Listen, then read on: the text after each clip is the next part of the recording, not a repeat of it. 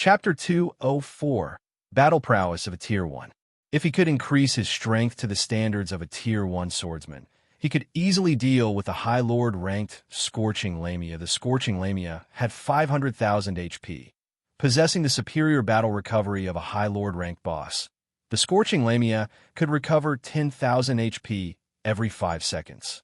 If players did not possess a DPS of 2,000, Salou was essentially invincible. This was one of the reasons even an elite team of hundreds of players could not exhaust a High Lord to death, not to mention. The Scorching Lamia possessed frightening attacks and overly powerful skills. If players wanted to raid Salou head-on, it would be no different than seeking their own deaths, even with a team of thousands of players. However, it would be a different story if they possessed the Flaming Sun. Scripture previously, before Shurfeng obtained the Scorching Heart, he had close to no confidence of successfully soloing the Scorching Lamia. He merely thought of giving it a try. In any case, he would not incur a huge loss. However, he now had some confidence in actually killing Salou, although Shurfeng had never experienced the might of a pseudo-extraordinary weapon. According to Shurfeng's estimates, it should grant him the strength of an official Tier 1 swordsman immediately. Shurfeng retrieved the pseudo-extraordinary weapon, the Blazing Meteor, from his bag, equipping it on himself. Blazing Meteor, throwing weapon, dark gold rank. Equipment requirement: Strength 120, Agility 140. Attack power: value is set at player Strength 2. Strength plus 50, Agility plus 65, Endurance plus 10. Attack speed plus 5. Maximum throwing distance: 45 yards. Ignore levels plus 8. Attack speed increased by 15%. When attacking, 35% chance to ignore target's defense, 30% chance to activate quadruple phantom effect. Each phantom causing 50% flame damage, 10% chance to activate knockback effect, 5% chance to activate burning flames effect, dealing 200 flame damage to the target every second for 10 seconds. Stacks up to 5 times additional skill. Flame God's Fury. Deals physical and flame damage to enemies within a 403-yard area. Deals 900% damage to the initial target, and damage reduces by 10% with each consecutive enemy hit to a minimum of 500% damage cooldown. 3 minutes. The Blazing Meteor was forged by the Grandmaster Forger, Salou. Due to the limit of its materials, is only a pseudo-extraordinary item possessing strength at the very limit of mortal men. The Blazing Meteor can be reforged into an epic ranked item after gathering epic ranked fire-type materials. User restriction: Yifeng. Unable to be dropped, unable to be traded after equipping it. Shurfeng's attributes instantly soared. His strength reached 174 points, while agility reached 206 points. He was only a few attribute points away from being able to equip the fragmented legendary ranked item, the Heavenly Dragon's Breath, which required 200 points in strength and 120 points in intelligence. With the improvements provided by the pseudo-extraordinary weapon, Shurfeng's attack power with throwing weapons increased to 696 points, while his melee attack power with his right and left hand were 444 and 426 respectively. The base damage for his range attacks far surpassed his melee attacks. In addition, due to the Blazing Meteor ignoring +8 levels, Shurfeng would no longer face any level suppressions, which would greatly reduce his damage. When dealing with level 25 monsters, as Shurfeng's agility attribute reached 200 points, he once again activated one of the hidden passive skills, Basic Disappearance. The passive skill increased Shurfeng's movement speed and attack speed by 20% and greatly decreased his stamina consumption during a battle. When he tread water, he could travel a distance of 10 yards with a single leap. His evasion also increased by 10% with such a boost. Shurfeng's confidence increased once more. I can start clearing the place now. Shurfeng shifted his gaze towards the distant elites and special elites. Since his ranged attacks were more impressive than his melee attacks now, he would naturally avoid using his previous inefficient battle techniques. He could simply copy the ranger in his previous life, using the basic kiting method to kill these Naga. That way, not only would the battle be swift, but he could also guarantee his own safety. At a spot 43 yards away, 2 level 25 Elite Flame Naga, and 1 special Elite Flame Naga warrior currently conversed with each other in soft tones. None of them had noticed Shifeng's presence. In contrast, Shifeng, currently covered in deep blue flames, retrieved the flame-red, thin, needle-like, blazing meteor from his waist. He aimed the blazing meteor at the Flame Naga warrior standing between the other 2 Flame Naga, initiating his attack Xiao. The blazing meteor shot through the air, transforming into a meteor and instantly piercing the Flame Naga warrior's forehead. Simultaneously, the Ignore Target's defense effect and Quadruple Phantom effect both triggered upon impact before that Flame Naga warrior could even manage a scream. Minus 1,526, minus 758, minus 758, minus 758, minus 758 appeared above its head. Even Shifeng dared not believe his own eyes right now.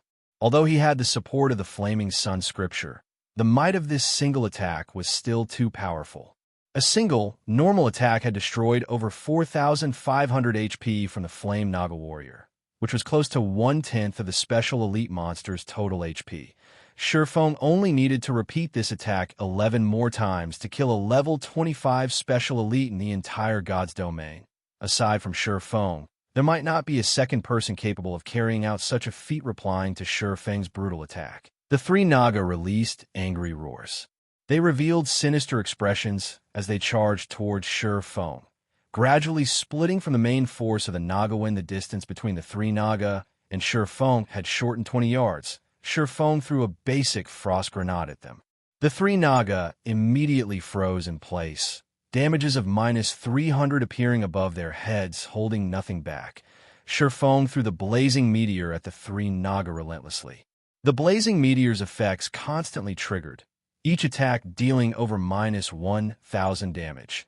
While the occasional critical hit dealt over minus 2,000 damage, the 3 Naga were helpless. They could only attack Shifeng using fire-type spells. However, Shifeng always managed to predict the location of their attacks, so he could dodge the attacks beforehand, never letting any of the spells land on him before even 2 minutes had passed. The 2 elite and 1 special elite monster died. They contributed a large amount of EXP and multiple flame crystals to Shifeng. Possibly due to the Shadow's Blessings effect, the special elite Naga even dropped a level 22 mysterious iron rank plate armor afterwards.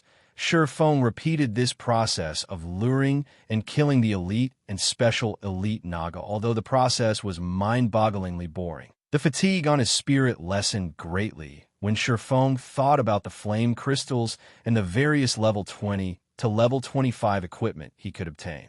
Unknowingly, more than 4 hours had passed. Shifeng had cleared out practically all of the Naga present in this lava field. Shifeng had also risen to level 15, and he was only a tad bit away from level 16. While Shifeng rested, he opened the ranking list for White River City right now. The first place on the ranking list was occupied by a level 13 player. Shifeng could not help his shock at this sight. How could there be someone leveling so quickly? Not much time had passed since players outside of Shifeng's team had entered White River City. Logically, it would already be amazing for players to reach level 11. Yet, there was actually someone that had reached level 13. Was this person hunting monsters of a higher level as well? Shifeng's mouth twitched when he saw the name of this first-ranked player, Lone Tyrant. Who was this person? How come I've never heard this name before? Meanwhile, the snow goddess, Gentle Snow, occupied the second place on the ranking list. She was level 12 right now. Following closely, another level 12 player possessed the third rank, and level 12 players occupied the remaining top then ranks. This situation confounded Shifeng. This leveling speed far surpassed his expectations. Could this be due to the butterfly effect? Shifeng wondered. Although players' leveling speed would indeed increase after entering White River City, it shouldn't increase to such a degree. Meanwhile, the 11th to 50th ranked players on the ranking list were all level 11. Reaching this level was still reasonable. If these players were all level 12 or 13, Shifeng would truly be speechless. Although the first-ranked player had already reached level 13, that player could not even reach Shifeng's shadow. If other players discovered this fact, they would definitely be shocked. After Feng reached level 15, he had placed all his free attribute points into intelligence. He had done so to meet the requirements of the Heavenly Dragon's Breath as soon as possible. However, the points he added were only a drop in the bucket. It should be about time to deal with you now. After recovering to perfect condition, Feng abruptly stood.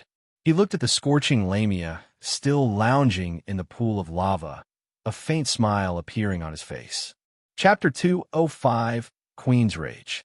Just when Feng contemplated raiding the delicate and weak-looking scorching Lamia, the entire White River City region flew into an uproar. The cause was no other than the White River City region's ranking Lista level 13 player actually held the first place. What is this? I've only managed to reach level 10 and enter White River City after much difficulty. Yet, there's already a level 13 player? What did this bastard eat growing up? I know, right? That lone Tyrant fellow previously ranked in the 10s, but he had suddenly shot up to first place, surpassing even the Snow Goddess. Lone Tyrant is from a guild called Darkstar. Isn't that a third-rate guild? How could they be so strong as to surpass the Snow Goddess? The official forums were already in a fiery uproar over this matter, and the previous issue relating to Feng had become forgotten history. Inside the level 10-man team dungeon, the Dark Crow Kavia black-feathered crow with a 6-meter-tall body lay motionless on the ground, a pile of items sitting by its side. Among these items, there were pieces of level 10 mysterious iron set equipment. There were even 2 secret silver-ranked items and a large number of rare materials. Meanwhile, standing beside this black-feathered crow was a fairy. This fairy possessed skin as white as snow and an appearance that could charm any mortal man. Her body was the very definition of absolute perfection. However, this fairy's eyes possessed a penetrating gaze with a boundless and intimidating chill. This woman, who seemed to transcend mortal men, was none other than Gentle Snow System. Ouroboros has cleared the hard mode of Black Crow Cave, rewarding 300 guild reputation. Snow. Someone's reached level 13 already. They're a lot faster than we are. Why don't we stop dungeon diving and resume leveling up? Possessing a similarly devilish body, Zhao Yuru pouted as she spoke, displeased. After going to a level 12 monster area while they were only level 9. They quickly discovered that they could constantly improve their battle prowess. Although it was extremely difficult to kill those monsters in the beginning, they rose swiftly after experiencing many near-death situations and long periods of research and self-reflection.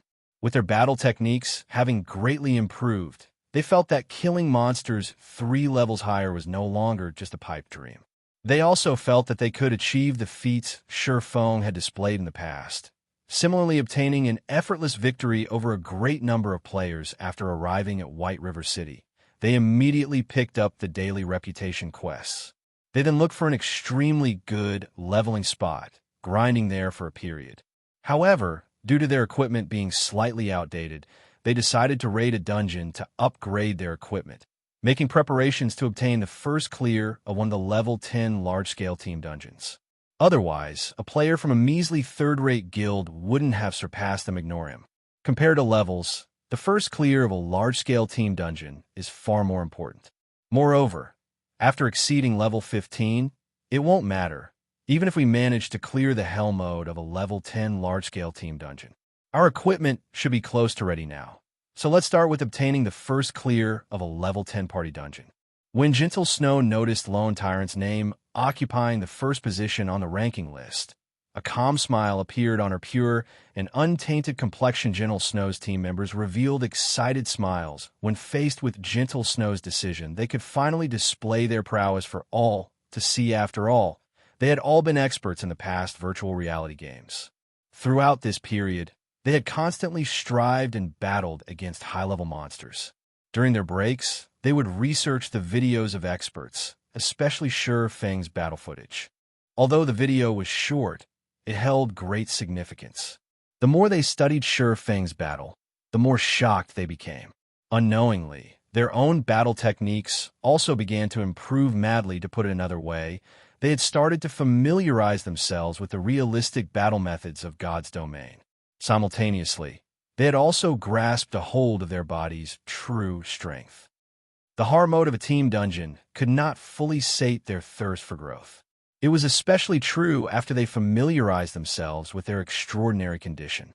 Right now, only Hell mode could truly excite them, just like when they were in the Hell mode of Dark Moon Graveyard. They wished to experience the feeling of having every single cell within their bodies tremble. In the past, they believed that their trembling represented fear. In reality, however, that trembling resulted from the excitement that grew in their hearts. Meanwhile, the other large guilds were similarly shocked by the sudden appearance of Lone Tyrant, but quickly dismissed this matter from their minds. The average players, however, were astonished. This incident had allowed the Apex third-rate guild, Darkstar, to firmly establish a foothold in White River City. Even a second-rate guild, the Assassin's Alliance, was a step behind them. None of the top 10 players on the ranking list belonged to the Assassin's Alliance. Contrary to expectations, the Assassin's Alliance had 3 members ranked within the top 30. One of them was the guild leader, ranking 18th. The second person was Stabbing Heart, who ranked 26th. Finally, the Assassin's Alliance's top elementalist ranked at 29th. Yet, to the majority of the players within the White River City region, having such a rank was no different than having no rank at all. The fame of having such a rank was worlds apart from that of being in first place. Flame gods caveat this moment. Shurfeng had lured the level 25 high Lord-ranked Scorching Lamia to a corner absent of any lava. Half of the Salah's amazing prowess relied on the presence of lava.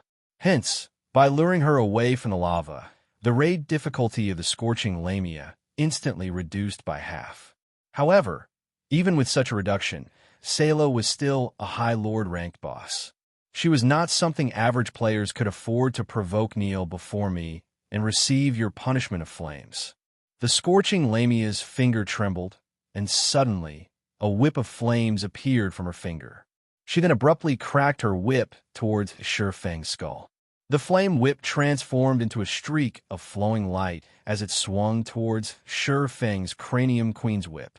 This was the melee skill that the Scorching Lamia often used. If an MT of the same level did not possess the Flaming Sun's blessing, this single whip could instantly kill him.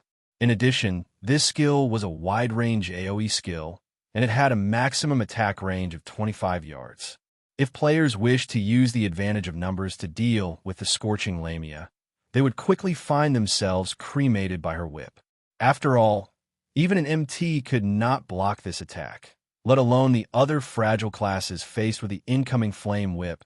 Shurfeng sprung himself into the air and threw himself to the ground.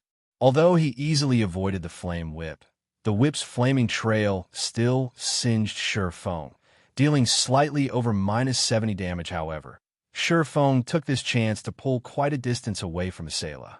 He then jumped and twisted his body in the air, throwing the blazing meteor at the Scorching Lamia. A red glow shot forth, accurately piercing the left arm that the Scorching Lamia was about to lift. The attack activated the rarely seen Burning Flames effect, immediately causing -754 damage and inflicting a negative status effect that caused -400 flame damage per second for 10 seconds. Simultaneously, the attack also interrupted the rhythm of the Scorching Lamia's next attack. Despicable human, I will capture you and make you my pet. Rage surfaced on the Salah's beautiful face. Immediately, she swung her tail with all her might. Her speed abruptly soared, instantly shortening the distance between Shurfeng and herself almost. Shurfeng took a look at the surrounding environment, abruptly halting his steps. He then turned to face the Scorching Lamia, throwing a basic frost grenade at her hard. Iron-like rocks surrounded their current location. Not a single drop of lava was visible. This terrain would greatly limit the Scorching Lamia's most powerful skill, Queen's Rage. This skill allowed her to command the surrounding lava, transforming it into a wave that engulfed everything in its path. Even if Shurfeng had 123 points of fire resistance, he still couldn't endure this fierce move. The Queen's Rage was the Scorching Lamia's ultimate team wipe skill. Aside from the Queen's Rage, Shurfeng also needed to be careful of the arrows from the Scorching Snake Lady's bow.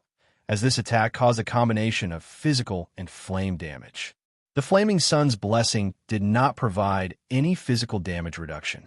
Hence, Shifeng could, at most, take 2 hits from her arrows before saying goodbye to his life. Hence, he needed to treat them with care. Chapter 206, High Lord Rank Battle. Due to the Frost Grenade's effects, a layer of snow covered the black, charred land meanwhile. The scorching Lamia's tail had frozen to the ground. Her motions halted as a result. A hint of fury surfaced on her beautiful countenance. She raised her right hand, pointing a finger at Shifeng immediately. A large gathering of violent fire-type mana collected at her tender, jade-like finger. This was one of Salau's skills, Flame Burst. Flame Burst had a 2-second cast time, and it was a continuous attack skill that caused extremely high fire-type damage to the target.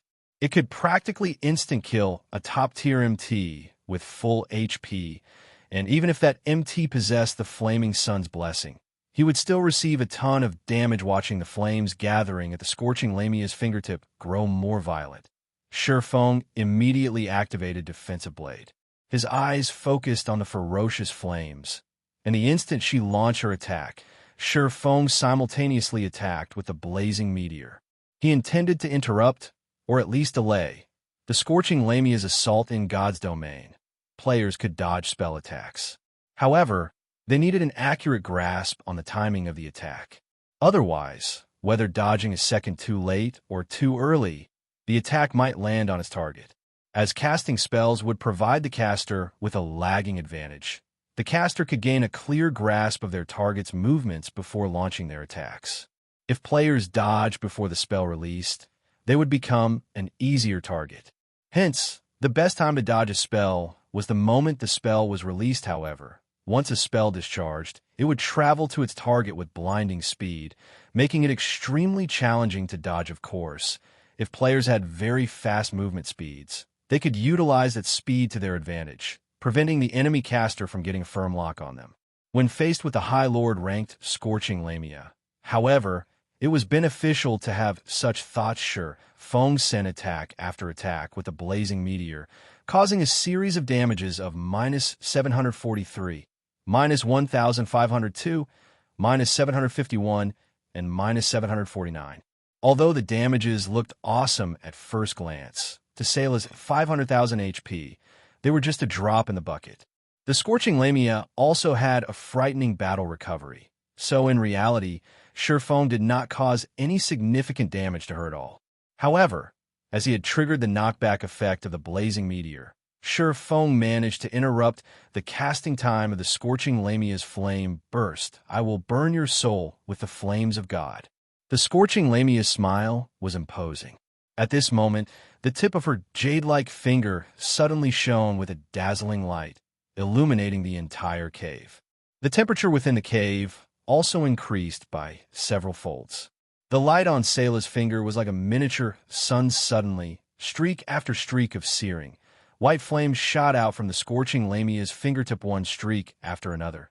The flames bombarded Shifeng like a heavy machine gun. The instant Salau launched her flames, Shifeng used his evasive maneuvers. However, he was still a step too late. In the blink of an eye, one of the flames struck him, robbing the defensive blade of one of its limited charges. Although the first streak hit its target, Shifeng dodged both the second and third. The flames scraped past Shifeng's clothes, striking the rock wall behind him. Boom. Boom. The wall, which was normally as hard as steel, was as soft as water when struck by the white flames. Not to mention easily piercing through the rock wall. The flames even formed a 1-meter wide and 10-meter deep tunnel into the rock wall. What was even more shocking was that the tunnel seemed polished. The walls of the tunnel were smooth and sparkling, giving it a metallic sheen. This was the result of those molten white flames. If Shifeng had not used the defensive blade to block that attack, he would have evaporated out of existence. Although this was not the first time Shifeng had encountered this attack, he would still feel his heart skip a beat each time he witnessed this frightening power. This was the strength of a High Lord. A battle with a High Lord ranked boss was no ordinary battle. Instead, it was a superhuman battle that could cause the destruction and reformation of the surrounding terrain. When the bombardment ended, Feng had exhausted the remaining charges on the defensive blade. However, the Scorching Lamia had halted her steps for quite a while now. Due to Feng constantly throwing frost grenades at her, Salou could only take out her bow and attack with her fire arrows compared to the flame burst. These fire arrows were much easier to dodge. Feng managed to attack with the blazing meteor while simultaneously dodging the fire arrows, steadily depleting the Scorching Lamia's HP. However, Salou was no fool. She too knew how to dodge. Only, due to her frozen body, very rarely did she manage to dodge or block against an attack. 98%, 95%, 93%, 91%. Over an hour had passed, and Feng didn't even know how many times he had thrown the blazing meteor. In the meantime, the Scorching Lamia's HP gradually decreased, finally reaching 80%. During this time, the Scorching Lamia had cast up to 9 flame bursts and Queen's Whips, but Feng defended against all of them with either defensive blade or parry. At one point, a flame burst nearly killed Feng. Fortunately, he quickly used an intermediate recovery potion, replenishing much of his missing HP. Although constantly attacking and dodging made the battle seem tedious, it would still be extremely worthwhile if such a tedious task allowed Feng to kill a High Lord ranked boss. High Lord ranked bosses' drops were normally bountiful, and at the very minimum, it would drop a fine gold ranked item. There is even the possibility of dropping several dark gold ranked items. Fine gold rank or dark gold rank. Players at this stage of the game could only dream of possessing either. Not to mention, before Feng had even reached level 25, he already had a reliable source for level 25 equipment after landing attack after attack on the Scorching Lamia. The Burning Flames effect had stacked up to 5 times, causing Salou to lose 2,000 HP per second. The damage was just right to combat the Scorching Lamia's battle recovery suddenly. The Scorching Lamia's HP started rapidly decreasing after another 2 hours. The Scorching Lamia's HP fell to 23%. If Feng continued with this pace, the battle would conclude in, at most, 1 hour. At that thought, Feng's hands moved faster as he further increased his attack rate. At this moment, Feng's system communication suddenly rang. The caller was stabbing hard at the Assassin's Alliance by now. Feng had already gotten used to dodging Salou's attacks after repeating the process so many times. Since he had nothing better to do, he accepted the call. Brother Feng, I wonder if I can request your help on matter? Stabbing Heart spoke without adding any unnecessary flattery, getting right to the point. However, he immediately felt surprised by his own actions in suddenly seeking Feng's help. After all, an expert's time was extremely valuable.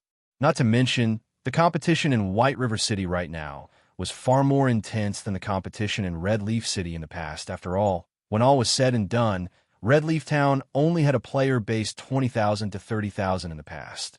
Meanwhile, White River City had over 1 million players right now. Adding to the fact that plenty of experts had gathered at White River City, the intensity of the competition there had increased by several times. Help? I wonder what Brother Stabbing Heart needs me to do. Feng, ask it. It's like this. I wish to invite you to raid a team dungeon with us. If we have the help of an expert like Brother Feng, we will have a very high possibility of clearing the dungeon. Stabbing Heart was clearly embarrassed for asking, which team dungeon is it? Don't tell me that you're looking at one of the 3 level 10 large-scale dungeons? Feng was slightly astonished. He did not think that Stabbing Heart would look to him for help with a dungeon regarding the 3 large-scale dungeons. Feng had no intentions of involving himself with them. After all, it would have a huge impact on the course of history. His first clear of Dark Moon Graveyard had already affected the progression of history. If he helped the Assassin's Alliance obtain the first clear of a large-scale team dungeon, God knew if something out of his control would happen in the future. Large-scale team dungeons were worlds apart from normal team dungeons. Their difficulty was directly increased by 2 to 3 levels. Even if Feng gave his help, with the current state of the Assassin's Alliance, they could not even clear the normal mode of the dungeon. Chapter 207, Killing the Queen. Feng did not want this timeline to develop out of his control. If Stabbing Heart really wanted to raid one of the 3 great dungeons, he could only sternly refuse. Stabbing Heart shook his head, faintly exclaiming, "It isn't one of the 3 great dungeons. It is just one of the 20-man team dungeons, the Beastman Munition Factory. That is a level 10 to level 13 team dungeon, and the equipment drop there would be of great help to us when we raid the 3 large-scale dungeons. Although we've already cleared the normal mode of that dungeon, the hard mode is simply too difficult. We have been stuck at the first boss all this time, so we wish to seek your aid. Shurfang's heart was slightly moved when he heard of the words Beastman Munition Factory. That dungeon did indeed possess a lot of valuable items, especially the basic fire resistance potion recipe and a level 10 swordsman set equipment. Wind extinguisher, it would not be a bad idea to make a trip there for these items, fine. But I have a demand. Shurfang, said Brother Yifeng, there is no need to hold back.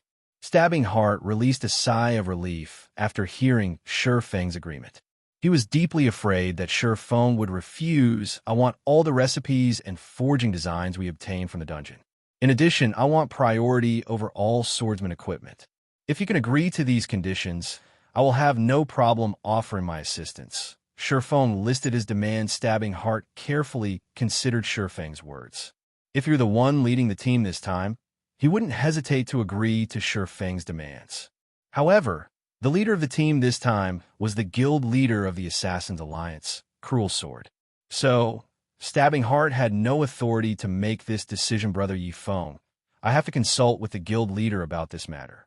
Can I give you a reply sometime later? Stabbing Heart said with less confidence. Sure. In any case, Shurfang was not in a hurry. There was still some time before he could kill the Scorching Lamia.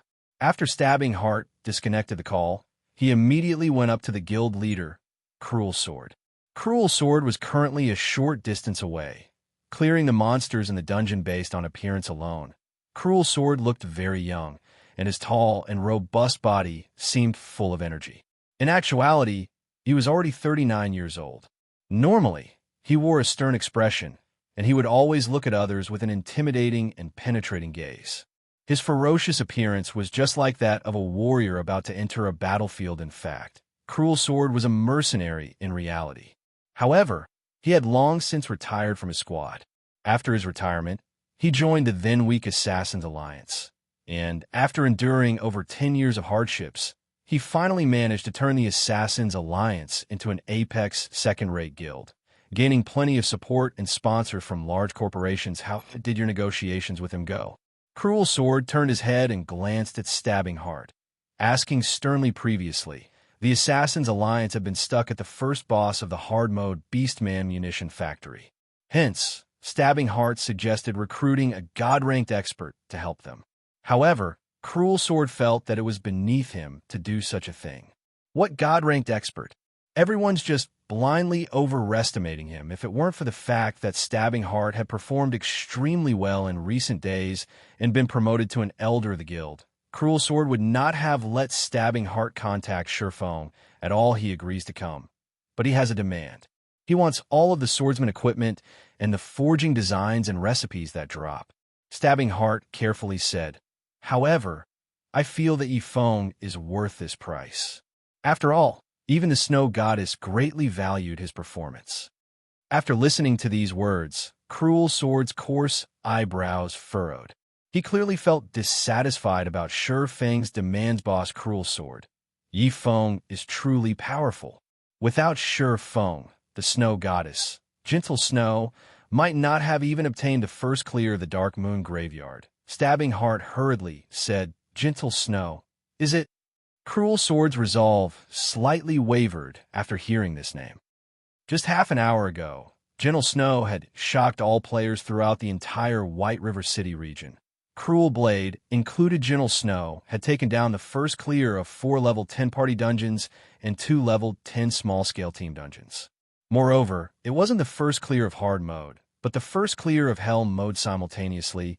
Her achievements signified the gap between her and the other guilds growing even larger. Moreover, Cruel Sword received information that Gentle Snow had already begun raiding the hell mode of a 20-man team dungeon.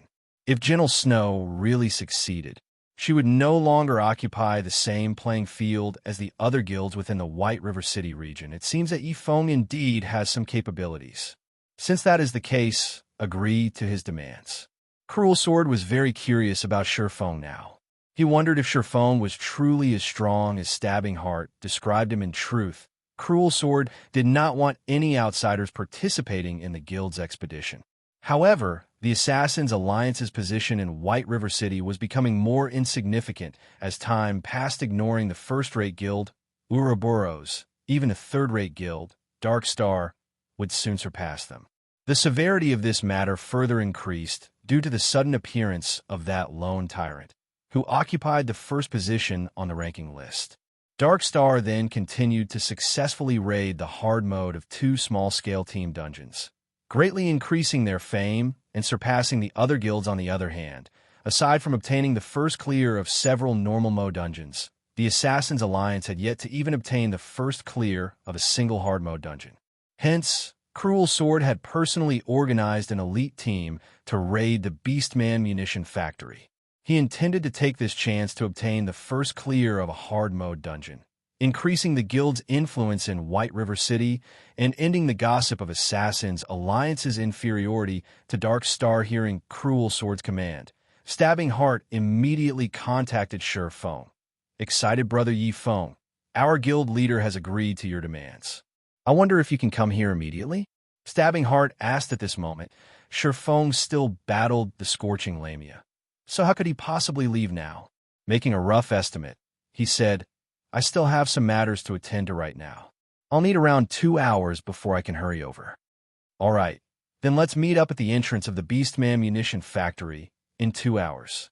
Although Stabbing Heart wanted Shurfong to arrive as soon as possible, Stabbing Heart did not dare insist on the matter, since Shurfong had his own matters to attend. After all, it was already stunning that Shurfong would willingly help them out. All right, I'll be there in 2 hours. Shurfong disconnected the call, resuming his barrage of attacks on Salou just after the scorching lamia's HP fell below 20%. A change suddenly overcame her previously beautiful appearance. Crimson-red sacred runes suddenly appeared on her jade-white skin, releasing a frightening magic power. Moreover, her red gemstone-like eyes released a brilliant white light immediately. The flame god's cave trembled. Cracks appeared on the ground, and very quickly, these cracks widened into large fissures that spewed molten magma. The lava formed a river as it moved and spread throughout the ground. This was the scorching lamia's strongest skill, Queen's Rage. Fortunately, Shurfong had long since lured Salou to this location. Otherwise, the lava that spewed from the ground would not be limited to a single river. It would form a great ocean that could instantly turn tens of thousands of players into ashes, becoming fertilizer for this great piece of land immediately. Shurfong activated gravity liberation. He jumped up into the air, and like a cannonball, he shot forth toward the rock wall some 10 meters away, successfully avoiding the incoming surge of lava. Approximately half a minute passed before the lava fully receded. However, the land was still dyed a crimson red, releasing piping hot steam into the air and the surrounding environment. If an average player set foot on this land, they would lose at least 500 HP every second in the best-case scenario. However, Shurfong was different. He had 123 points in fire resistance, so he could completely ignore the ground high temperature. After he landed, he immediately resumed his attacks on the scorching lamia. It was extremely exhausting for Salou to cast Queen's Rage. So, after using the skill, she would enter a period of weakness. During this period, she would not have any attack power remaining, and it was the best time for Shurfong to kill her. If Shurfong waited for the land to recover its normal state, the scorching lamia would have also recovered from her weakened state. In addition, her HP would also recover to 30% or above. The scorching lamia in a weakened state stood no chance against Shurfong. A blazing meteor caused over -1,500 damage to Salou with every strike, with the occasional critical hit causing over -3,000 damage. 18%, 16%, 14%, 12%. By the time the scorching lamia had broken away from her weakened state, she only had 10% of her HP remaining. In the end, the scorching lamia entered a berserk state, and her damage increased by several folds. However, With Feng's frost grenades controlling her movements from beginning to end, Salou could not display her frightening might in melee combat at all after another 10 minutes or so. The Scorching Lamia released a blood-curdling scream as her body fell to the ground instantly. Feng's level increased by 1, reaching 17% of level 16. The Bountiful EXP even shocked Feng, then heard the sound of an explosion, and a large amount of flame crystals, equipment, and items appeared in place of the Scorching Lamia's body. Chapter 208, Beastman Munition Factory. It really is great to have the Shadow's blessing. Feng's eyes slightly twitched as he looked at the shining loot scattered across the ground. It was the first time he truly felt fortunate about the 3 points of luck. It seems that I should get more equipment that increases the luck attribute in the future. I can use it specifically when killing bosses. If he obtained jackpots similar to the Scorching Lamia's as well, accumulating wealth would be a very simple task in God's domain. The term jackpot only applied to boss monsters, since bosses would give out more loot than usual. Normally, the number of items dropped was double or triple the usual amount, and players look forward to such situations the most unfortunately. Aside from obtaining the first clear of a dungeon, the chances of a boss dropping a jackpot were abysmally low depending on a player's luck attribute. The chances of obtaining a jackpot would also increase. However, Feng did not know the exact value each point of luck provided. He only knew that the higher the luck, the greater were the chances of obtaining a jackpot if Feng's luck increased to 10 points. He might obtain another jackpot if he killed a High Lord ranked boss in the future. To players, nothing was more exciting than obtaining even more high-level equipment and items, as this was the Flame God's Cave. The Scorching Lamia's jackpot was extremely valuable. It was much more beneficial than killing 2 to 3 High Lord ranked bosses. This is ridiculous. Just a single Scorching Lamia dropped close to half of my previous harvest of flame crystals. Feng was immediately shocked after he collected and arranged all the loot previously. He had only obtained a total of 223 flame crystals from killing many level 25 common, elite, and special elite monsters. Yet, the Scorching Lamia gave him 102 crystals. If converted to gold coins, that amount would be worth 15 gold, 30 silvers. Moreover, this was only the price of the flame crystals compared to the flame crystals. The equipment and forging designs dropped were much more valuable. Aren't these the flame boots? Feng noticed a flame red colored, delicate pair of boots. There were 3 gorgeous flame crystals embedded into each side, giving the boots a dazzling appearance. Flame boots, plate boots, dark gold rank. Level 25. Defense plus 175. Strength plus 21. Agility plus 30. Endurance plus 15. Movement speed plus 8. Fire resistance plus 5. Additional skill dash.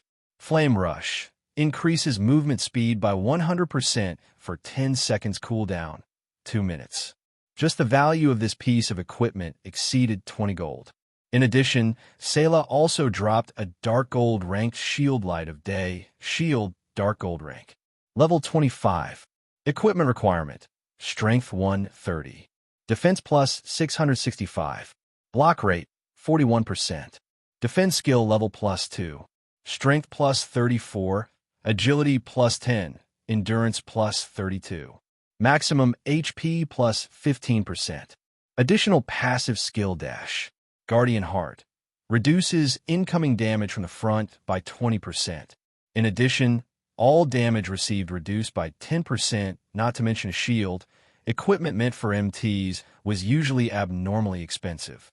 Moreover, the attributes of this shield were extremely beneficial. If sold, its minimum price would be at least 40 gold aside from those 2 dark gold ranked items. There were 7 secret silver ranked items. 3 of them were level 25 mage equipment. 2 were level 25 healer equipment. 1 was level 25 leather armor, and the last was a level 25 two-handed axe. Every piece could sell for at least 3 gold coins meanwhile. The most precious of them all was the Raging Flames armor forging design. This was also Feng's first time seeing this item. Feng was immediately stunned when he read the introduction of this forging design. The Raging Flames armor was a level 25 secret silver rank plate armor. Although its base attributes were ordinary, it was a very valuable item. It specifically catered to MTs when dealing with fire-type monsters. One could say that the Raging Flames armor was the best level 25 secret silver ranked breastplate if utilized properly. The value of this forging design could exceed 100 gold. However, flame crystals were necessary to craft the Raging Flames armor. In addition, it also needed a rare secret silver ranked, or resulting in a high manufacturing cost. However, it would be greatly desired once forged. In particular, when it was used in the level 25 large-scale team dungeon, Flame's Nest, it would be frighteningly effective. The Raging Flames breastplate gave 8 points of fire resistance and reduced the user's flame damage received by 20%.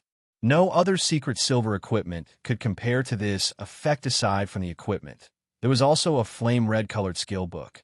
The words Flame Burst decorated the cover. This was the same skill the Scorching Lamia had used on Shifeng. Shifeng had personally witnessed this attack and knew full well the frightening might of that skill. Yet, such a skill was unexpectedly a universal skill that any class could learn without hesitation. Shifeng chose to learn the skill. He then called out the skill Interface Flame Burst. Level 1. Requires 100,000 EXP to upgrade to Level 2. Channeling time, 2 seconds. Gathers the power of flames to a single point and causes 300% damage to the target attack count. 4 times. Cooldown, 5 minutes. Compared to other skills that required skill proficiency to level up, Flame Burst belonged to the special skills category. Instead of skill proficiency, it required EXP to level up. Shifeng greatly admired Salou's Flame Burst. If he could possess a similar might to the Scorching Lamia when he used the Flame Burst, he needed only a single move to instant-kill a player of the same level. Just the thought of achieving such a feat invigorated him. However, the skill level was too low right now. It could not achieve such an effect, and all since his level was relatively high right now, and his leveling speed was also very fast, Shifeng did not feel much heartache towards such a small amount of EXP. Hence, he immediately supplied 100,000 EXP to the skill. Upgrading it up to level 2, the Flame Burst damage increased to 350%, while the attack count remained unchanged. There was also no change to its cooldown. This time, 300,000 EXP was needed to upgrade the skill to level 3. However, Shifeng chose to upgrade it without hesitation. He needed several million EXP just to level up now, so 300,000 was not a significant amount instantly. Shifeng fell back down to level 15. The damage of the level 3 Flame Burst increased to 380%, while its attack count increased to 5 times and cooldown decreased to 4 minutes 30 seconds. This was a more noticeable improvement. Meanwhile, it now required 800,000 EXP to upgrade to level 4. Yet, Shifeng still chose to upgrade it. The damage of the skill increased to 400%. Attack count remained at 5 times, and cooldown decreased to 4 minutes. The skill needed 2 million EXP to upgrade to level 5 this time. Shifeng similarly upgraded it to level 5 without hesitation. The damage of Flame Burst increased to 420%.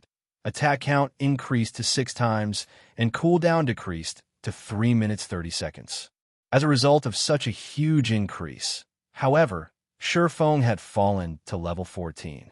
If he wanted to upgrade the skill to level 6, he needed to supply 4 million EXP. Even if he dropped back down to level 0, he could not raise Flame Burst to level 6. It seems that I can only wait until after level 20 before upgrading the Flame Burst again. Shifeng felt it was unfortunate. However, a level 5 Flame Burst was sufficiently amazing already. It was certainly a very useful trump card. Shifeng had spent quite a sum of money on his trip to the Flame God's Cave this time. Not to mention using more than 2 stacks of basic frost grenades, he also used the Flaming Sun Scripture. However, with such an astonishing harvest, the losses he incurred were negligible. There's still some time left. I'll get some rest before heading to the Beastman Munition factory. Shifeng called out the system clock, discovering that he still had some time before the appointed time. Seizing this chance, he could get some repairs done to his equipment and store his loot into the bank. He would return to the Flame God's Cave again in the future when he had the time. The boss of the Flame God's Cave had a respawn time of 2 days. In other words, Surephone would return to the Flame God's Cave to kill its boss once every 2 days. Not only could he level up quickly by doing so, but he could also obtain plenty of high-level equipment. This place was sacred ground for players. It was no wonder the Ranger, who was the first person to discover this place, made a huge earning. Outside of the Beastman Munition factory, Cruel Blade and the others had already gathered at the dungeon's entrance. They currently discussed their strategy to raid the dungeon during the time they spent waiting for Surephone. They challenged the dungeon twice more. However, the end result was still the same. Obtaining the first clear of a hard mode team dungeon was much more difficult than they had imagined, although they had managed to clear the hard mode of a 10-man team dungeon. Some other guild was already a step ahead of them by the time they cleared it. Right now, only the first clears of 20-man hard mode team dungeons were available. However, the hard mode of a 20-man team dungeon was obviously more difficult compared to a 10-man team dungeon. No matter how much thought they put into it, they could not come up with any methods to clear the dungeon. They could only wait for Surefang's arrival at the dungeon's entrance. This was also a good chance for the team to get some rest, although Stabbing Heart had continuously recommended Surephone. Cruel Blade did not place much hope in him after all. The Assassins' Alliance was an apex second-rate guild. Experts were a dime a dozen within the guild. Meanwhile, they had gathered 20 experts to raid the Beastman Munition factory, but they still died under the first boss feat. What difference would an additional, independent player with good techniques make? Guild leader, someone's coming. One of the guild's scouting assassins suddenly spoke in the team chat. Chapter 209, Lone Tyrant. Hearing that someone approached, Stabbing Heart thought that it was Surephone. Hence, he turned his gaze towards the entrance. However, the person walking over was not Surephone at all. Moreover, it was not just a single player, but a group of players. This was a 20-man team. The members of this team all wore impressive equipment. Practically all of them wore a mix of bronze and mysterious iron equipment, with the majority being mysterious iron equipment. There were also a few players among them wearing level 10 class-specific set equipment that only dropped from level 10 team dungeons. Although they were only individual pieces at this stage of the game, they were definitely considered top-tier equipment. To guilds, the leader of this team was a Guardian Knight. Judging by appearances, the man looked to be around 25 years of age. There was a nasty smile on the man's face. The man wore a mix of red and white-colored heavy armor and carried a blood-red cross shield and longsword. It can't be, right? That shield warrior has the complete Bloody Brilliance set equipment. That's a level 10 mysterious iron set equipment. The glow from his shield and longsword show that they are both of secret silver rank. How come I have never seen such equipment before? The members of Assassins' Alliance started a quiet discussion when they saw the leading Guardian Knight. The Bloody Brilliance set equipment could only be obtained from level 10 hard mode team dungeons. The fact that this group of newcomers had gathered a full set displayed just how powerful their team was. They seemed to be players from Darkstar. Making a careful observation, Stabbing Heart suddenly discovered that the guild emblem these players donned belonged to that of the guild, Darkstar. He then observed the leading Guardian Knight, suddenly exclaiming in shock, "He's Darkstar's Lone Tyrant." Cruel Sword's complexion immediately turned grim at these words. Lone Tyrant of Darkstar was currently number 1 on the ranking list. In addition, Darkstar had also managed to obtain the first clear of 2 hard mode dungeons. Due to the contribution of these 2 factors, Darkstar was already like the sun at high noon, and they were currently in their heyday. Cruel Sword did not think that Darkstar would make their move so soon. They were already attempting to raid a 20-man team dungeon.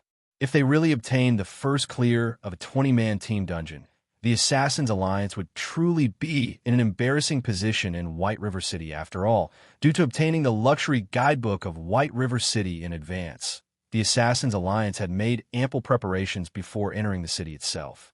As a result, they enjoyed a flourishing period after they entered White River City.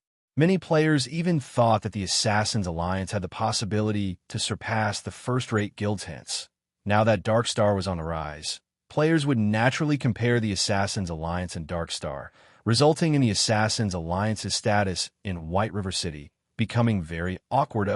Isn't this the guild leader of the Assassin's Alliance? What a coincidence. Lone Tyrant laughed as he spoke to Cruel Sword. Unfortunately, you guys have simply wasted your time by coming here, as the first clear of the hard mode Beastman Munition factory already belongs to Darkstar. The other members of Darkstar similarly revealed disdainful smiles as they looked at the members of the Assassin's Alliance currently. Throughout the White River City region, Darkstar's influence surpassed that of the Assassin's Alliance. Moreover, Darkstar had a much shorter history than the Assassin's Alliance. The Assassin's Alliance's current success lay in the fact that they had a long-established history, so the benefits they provided to their guild members were slightly better. However, Darkstar would definitely surpass the Assassin's Alliance in the future. We'll see about that. Cruel Sword ignored Lone Tyrant's provocation, only coldly replying with a single sentence only. By personally experiencing it, would one understand the difficulty of a 20-man hard mode dungeon. It would be meaningless to argue with a little bastard over who would obtain the first clear of a hard mode dungeon. When Lone Tyrant saw that his provocation had failed, he quickly lost interest and turned to leave. At this moment, a deep and low voice resounded by everyone's ears. Sorry, I'm late. The person speaking was precisely Surpassing, as he had to repair his equipment, store his items in the bank, and register more hardstones on the auction house. He had wasted quite a lot of time before coming here. Brother Yifeng, you're finally here? Stabbing Heart, who was originally enraged due to Lone Tyrant's provocation, immediately cheered up when he noticed Surpassing's arrival. He hurriedly went up and welcomed Surpassing. Meanwhile, this was the first time Cruel Sword had personally met Surpassing. He discovered that Surpassing still used a complete bronze set equipment. Surpassing's level and the quality of his other equipment were also indiscernible. Moreover, looking at Surpassing's age and appearance, he was obviously just an immature youth. He did not possess the sharp temperament of a top-tier expert at all. However, he had obtained the first clear of the Hell mode Dark Moon Graveyard with Gentle Snow. Coupling that with the widespread battle footage from before and the fact that Surpassing was the first player to enter White River City, Surpassing should possess some real skills. However, they were not here to fight other players in the dungeon. Although Surpassing had impressive combat capabilities, one could not clear a dungeon by depending on combat capabilities alone. Hence, Cruel Sword did not look favorably upon Surpassing. Ha. What a joke. So even the famous Assassin's Alliance has to invite someone to raid a team dungeon. Moreover, you've even invited an independent player. It seems that the Assassin's Alliance only amounts to this much. To think that I've always thought of the Assassin's Alliance as an actual opponent, I was truly blind. Lone Tyrant looked at Surpassing, then turned to look at Cruel Sword again before involuntarily laughing. Stabbing Heart wanted to flare up in rage. However, he had no counter to Lone Tyrant's words. After all, what he said was true. The other Assassin's Alliance members had also lowered their heads in shame.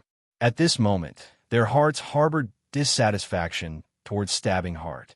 They were already disappointed with Stabbing Heart's previous decision of inviting Surpassing, so the humiliating situation now only made it worse. Yet, although they wished they could immediately chase Surpassing away, they dared not voice their opinions after making fun of the Assassin's Alliance. Lone Tyrant's gaze shifted towards Surpassing. Pretending to be surprised, he sneered and said, "And here I thought the Assassin's Alliance had invited some amazing person. Isn't this Yifeng, the first player to enter White River City and the previous first place on the ranking list? I'm truly sorry about this. I never imagined that you would be so easy to surpass. So, I accidentally snatched away your first position. Oh, that's not right. Why can't I find your name within the top 100 of the ranking list? It seems that there is a limit to a person's good luck. Without any real strength, one would quickly be surpassed by others. Isn't that right, little brother Yifeng?" Although Lone Tyrant could not see Surpassing's current level, he did not think that Surpassing was anything amazing. Otherwise, why would he choose not to display his level? There was only one possibility for such an action, and it was because he was too shameful to show his level. Surpassing was clearly the first player to enter White River City, yet, A majority of players surpassed him in levels. So it was very logical that he would choose to hide his level in Shame Brother Yi Feng. Let's just ignore him and enter the dungeon.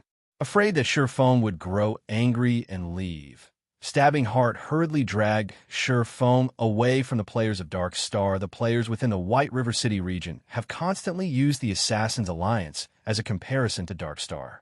Previously, I'd felt proud of this matter, but now, I can only feel embarrassment. Please don't associate Dark Star with you all anymore in the future.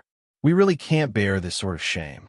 Lone Tyrant did not care much about an expert who was already past his prime. He shifted his gaze once more to Cruel Sword. Mocking him, an Apex second-rate guild? They aren't even comparable to a third-rate guild. The Assassin's Alliance has truly declined. If I were them, I would have long since killed myself to avoid the embarrassment. They have actually allowed a lucky noob to join their team. Did they think that, by doing so, they could obtain the first clear of the hard-mode Beastman Munition factory? Who are they trying to kid? How could you say such a thing? This is known as birds of a feather flocking together. A trash of a guild would naturally seek out a trash player to aid them. If this situation happened in our guild, we would have long since expelled such noobs from the guild.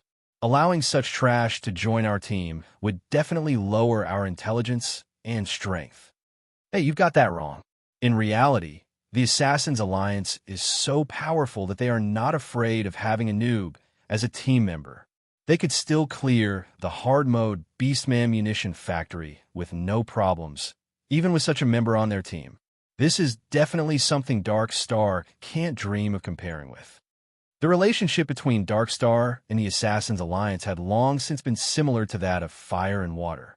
Now that there was such a good opportunity, the members of Dark Star took this chance to ridicule the Assassin's Alliance immediately. The atmosphere on the Assassin's Alliance's side became abnormally depressing. The players from the Assassin's Alliance all resentfully glared at Stabbing Heart contrary to expectations. However, Stabbing Heart did not feel any heartache due to these hateful gazes. Instead, he felt apologetic to Feng. Originally, Dark Star merely directed its ridicule at the Assassin's Alliance. Now, even Feng had been dragged into this matter at this moment. Feng could no longer stomach this situation. If this situation continued, they would have no chances of raiding the dungeon, and he did not wish to lose the opportunity. After all, he planned to obtain the Wind Extinguisher set equipment and basic fire resistance potion recipe from this trip. He did not wish to see Dark Star spoil this opportunity, having no better choice. Feng stood out from the crowd. With pupils as deep as black holes, he gazed at Lone Tyrant. He then calmly said with a smile, "I'm very curious about something. If the nobodies that you've looked down on suddenly obtain the first clear of the hard-mode Beast Munition factory a step ahead of you, then what would you all amount to?" Chapter 210, Eye-Opener. Feng's words struck Lone Tyrant and the others immediately. The atmosphere became incomparably tense. Neither side spoke a single word, and both sides stood on the cusp of lashing out right now, however. Nobody intended to make the first move after all. Everyone present understood that, if they took action right now, it would lead to an all-out war between the two guilds. Regardless of who won and who lost in this confrontation, both sides would take heavy losses. Hence, be it Cruel Sword or Lone Tyrant, neither wished for such a situation to occur, as both sides could no longer endure the stifling atmosphere. Getting the hard modes first clear ahead of us? With trash like you? Lone Tyrant's complexion abruptly turned cold. With a ridiculing smile, he spoke with contempt. "Good, very good. Let everyone see the truth, then. I really want to see if your strength is as good as that mouth of yours." After he finished speaking, Lone Tyrant led his team into the Beastman Munition factory. Moreover, they chose to immediately start with the dungeon's hard mode, without warm-up or preparation. They clearly wished to prove to Feng and the Assassin's Alliance just how wide the difference between them was. Why are they trying to act so bold? They will suffer defeat when the time comes. Stabbing Heart curled his lips, revealing a cold smile. Without personally experiencing the 20-man hard mode Beastman Munition factory, one could not truly gauge the difficulty of the dungeon. Otherwise, they would not have sought Shifang's help. They had only chosen this method as a last resort. After all, the Assassin's Alliance was in a precarious position right now, and they were in dire need of a breakthrough. Hence, they had to obtain the first clear of a hard-mode dungeon. That's right. Darkstar is nothing. They'll cry with regret once they enter the dungeon. Guild leader, let's hurry and enter. We must teach those bastards from Darkstar the strength of the Assassin's Alliance. That's right. Guild leader, we must get the first clear this time. The players from the Assassin's Alliance wiped away their depression from before. They all cracked their knuckles as their thirst for battle grew. Shifang remained silent as he listened to everyone's enthusiasm with a faint smile on his face. However, due to Shifang's actions, the guild leader of the Assassin's Alliance, Cruel Blade, viewed Shifang in a new light. Cruel Blade considered that Shifang might not just be all talk due to Shifang's provocation. The team's originally downcast mood underwent a complete change. Right now, everyone was indignant over the injustice they had received rather than depressed, and they immediately wanted to charge into the dungeon and slaughter the boss within. They wanted to obtain the first clear of the hard mode dungeon, letting the players from Darkstar witness their might. However, Shifang did not give much thought to Cruel Sword's renewed opinion of him. After all, he had been a guild leader in his previous life as well. If one wanted to increase the unity of a team, they only needed one thing. They needed an enemy. In fact, Lone Tyrant was already an enemy of the Assassin's Alliance. Shifang merely poured some oil on the already burning fire, further raising their fighting spirits naturally. High fighting spirits were only a mental boost, and it would not help the Assassin's Alliance to clear the dungeon if the Assassin's Alliance wanted to clear the hard mode team dungeon. They still needed some other key elements. However, Shifang did not reveal this fact. He merely quietly joined the Assassin's Alliance's team, entering the Beast Munition factory with Cruel Sword and the others. The Beast Munition factory was a dilapidated weapon manufacturing factory. Hence, the terrain inside the dungeon was not particularly complicated. Players only needed to walk down a single path to reach the boss. There were a total of 3 bosses throughout the dungeon. Although the number was low, each boss was extremely powerful. In 20-man hard mode team dungeons, the bosses were all high chieftain rank. Every one of them had powerful skills, and it was a normal occurrence for these bosses to instant kill an MT. If a team were not familiar with these bosses' skills, failing to grasp the timing of their attacks fully, it would not be strange for a team to team wipe over 10 times. In comparison to these bosses, however, players would have a much easier time clearing the elite monsters within the dungeon. I think that everyone should know what to do by now. However, since this is Brother Yifeng's first time entering this dungeon, I'll give you a short explanation on what you should expect later on. Your task is to go all out, dealing damage, while simultaneously evading the skills of the elite monsters. On another note, the monsters here have very high attack power, and they deal a ton of damage, even to the MTs. Moreover, these monsters are immune to crowd control skills. Hence, healers will be under a lot of pressure. They will have no time to heal anyone other than the MT, so you need to be careful not to pull aggro. Cruel Sword explained patiently. Alright, that's it for my explanation. Let's first use the 4 elite monsters guarding at the entrance as practice for our coordination. Finished speaking, Cruel Sword directed 2 of the team's MT to charge at the 4 axe-wielding level 10 elite Beastman warriors. Beastman warrior, elite rank. Level 10, HP 50,000/50,000. As this was a dungeon, the monsters in here had both their HP and attack power greatly increased. They were much stronger compared to the level 10 elite monsters out in the fields. One of the 2 MTs was a shield warrior, while the other was a guardian knight. Each of them held the 2 monsters aggro. However, when Shifang saw the damage these 2 MTs dealt to the monsters, he was immediately stunned. A normal attack from the shield warrior only dealt -32 damage to the Beastman warriors. When the shield warrior used heroic strike, he only dealt -66 damage. Meanwhile, the guardian knight fared even worse than the shield warrior. The guardian knight's normal attack only dealt -24 damage, while his Divine Strike only dealt -51 damage. Both of these MTs were level 10 players, and both of them wielded mysterious iron weapons. Even if it were a one-handed weapon, when faced with an elite monster of the same level, it should not deal such little damage. Thus, Surefeng was shocked by this sight he witnessed. Although the two MTs took care to evade the attacks of the monsters, they were very clumsy. As a result, the number of attacks they received exceeded the number of times they dodged. Moreover, each time they received an attack, they needed to retreat a few steps before they could stabilize themselves. The only fortunate thing was that the damage they received was not high. They received around -300 damage from each attack. Meanwhile, each MT possessed around 2,400 HP.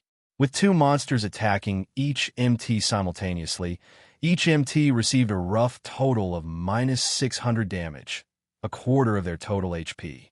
This situation resulted in the healers suffering, however. Surefeng was similarly shocked when he discovered that both MTs possessed around 2,400 HP. What the heck? Isn't their HP a little too high? They both couldn't have only added their free attribute points into endurance, completely ignoring strength and agility, right? However, this was the only explanation that made sense. It explained why, even though both MTs were clearly gaming experts, they required so much effort just to dodge an attack, and why their damages were so pitiful. In contrast, a level 10 assassin, who similarly used a one-handed weapon, could deal over -100 damage to an elite monster like the Beastman warrior. They could even deal over -200 damage if they used a skill. The MT's strength was just abysmal. Their agility was similarly too low, preventing them from dodging attacks that they could have clearly evaded. It was obvious that the players of the Assassin's Alliance have yet to adapt to the battle methods of God's domain. They clearly possessed plenty of expert players, yet they were unable to exhibit their full potential. It was no wonder the Assassin's Alliance became an obscure existence during the early stages of the game. Only after half a year had passed since God's Domain's launch did they gain some achievements. If the Assassin's Alliance battled the boss of the Beastman Munition factory like so, Surefeng would be surprised if they didn't team wipe. It was truly a wonder as to how they managed to clear a 10-man hard mode team dungeon. I wish to say something. Is that all right? Surefeng looked at Cruel Sword, asking softly, although the Assassin's Alliance now possessed Lone Tyrant as a great enemy. The members of the team still had negative opinions of Surefeng. They only kept their mouths shut due to his relationship with Stabbing Heart. However, if Surefeng dared push his luck, they would not sit idle. Speak your mind. As long as it benefits the dungeon raid, we will not reject it. Cruel Sword had managed to discern Surefeng's capabilities somewhat. He could somewhat understand why Gentle Snow would take a fancy to Surefeng. After all, Surefeng indeed possessed strength. Can we replace the two MTs? Surefeng asked, holding nothing back. Chapter 2:11 Brilliant Effect. Although Surefeng's tone was soft, power filled his voice. It caused the female healers nearby to tremble, nearly failing to cast their heals on the two MTs. The two MTs, tanking the four elite monsters, were similarly shocked stiff, receiving a direct hit from the giant steel axes of the Beastman warriors. Damages of over -400 points appeared above both MTs, and the two retreated close to half a dozen steps before they managed to stabilize themselves. The other damage-dealing team members also froze. They all stared at Surefeng with dumbfounded gazes, thinking that their ears had played a trick on them. Replace the MTs. What kind of joke was this? The two players tanking the elite monsters belonged to the top 3 MTs of the guild. Yet, Surefeng wanted to replace them with someone else? Wasn't he just looking for trouble? Surefeng's decision would be understandable if the two MTs had made an error while luring the monsters or lost the monsters' aggro. However, neither of the MTs made such mistakes. So, why should they be replaced? Did they do something wrong? Cruel Sword asked. MTs were the core of a team. A powerful MT could greatly reduce the raiding difficulty of a dungeon. A team should never rashly replace their MTs. Nothing. Surefeng shook his head.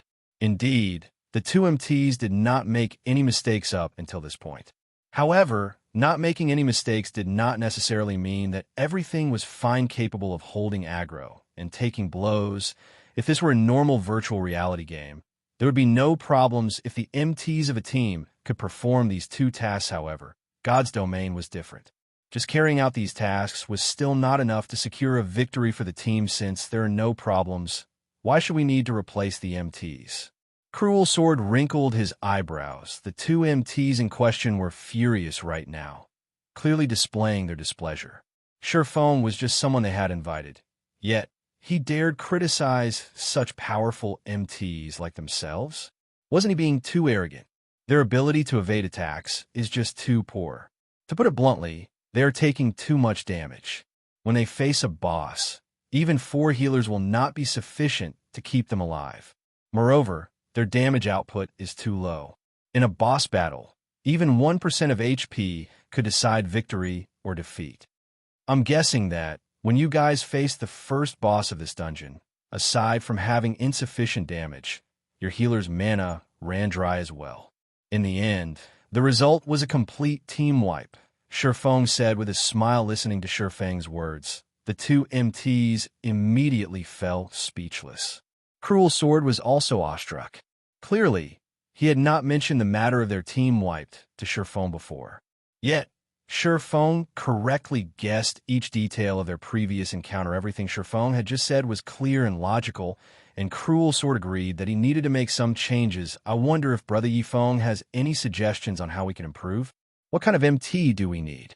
Cruel Sword earnestly sought Surefeng's guidance. The other members of the Assassin's Alliance were no fools, either. They had discerned the meaning behind Surefeng's words. As a result, the dissatisfaction they felt towards Surefeng in their hearts lessened greatly, while respect slightly grew. Each of them perked up, focusing Surefeng's wise opinion. It's very simple.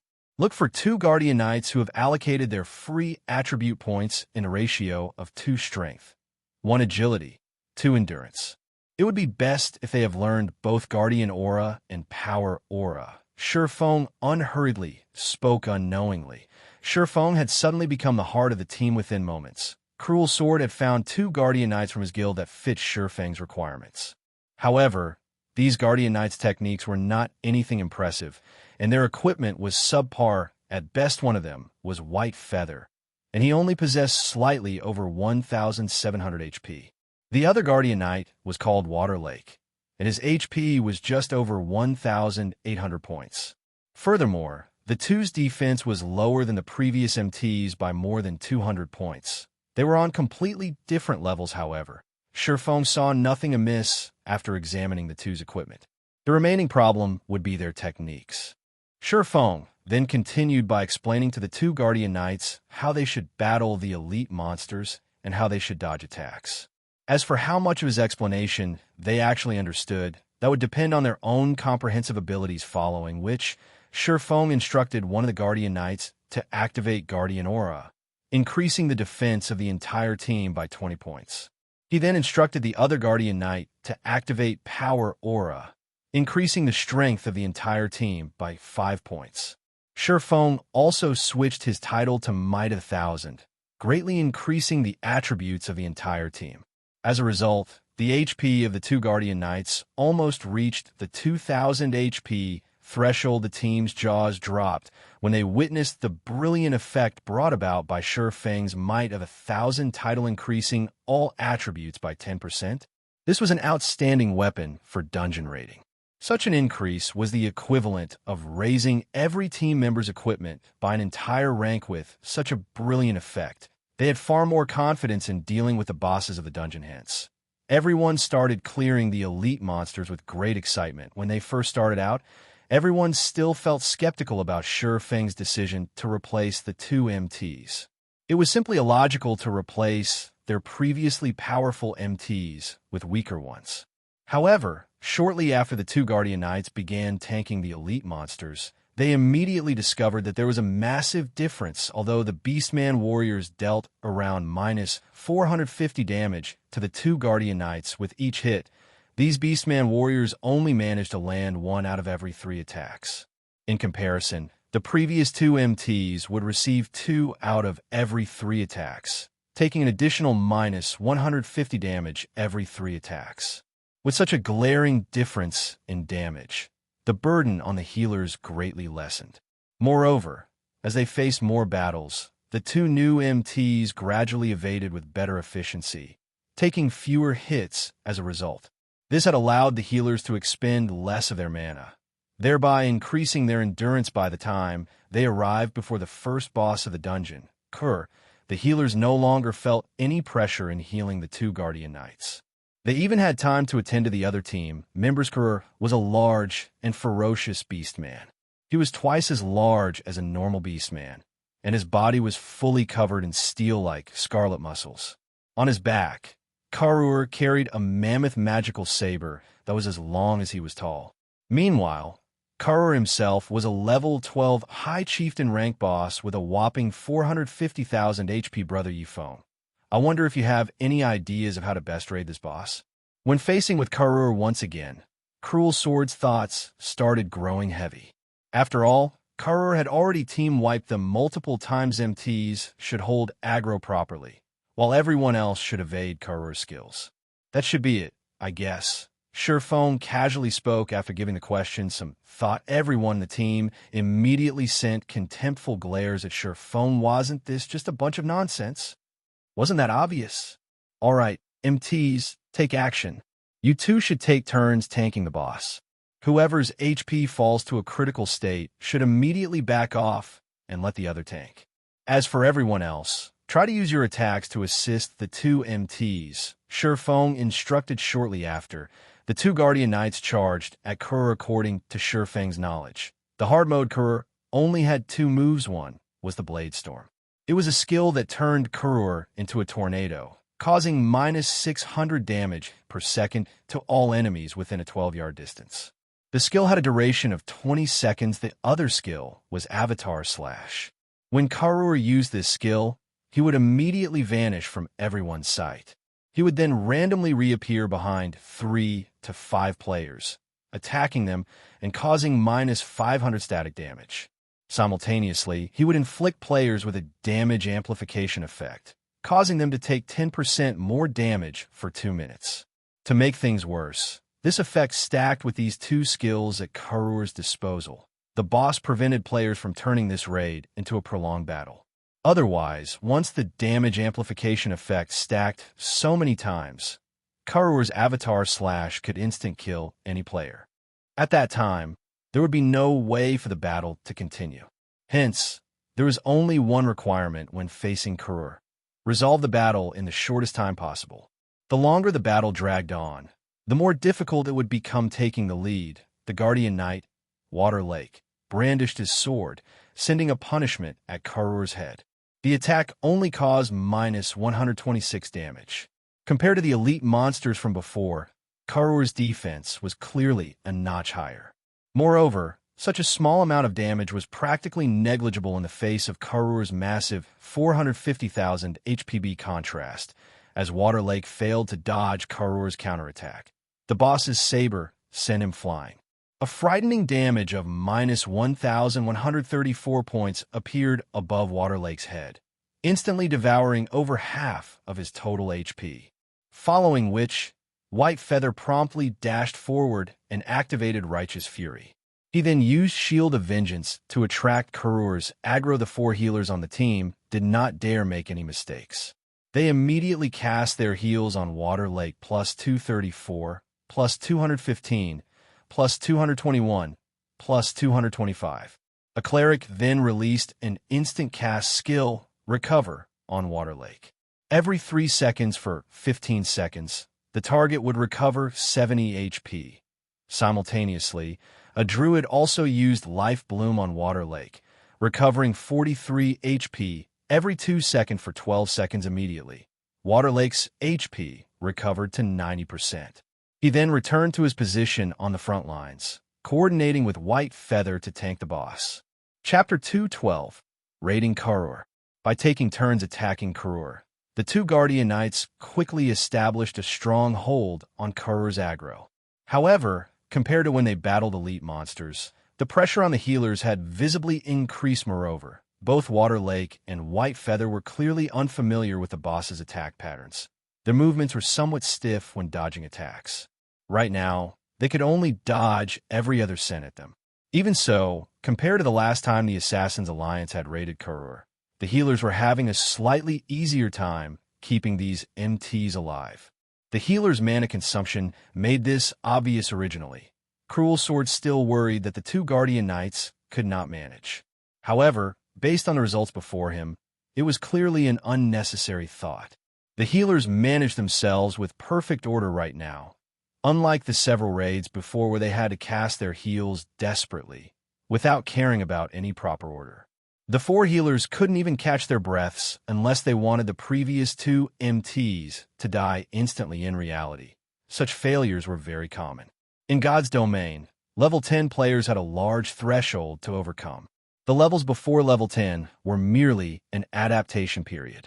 Once players reached level 10, they would no longer receive any preferential treatment. Hence, entering a level 10, 20-man hard mode team dungeon at level 10 was the equivalent of entering a level 5, 20-man helm mode team dungeon at level 5. How could it possibly be easy? In addition, bosses would have much higher intelligence. It would take a certain degree of skill to hold the aggro of a boss and prevent it from attacking the range classes and healers. MTs especially needed to know how to pin down and restrain the boss monsters, as just having aggro did not mean that the boss would only hit the MT. After all, even with aggro, boss monsters would still find an opportune moment to massacre the healers, the weakest players on the team. When this occurred, MTs had the task of restraining the boss, preventing it from attacking the healers. Hence, the requirements for an MT's techniques were very high. If the previous MTs were currently tanking the boss, they would fare much better than Water Lake and White Feather regarding techniques. They had simply made a mistake during the allocation of their free attribute points. However, there was no way to reset one's attribute points in God's domain, so these two players could only be replaced. Moreover, for a long time, these two players would have to allocate all the free attribute points they obtained from leveling up into both strength and agility. Otherwise, they would cripple their characters. Everyone, start attacking now. Berserkers and swordsmen assist the MTs in blocking some attacks. Focus your attacks on the boss's weapons or arms, and aim your attacks where they can interrupt the boss's attack. As for range classes, focus on dealing as much damage as you can. Sure Foam commanded immediately. A group of players charged forward to give Karur a beating, while the range players launched their bombardment at Karur. 124, minus 137, minus 108, minus 189, -175. One damage after another appeared above Karur's head. However, the damage was not particularly high. Among these, the highest damage dealt belonged to the Berserker, Cruel Sword. His normal attacks could deal around minus 266 damage with each hit, while Violent Strike could deal up to minus 448 damage. Right behind Cruel Sword was Stabbing Heart. As Stabbing Heart was an assassin, his normal attacks could only deal around minus 120 damage with each hit. However, his attack rate was much faster than Cruel Sword's. Meanwhile, a 5-star Eviscerate decimated 587 HP from Karur. Ranking in third was the team's cute and lovable little sister, the Elementalist, Munition. She was the captain of the Assassins Alliance's Elementalist team, and her techniques were first-rate. She was also one of the famous female Elementalists in Star Moon Kingdom. She could rank within the top 100 Elementalists within Star Moon Kingdom. Every one of her attacks could deal around minus 300 to minus 400 damage, but due to her spells requiring a long time to cast, her overall damage was slightly less than the two aforementioned players originally. Cruel Sword had intended to say to Sure Foam, "Look, isn't our team's damage output powerful? Why don't you join our guild? The position of first vice leader will be yours if you do." However, when Cruel Sword saw Sure Foam charging at Karur, subsequently slashing his sword at Karur, Cruel Sword was immediately dumbfounded. His words shrunk back into a secluded location in his mind. Sure Fang's two casual slashes dealt damages of minus 395 and minus 376 to Karur. Immediately after, Sure Fang followed up with a level 10 chop. The skill achieved a critical hit, instantly causing minus 2,137 damage to Karur.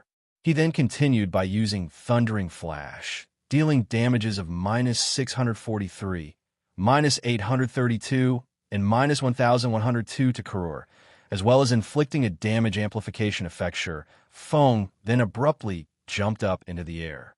As he descended, he smashed the abyssal blade covered in the power of thunder and fired down onto Karur's head. Suddenly, Karur let out a soul-piercing scream of pain. Thunder Flame explosion instantly caused minus 3,312 damage, and everyone on the team, aside from Surpassing, became slack-jawed when they witnessed this scene. If Water Lake had not reacted quickly by using Mach, followed by Righteous Punishment, Surpassing might have snagged most, if not all, of Karur's aggro-stabbing heart. Just where did you find a swordsman expert as amazing as him? Muqing's exquisite lips parted as she gaped and involuntarily questioned Stabbing Heart. As Muqing had not started out in Red Leaf Town, she was not particularly knowledgeable about Surpassing. Since the launch of God's Domain, she had always focused on leveling up and raiding dungeons. Even after she entered White River City, she had not met many players who could surpass her. Hence, Muqing naturally considered herself as a top-tier expert. However, Surpassing had utterly shattered that belief. The highest damage she could deal was only around minus 700 points, and that was when she achieved a critical hit. Meanwhile, Surpassing could casually deal over minus 700 damage with a single hit. Right now, he had even dealt over minus 3,000 damage to a high chieftain rank boss. Muqing felt extremely embarrassed to think that she actually thought of herself as a top-tier expert. What a joke. Hee. Isn't this big brother amazing? Shortly after I started playing God's Domain, I discovered Brother Yi Feng's prowess. With such a massive damage output, the first clear of this hard mode dungeon will definitely be ours this time.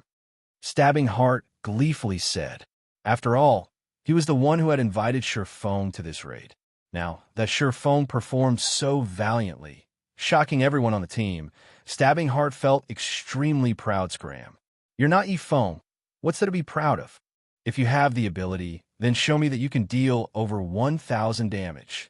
Muqing glared at Stabbing Heart. Little sister Muqing, you think too highly of me. How can I compare to Brother Yi Feng? He is the publicly acknowledged God-ranked expert of White River City. His damage alone can trump over a dozen players. I would be satisfied if I had even a third of his damage. Stabbing Heart smiled bitterly. Surpassing was a great expert, just like Gentle Snow. He and Surpassing were on entirely different levels, so how could he compare to Surpassing? Previously, the players who still had some complaints about Surpassing now had none. Surpassing was simply too amazing. Not only were his attacks incredibly powerful, but the timing and techniques he applied to interrupt the boss's rhythm continuously were also praiseworthy. Every time one of Surpassing's swords attacked Karur, his other sword would simultaneously strike at Karur's saber, shifting the boss's attack slightly. This situation allowed the two MTs to dodge Karur's attacks with far more ease, greatly reducing the burden on the healers at this moment. Everyone finally understood what a true swordsman was. Aside from having fierce attacks, Surpassing could also nimbly assist the MT. With such a swordsman on the team, raiding the dungeon became much easier than before. By making a rough estimate, their chances of victory had risen by at least twofold at this moment. Cruel Sword suddenly sent a private message to Muqing.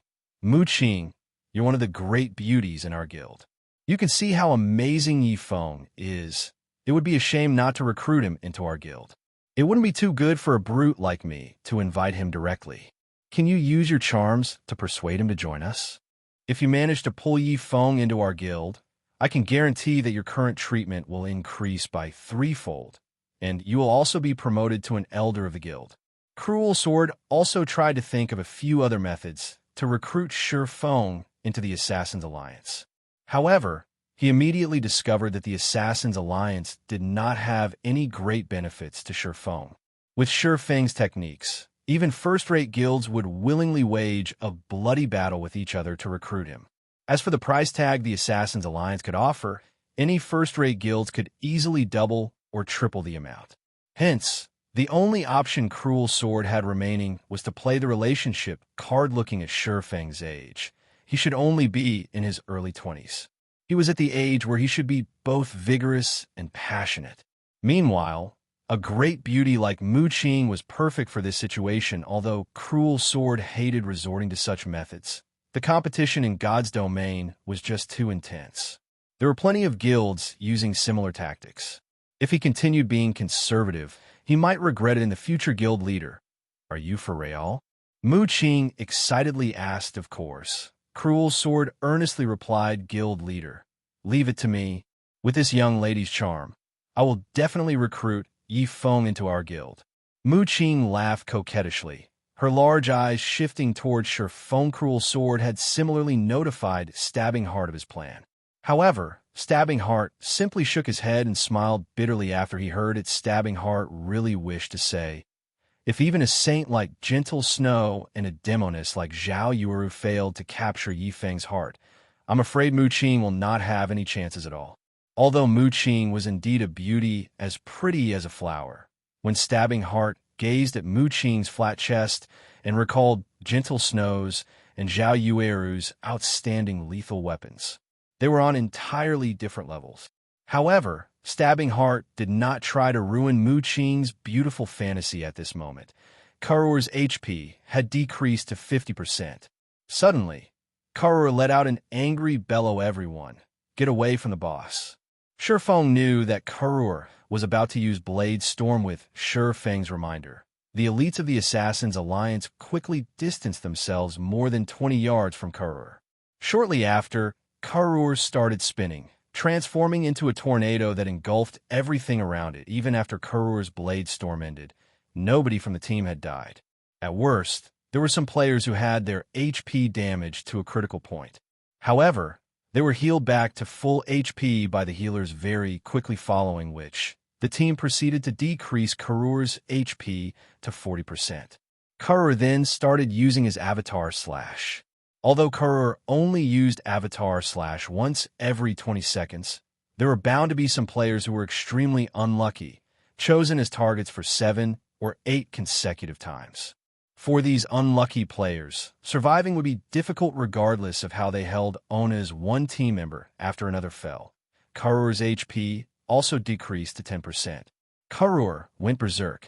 His speed and attack power soared by 30%, and he now had a critical hit effect. White Feather, unfortunately, received a critical hit.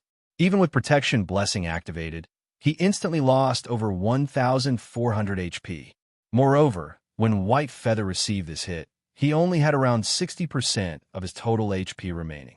Hence, he instantly died. White Feather's death greatly increased the pressure on Water Lake. To make things worse, there were only 12 players left alive in the team. While Karur still had 4% of his HP remaining, almost 20,000 HP helpless, Shurfeng could only choose to use one of his trump cards. The flame burst during the short 2-second cast time. Karur had used Avatar Slash once more, instant killing 3 more players. One of the 3 players killed was even a healer. This was truly a desperate situation. Meanwhile, Karur still had 3% of his HP, which meant that he had around 13,000 HP remaining at this moment. The abyssal blade in Shurfeng's hand started glowing a dazzling white. The white glow surrounding the abyssal blade shone like a miniature sun. Its presence alone raised the surrounding temperature by several-fold. Shurfeng activated Wind Blade and arrived behind Karur. Lightly jumping up, Shurfeng brandished the abyssal blade at Karur's back, instantly forming 6 sword images.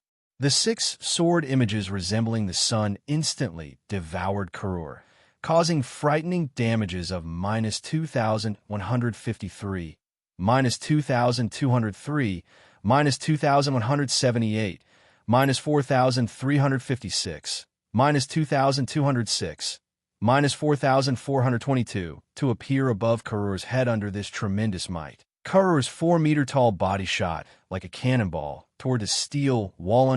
Boom. An indentation in the shape of Karur immediately formed on the steel wall. Meanwhile, Karur was thoroughly charred black, as void of life as a stone. Chapter 213, Dark Warlock Salou. Karur is down. We won. What was that skill? How could it be so frightening? The surviving members looked at the charred Karur, all involuntarily gulping a mouthful of saliva. The scene Shurfong displayed before was simply unheard of. It was as if the thing he brandished was not a sword but a miniature sun. Even when standing at a distance of over 30 yards, they could feel the scorching temperature through the pain and burning of their skin. Meanwhile, the damage Shurfong had dealt was even more shocking. Of his 6 last strikes, not one had dealt lower than minus 2,000 damage to the High Chieftain rank boss. Among them, there were even 2 that achieved a critical hit, causing over minus 4,000 damage.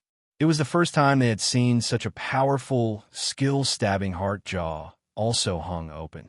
Although he knew that Shurfong was amazing, he never imagined that he would be this amazing cruel sword was also awestruck originally.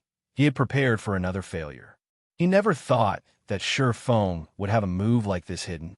Shurfong had sent a level 12 High Chieftain boss flying and instantly caused more than minus 10,000 damage. This was definitely the highest damage Cruel Sword had seen so far. At this moment, Cruel Sword's gaze grew even more fervent when he looked at Shurfong. He couldn't help but wish that he could drag Shurfong into the Assassin's Alliance. Right this instant, Munition reacted quickly. This moment was her best chance to get closer to Shurfong. Hence, Munition immediately walked up to Shurfeng's side, acting excited as she pulled on Shurfeng's arm. Big brother Yifeng, this move of yours is just too amazing. Just what sort of skill is it? This is my first time seeing such a skill. Munition eyed Shurfeng as she spoke in a soft and supple tone, her slender eyelashes constantly fluttering. Admiration filled her gaze, and her expression was fragile, invoking any man's protective instincts. Flame burst. It's a universal special skill that any class can use. Shurfeng could clearly feel a sense of warmth and softness on the arm she clung to. However, he did not put much thought into it. He deemed that Munition had only done such a thing due to her excitement. Hence, he casually gave her the answer, a special skill, is it? How unfortunate. Originally, I thought of inviting brother Yifeng to help me grind for one. Muqing's excitement withered when she heard Shurfeng's words. One could only come across something like a special skill serendipitously. It was not something that one could obtain through effort. Indeed, how could such a powerful skill be so easily obtained? Let's take a look at the drops then, Shurfeng said with a laugh. Looking at Muqing's disappointed expression reminded by Shurfeng, everyone finally recalled the fact that Karur, who had just died, was a High Chieftain ranked boss. The loot he dropped would doubtlessly be bountiful.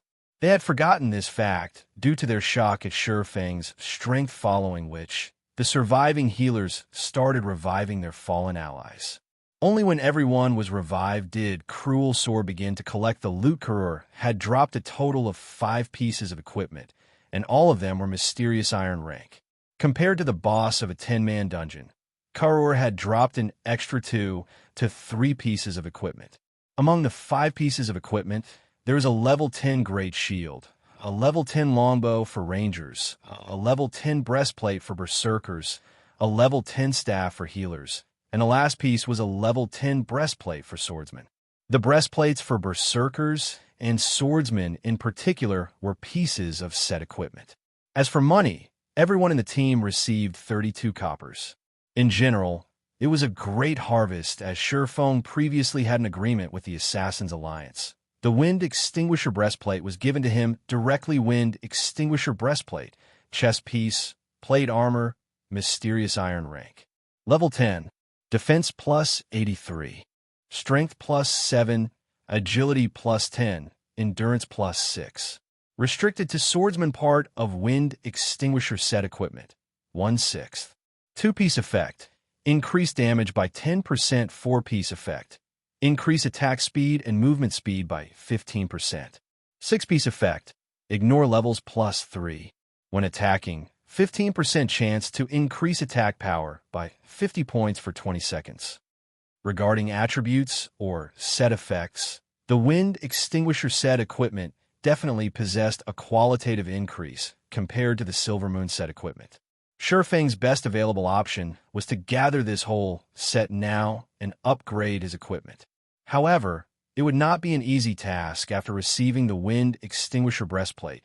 Shurfeng was in no hurry to swap it out with his current breastplate. After all, once he made the change, he would lose one of the set effects of the Silver Moon set equipment.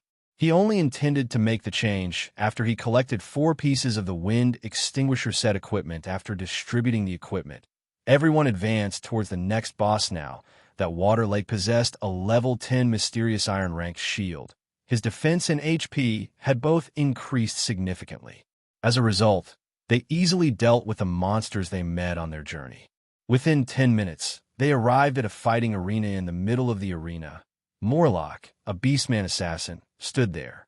He was also the second boss of the Beastman Munition factory. Warlock, High Chieftain rank, level 12, HP 400,000/400,000. Although Warlock's HP was lower than Karur's, Warlock was, in reality, much harder to deal with than Karur. Unlike Karur, Warlock was an assassin. During battle, Warlock would unpredictably disappear and reappear at another location. He would also frequently attack players while ignoring aggro, choosing to attack players on the rim line rather than those on the front line. More importantly, Warlock had 3 skills that rendered players speechless. The first skill he possessed was Armor Break. Every one of Warlock's attacks would inflict a stackable armor break effect. To any plate armor classes, this could be a fatal skill, as once the armor break effect reached 10 stacks, their defense would essentially reduce to 0. Even if it were an MT that possessed over 2,000 HP, Warlock could still kill them with just 2 to 3 hits. Before the healers could replenish the MT's lost HP, the MT would have already succumbed to Warlock's stunning attack speed. Dying helplessly, the only fortunate aspect for players was that the armor break effect only had a short duration of 30 seconds. Players rating Warlock only needed to swap out their MTs when the effect stacked up to 5 times Warlock's second skill was Killing Feast. When activated, Warlock would attack all enemies within an 8-yard radius a total of 16 times. Throughout the duration of this skill, Warlock would enter a state of invulnerability. Moreover, Warlock would carry out these 16 attacks very quickly. He would finish all 16 attacks in just 2 seconds. If, when Warlock activated this skill, there were only the 2 MTs within range, these 2 MTs would die with a 100% guarantee. Thus, players needed to share the burden of this attack. This would also place an extreme pressure onto the healer's. Warlock's third skill was called Vanish. When activated, Warlock would randomly ambush a player. If the ambush player were a cloth armor class, then, without question, that player would die. Only players that belonged to a plate armor class would have any hopes of surviving Warlock's ambush at this moment. Everyone in the team looked towards Shurfeng, intending to obtain his opinion on how to deal with this second High Chieftain boss. Contrary to their expectations, Shurfeng did not tell them any strategies to raid the boss. Instead, he instructed 1 healer and 2 MTs to test the waters. Otherwise, he might have to explain how he obtained a strategy after making a few tests. Shurfeng started explaining his strategy for the initial stages of the boss fight. In reality, the plan was very simple. All plate armor classes would become tanks during the early stages of the raid, taking turns tanking Warlock. After all, Warlock's damage was not particularly high. It would only become powerful after the armor break effect stacked so many times. So, as long as one belonged to a plate armor class, they could withstand Warlock's damage naturally. It was the same when dealing with Warlock's Killing Feast. In short, players only needed to surround and beat up this boss. After 8 minutes passed, Warlock, the second boss of the Beastman Munition factory, fell. The main reason for Warlock's fall was because Shurfeng was simply too strong. Shurfeng had practically tanked Warlock by himself. Shurfeng was extremely nimble when dodging Warlock's attacks, and Warlock could very rarely land an attack on him. This, in turn, resulted in a decrease to Shurfeng's damage output. With a stable tanker like Shurfeng, the healers enjoyed a rather easy time throughout this raid. They could spread their attention towards other members of the team, allowing everyone to have an easier time dealing with the boss. Problems only arose when Warlock used Vanish and appeared behind a cloth armor class. These unfortunate players could only curse their own bad luck as they accepted their deaths. Chapter 214, Dungeon Cleared. After Warlock died, he dropped a total of 4 pieces of mysterious iron equipment. Everyone received a share of 34 copper coins and a large amount of EXP. Meanwhile, Shurfeng obtained a pair of wind extinguisher leg guards, increasing his collection of the wind extinguisher set equipment to 2 pieces. Everyone on the team looked at each other with a smile after they had killed Warlock, a high chieftain ranked boss, with such ease. They all felt blissful from the fact that Shurfeng had joined their team right now. No one on the team felt the same panic they had when they first entered the dungeon. They could joke around with each other and had even become pals with Shurfeng. Occasionally, they would even ask Shurfeng to teach them a few battle techniques, while Shurfeng gave out casual pointers. The team members' admiration for Shurfeng gradually grew under Shurfeng's casual guidance. Many players in the team exhibited noticeable improvement soon after. Everyone arrived at the final throne room. Here, they met the final boss, the Dark Warlock Salou. Dark Warlock Salou, High Chieftain rank. Level 12. HP 500, 000, /500, 000. Elsewhere, while Shurfeng and the others had arrived before the final boss, Darkstar's lone Tyrant still tangled with the first boss of the Beastman Munition factory, Karur. As of this moment, Lone Tyrant and his team had already experienced 3 team wipes. Moreover, Karur's avatar slash had caused all 3. They had not improved one little bit since their first battle. Lone Tyrant grew hysterical at this situation. He did not know why a 20-man dungeon would have such a huge increase in difficulty compared to a 10-man dungeon. After pondering for a long time, Lone Tyrant discovered the reason for their failures. This boss needs to be dealt with as quickly as possible. However, our overall damage simply isn't enough to finish him. Unless the team's equipment is further upgraded, the possibility of clearing this dungeon doesn't exist. Do we really have to go and upgrade our equipment before trying again? Lone Tyrant wore a hesitant expression as he glared at Karur. Due to his previous boasting, he was now stuck between a rock and a hard place. However, Lone Tyrant suddenly came to a realization. If the damage of his own team were insufficient to deal with Karur, then the Assassins' Alliance, who had poorer quality equipment, would have even less of a chance of killing Karur. At this moment, the team from the Assassins' Alliance must certainly be stuck at the first boss as well. When Lone Tyrant thought about this, his mood immediately lifted. He decided to reflect on their raiding strategy, giving the boss another try. Meanwhile, in the magnificent throne room of the Beastman Munition factory, the Assassin's Alliance had already investigated the Dark Warlock Salou's skills. Aside from Dark Arrow being Salou's most basic attack, Salou was immune to all controlling effects. Salou also possessed 2 killing moves. One of them was a skill called Shadow Wound. When cast, the boss would fire 12 dark arrows. Each dark arrow would cause -800 damage and inflict a fear effect that lasted 6 seconds. The other was a skill called Summon Flame Giant. The Flame Giant was a level 12 special elite with 50,000 HP. Each Flame Giant that Salou summoned possessed self-immolation effect that dealt -300 flame damage to all targets within a 10-yard range every second. The Flame Giant was also the largest hurdle to overcome when raiding the Dark Warlock Salou, as the self-immolation was an AoE dot. If any players other than MTs received -300 flame damage every second, they would last 4 to 5 seconds at most. Meanwhile, Salou would summon an additional Flame Giant every 1 to 2 minutes. Factoring in the fear effect from Shadow Wound, many players in the team would die under the combination of these 2 skills, even if this combination did not immediately kill them. With 3 Flame Giants running about, they would similarly end in destruction. 3 Flame Giants would mean -900 total damage per second. Even Shurfeng could not last 3 seconds under this damage. Much less the other players in the team. However, if they focused their attacks on the Flame Giant summon instead, they would waste precious time.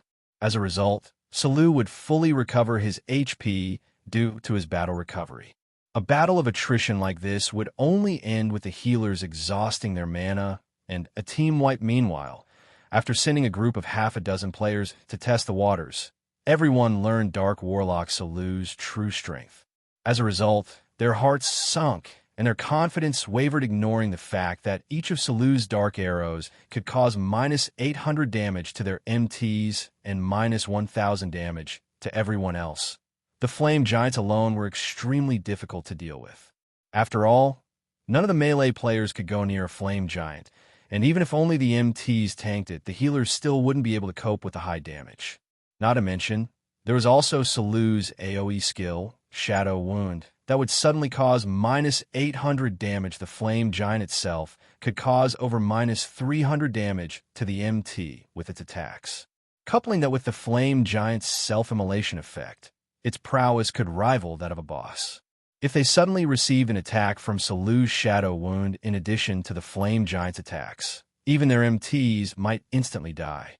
Moreover, if they did not kill the first flame giant within 1 to 2 minutes of its summoning, Salou would summon the second flame giant. Under the simultaneous attacks of 2 flame giants, their MTs wouldn't have a chance with their current equipment and levels. It was impossible for them to face Dark Warlock Salou head-on in battle. Thinking up to this point, everyone's moods grew somber. I sent this only hard mode? Why is the difficulty so high? What would happen if this were hell mode? Stabbing Heart was similarly bitter after seeing Dark Warlock Salou's capabilities. The guild leader of the Assassin's Alliance, Cruel Sword, wrinkled his brows, falling into deep thought. Salou's rating difficulty was clearly much higher than the previous 2 bosses. As expected of a final boss, it won't be easy to clear this hurdle. At the very least, Cruel Sword did not have any good methods to raid Salou while everyone was discouraged. Why don't we give it a try first? It's not like we're completely helpless right now. Shifeng suddenly said in the team chat. Shifeng's words were like a ray of hope. Brother Yifeng, can we really raid this boss? Muqing blinked her mesmerizing eyes, her delicate body sticking close to Shifeng as she asked. It should be possible. We can only find out if we try it, right?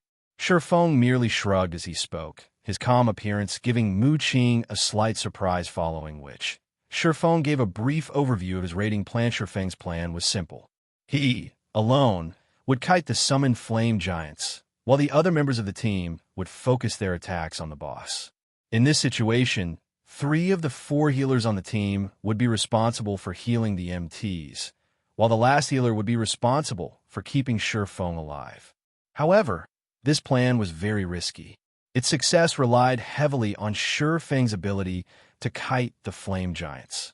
As the throne room did not provide a wide area for movement, Shifeng needed to be mindful of his positioning.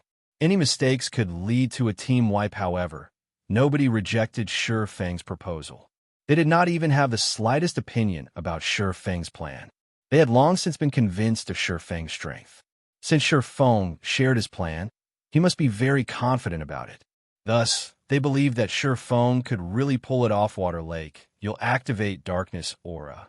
White Feather, you'll activate Crusader Aura. Let's start the raid, then. Shifeng Side Guardian Knight's Darkness Aura could provide an additional 5 points dark resistance to allies, decreasing the darkness damage they received. Meanwhile, the Crusader Aura could increase allies' movement speed by 10%, letting everyone have an easier time evading the flame giants. With these 2 auras, the team would have a much easier time raiding the boss. Water Lake was the first to dash at Salou.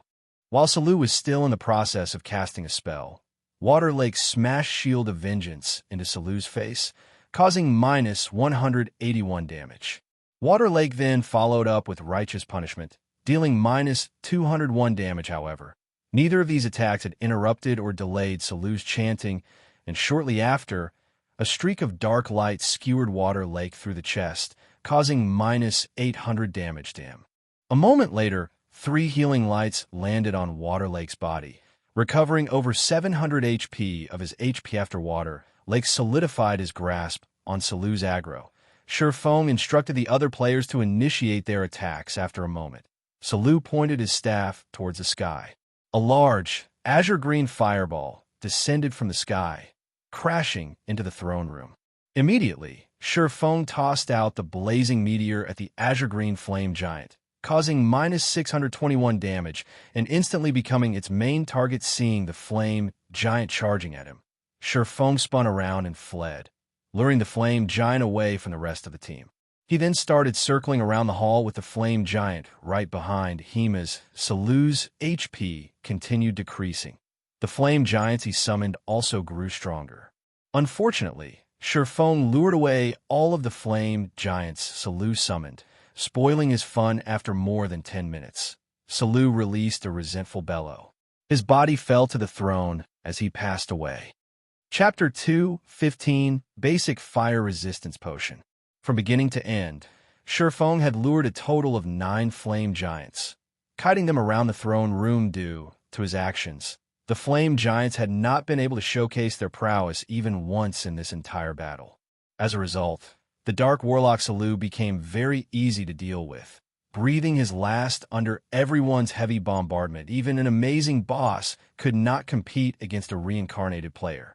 Their only fate was to be a plaything unto death. Seeing Salou fall, everyone jumped in celebration. The Beastman Munition factory belonged to the category of expedition dungeons. Unlike the Dark Moon Graveyard, which was a survival dungeon, players only needed to kill the final boss in an expedition dungeon to clear it. There was no need to leave the dungeon for the clear to be official at this moment. The White River City Region System announcement had already appeared. White River City Region System announcement. Congratulations to Assassin's Alliance for becoming the first team to conquer the hard mode Beastman Munition Factory. All players within the team will be rewarded with 50,000 EXP and 1 silver coin. White River City Region System announcement. Congratulations to Assassin's Alliance for becoming the fastest team to conquer the hard mode Beastman Munition Factory. All players within the team will be rewarded with 50,000 EXP and 1 Tier 1 gemstone of random attribute. As it was not the first clear of Hell mode, the main god system would not be so generous as to reward them with reputation points. Normally, players would only receive EXP for obtaining the first clear of hard mode. Also, the race for team dungeons was categorized into 2 types: hard mode and hell mode. Normal mode was not taken into consideration as no time challenge existed normally. The main god system would implement a clear time for team dungeons. The clear time set by the system depended on the type of team dungeon and its difficulty. Meanwhile, the hard mode Beastman Munition Factory's clear time was set at 3 hours. The main god system would usually set the clear time at a very high bar. Only if players had achieved the standard of an elite team determined by the main god system would they have a chance to clear the dungeon in this set amount of time. Meanwhile, under Shifeng's command, the Assassin's Alliance had only spent 2 hours and 22 minutes to clear the hard mode Beastman Munition Factory, surpassing the estimated time. This proved that the team's strength was already above the standards of a normal elite team. However, everyone on the team knew full well that this achievement was all due to Shifeng's contributions. After a round of mad celebration, everyone finally welcomed the most exciting moment. They began examining the item drops of the Dark Warlock Salou, the final boss monster of the Beastman Munition Factory. Compared to the previous 2 bosses, the loot from Salou was far more bountiful. Salou had dropped a total of 7 items. Among them, 5 were level 10 mysterious iron ranked helmets, each being a part of a set equipment for different classes. With great luck, Salou even dropped a basic fire resistance potion recipe. As for the final item, it was a secret silver staff meant for elementalists. Elemental scepter, staff, secret silver rank. Level 10, intelligence plus 15, strength plus 4, agility plus 4, endurance plus 10. Increases elemental damage by 5%. Increases casting speed by 10%. Durability 80/80ths. With just a glance, one could immediately tell that this was a top-tier staff meant for elementalists. When the mages in the team looked at the details of this staff, drool nearly leaked from their mouths. Although these mages had quite a few pieces of mysterious iron equipment on their persons, their weapons and equipment were all below level 10. They were clearly much weaker compared to level 10 weapons and equipment. Not to mention, a secret silver-ranked staff cruel sword immediately handed the elemental staff to Munition. However, nobody in the team expressed any dissatisfaction about Cruel Sword's decision because Muchin's strength was indeed very powerful. Moreover, her damage was ranked number 1 amongst all the mages present.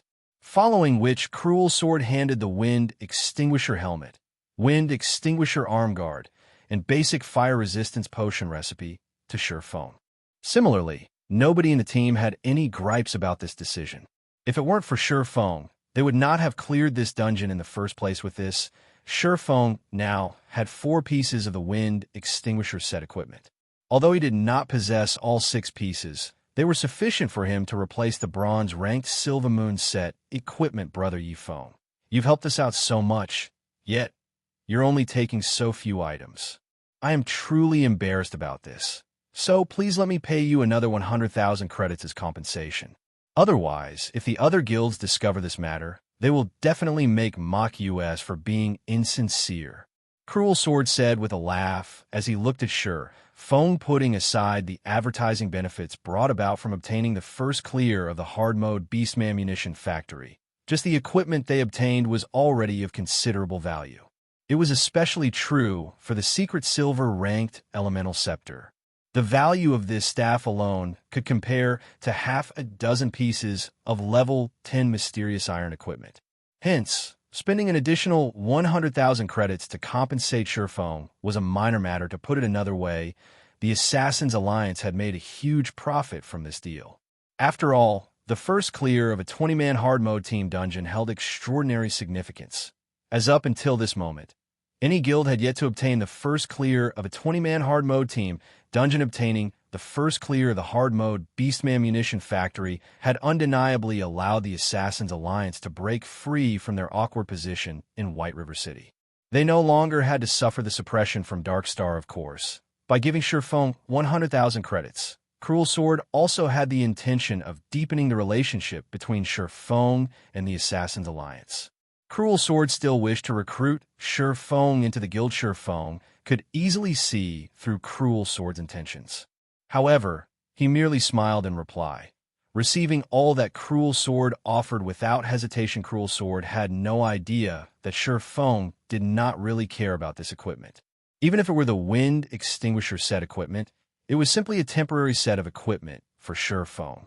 Meanwhile, amongst these items, the one Surefeng paid the most attention to was the basic fire resistance potion recipe. Basic fire resistance potion, after consumption, increases fire resistance by 15 points for 1 hour currently.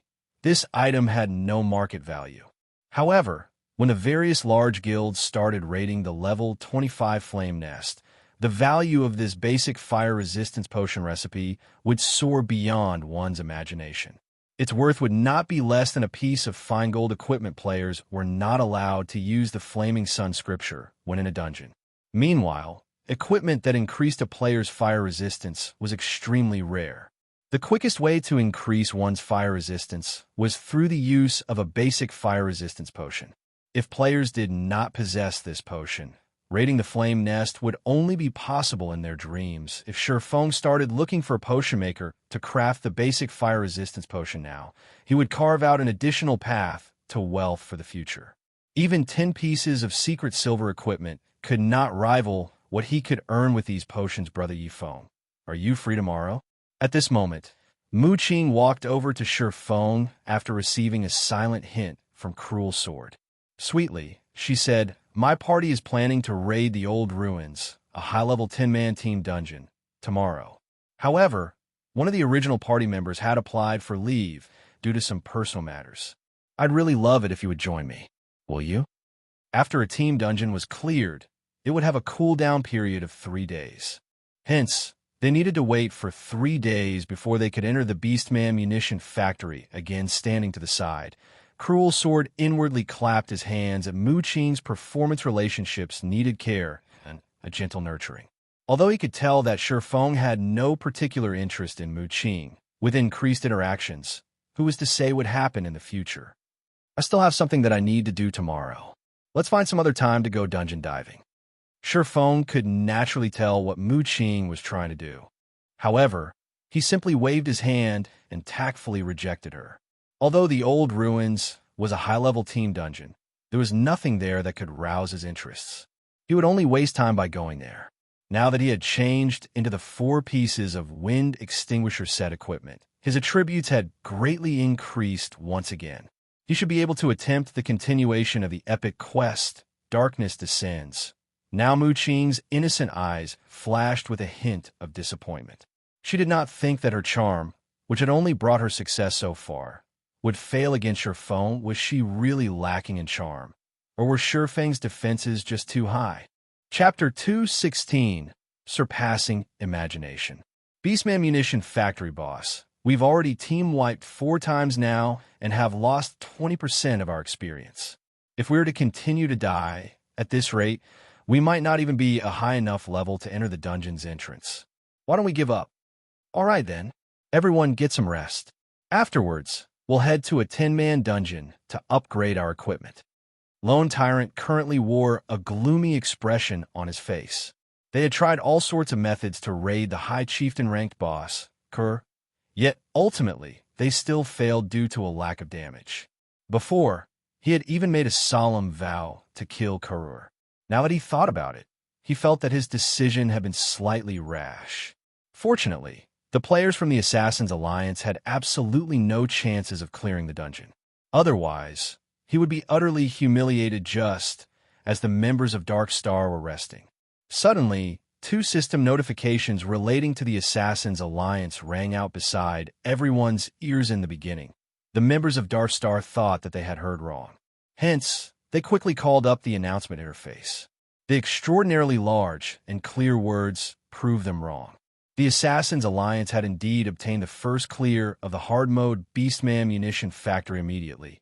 The atmosphere surrounding the members of Dark Star sunk. Why was there such a large difference between their 2 teams? Weren't they supposed to be stronger than the Assassin's Alliance? How could the Assassin's Alliance have already obtained the first clear, while they were still stuck at the first boss? Lone Tyrant felt like he had just been given 2 tight slaps to his face when he looked at these notifications. His cheeks felt as if they were on fire. He felt even worse when he recalled Shifeng's word from before: if the nobodies that you've looked down on suddenly obtain the first clear of the hard-mode Beast Munition Factory a step ahead of you, then what would you all amount to?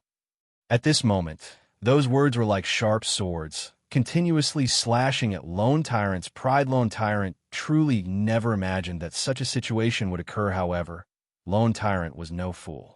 He did not believe the Assassin's Alliance had relied on only themselves to clear the dungeon. The only possible way they could do so was with the Shifeng's help. Just where did this mysterious person come from? In reality, Darkstar wasn't the only one to have been shocked by this piece of news. When the announcement spread throughout the entire White River City region, it had grabbed the attention of many other guilds. The Assassin's Alliance's position in White River City was self-evident from the fact that their development speed had surpassed even that of a first-rate guild. However, Darkstar's fame had recently suppressed Assassin's Alliance, adding to the fact that they had not produced any significant results from the team dungeons. Their status in White River City had become slightly awkward now that they had obtained the first clear of the Beastman Munition Factory. Their fame instantly soared. This allowed the Assassin's Alliance to regain their rightful reputation. From now on, their development speed would definitely be faster than before. White River City's Adventurers Association. Brother Zhang, the Assassin's Alliance has obtained the first clear of the hard-mode Beastman Munition Factory.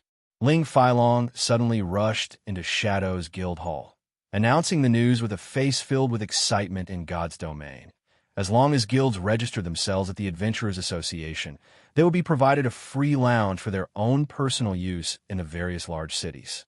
Guilds could carry out meetings and rest in this room, and they could also receive quests from the Adventurers Association. Why are you shouting? Who doesn't know of this matter? Zhou Yuhu, who was resting in the corner of the room, rolled his eyes at Ling Feilong. Of course, I know of this. However, there is another hidden truth to this matter. Ling Feilong shot a glance at Zhou Yuhu before shifting his gaze toward the person sitting in the guild leader's seat. Zhang Luowei, a hidden truth. Speak. Ling Feilong's words caused Zhang Luowei, who had previously been indifferent towards this matter, to grow interested. Ling Feilong's previous report about his efforts to recruit Yifeng had nearly caused Zhang Luowei to lash out in anger. Shifeng had actually demanded to become the guild leader of Shadow. Did Yi Feng even place him in his eyes? Moreover, he had asked for 60% of the guild's shares. What did he take them for? Did he really think they were fools? Meanwhile, the most shocking thing was that Ling Feilong had actually suggested that Zhang Luowei accept Shi Feng's conditions. Hence, Zhang Luowei now looked down on Ling Feilong, resulting in Ling Feilong receiving cold treatment within the guild brother Zhang. Look at the Assassin's Alliance's first clear name list.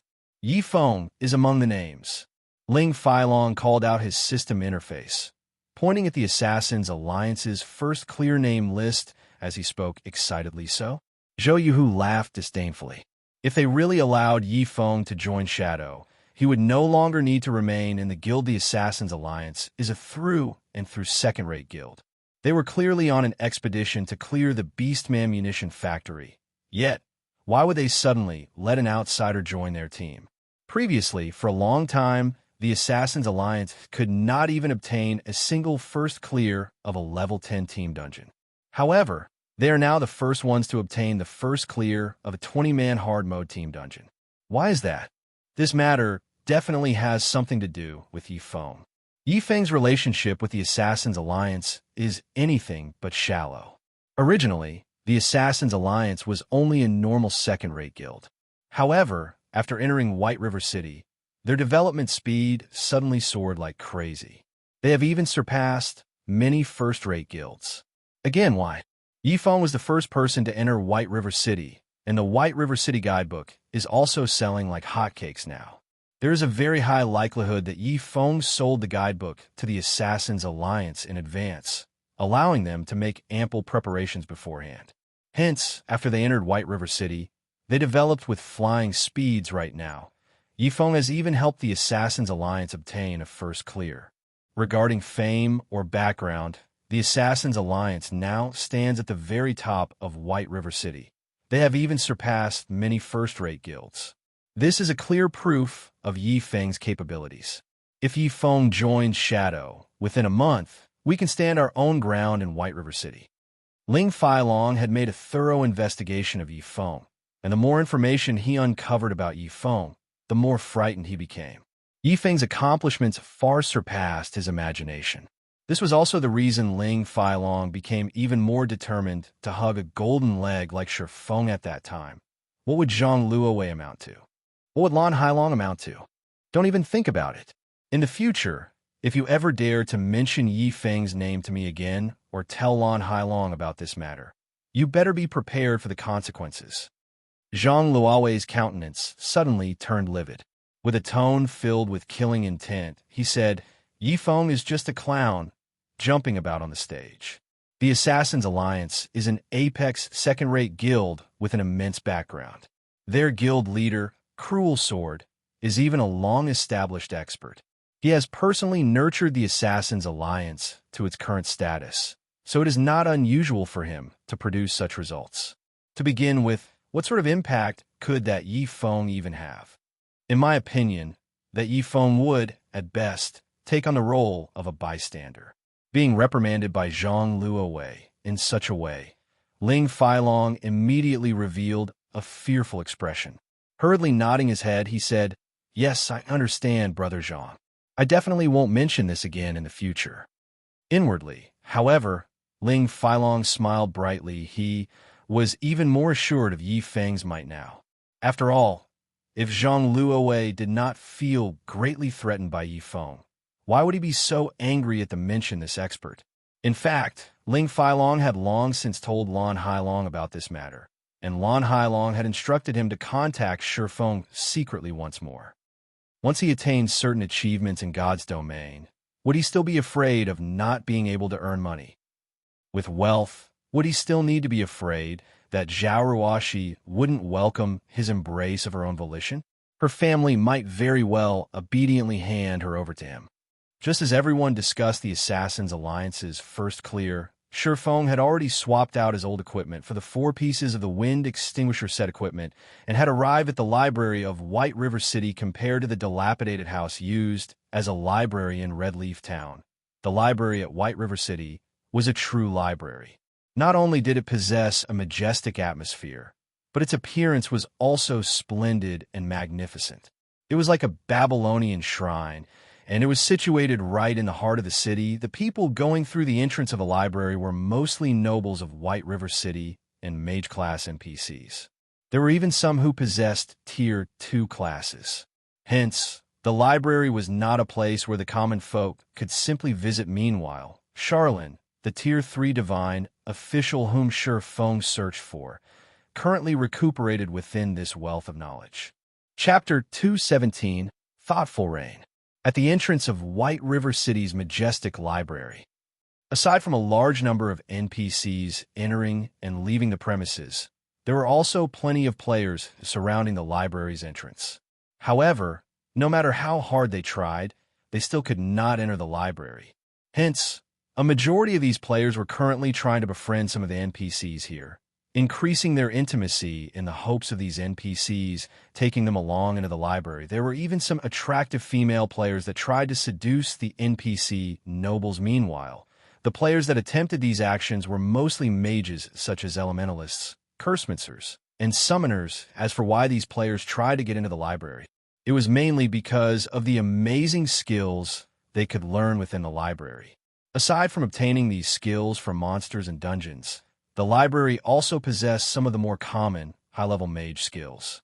As for healers, they would have to visit the Light Temple to learn their respective skills. Meanwhile, all melee classes could learn new skills from their respective class instructors in the Apocalypse Temple. These players had read about the library in the White River City Guidebook by Shi Feng. Hence, they had all come here to obtain new skills. After all, compared to upgrading their weapons and equipment, it was much easier to upgrade their arsenal of skills. As long as players could learn some of these high-level skills, their overall prowess would massively improve. However, learning a skill was very expensive. Players also needed to do a series of quests and waste precious time to obtain a skill. Hence, Shi Feng never thought of obtaining his skills through such means. After all, the skills he had learned so far were not any weaker than those high-level class-specific skills. So, he naturally would not waste time trying to obtain them. Seeing Shi Feng walking towards the library's entrance, the spectating players by the sidelines revealed sneers on their faces. Look, another new guy is trying to enter. How many players has that been already? Let's watch the guard kick him out. Most of these players had suffered a loss at the hands of the gatekeeper. As none of them possessed an entry pass, the guards had chased them all away. There were also some players who tried to cause a scene after being refused entry. However, these players were either jailed or sent flying away with a kick. Just as Shi Feng was about to walk towards the tightly shut large steel doors, a female elementalist pulled on Shi Feng. Stopping him, the guards here will kick out any player without an entry pass. It is best if you do not try to approach them. The female player warned Shi Feng. Shi Feng already knew this. However, since the other party had approached him with kind intentions, Shi Feng turned his head and looked at the female player that had stopped him. Immediately, Shi Feng discovered that the female player who stopped him was very beautiful. Amongst all the female elementalists he knew, only the flame, witch, Zhao Yuru, might trump this girl's beauty. Moreover, the equipment on this girl fully comprised of mysterious iron equipment. Although her weapons and equipment were all below level 10, they were still extremely valuable. As the girl before him was an independent player, it was much more difficult for her to obtain such equipment compared to a member of a guild. However, for some unknown reason, Shi Feng felt a sense of familiarity when he looked at this female player. Yet, he could not recall when he had met her before. He then used observing eyes and took a look at this girl's name. Thoughtful Rain. Shi Feng had no recollection of this ID, and he was very sure that there was no female expert in his previous life with such a name. Since she was not a female expert, why did he feel a sense of familiarity with her? Shi Feng shook his head. There was no point thinking about it if he couldn't remember. It might just be a misconception due to his reincarnation. Thanks, Shi Feng said. Thoughtful Rain faintly smiled. She thought that, since Shi Feng had shown his appreciation, he must have a kind personality, unlike others who would reply to goodwill with malice. Hence, she pointed towards the group of players a short distance away that was currently surrounding a few NPC nobles, softly saying, "Your attitude isn't so bad after all. If you wish to enter the library, It is best if you obtain an entry pass first. You can also try to befriend one of those NPC nobles. They possess some entry passes. Miss Rain, are you trying to enter the library as well? Sure, Feng asked him, but those NPC nobles are simply too vile. So, I was just about to leave in search of an entry pass somewhere else. Thoughtful Rain nodded her head. However, when she recalled those fat and oily NPC nobles, an expression of disgust appeared on her face. Since that is the case, why don't you enter the library with me? Sure, Feng asked. He had no ulterior motives in inviting her along. He was simply trying to repay Thoughtful Rain's kind reminder in her. Thoughtful Rain asked in confusion, "Do you have an entry pass?" "No." Sure, Feng shook his head. He then smiled as he explained, "However, I have other methods." "It shouldn't be possible, right? The guards here will only allow those with an entry pass or those related to the library to enter." Thoughtful Rain revealed an unconvinced expression, as if saying, "You're tricking me." Sure, Feng merely smiled at her reaction, not bothering to explain. He then walked towards the large metal doors.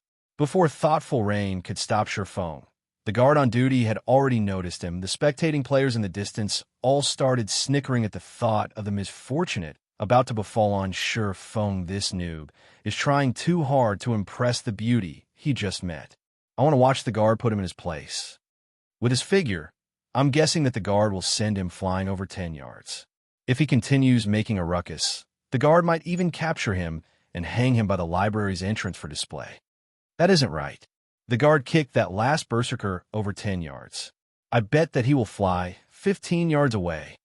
Just as everyone wore mocking smiles, the guard moved forward and blocked Sure Feng's path halt. The powerful and mighty guard at the entrance suddenly blocked Sure Feng with his spear. He then coldly said, "You will need to present your pass if you wish to enter the library. I'm a demon hunter. Will that do?" Sure Feng swapped out his Might of 1,000 title for the Demon Hunter title, asking, "So, it is Lord Demon Hunter. Please pardon my rudeness."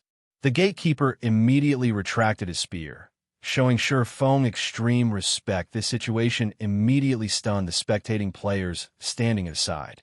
Their mouths gaped as the scene left them speechless. Even after they tried countless methods to obtain an entry pass from the NPC nobles, they still failed. Yet, the noob before them had actually made the gatekeeper kneel before him in respect just by uttering a single sentence. Could this be the rumored secret signal? Or was it the entry password? Sure Feng nodded towards the guard. He then pointed at Thoughtful Rain, saying, "She is a friend of mine. However, she does not possess an entry pass. I wonder if she can enter with me? I can be her guarantor." Of course, since she is a friend of the Lord Demon Hunter, she is naturally allowed to enter. The guard took a look at Thoughtful Rain, immediately noticing that she was an exquisite beauty. He then returned his gaze to Sure Feng, an understanding look on his face as he hurriedly said, "In addition, here is a library member's emblem. This will allow Lord Demon Hunter's friend to enter the library freely in the future." Saying so, the guard respectfully passed the library member's emblem to Sure Feng. Sure Feng was slightly stunned. God's domain had only undergone one evolution as of this moment. He never thought that these NPC guards would be so intelligent already, though he felt slightly shocked. He had no hesitation when accepting the library member's emblem from the guard. An entry pass could only provide a single entry into the library for players. However, one could not complete the process of learning a new skill with a single trip. Meanwhile, there was no limit to the number of uses for the library member's emblem. Players could enter the library without any restrictions if they possessed this emblem. Originally, obtaining the library member's emblem for a friend was a special right reserved for nobles in White River City. Sure Feng did not think that even a demon hunter would have such rights. "Miss Rain, please hold on to this library member's emblem properly.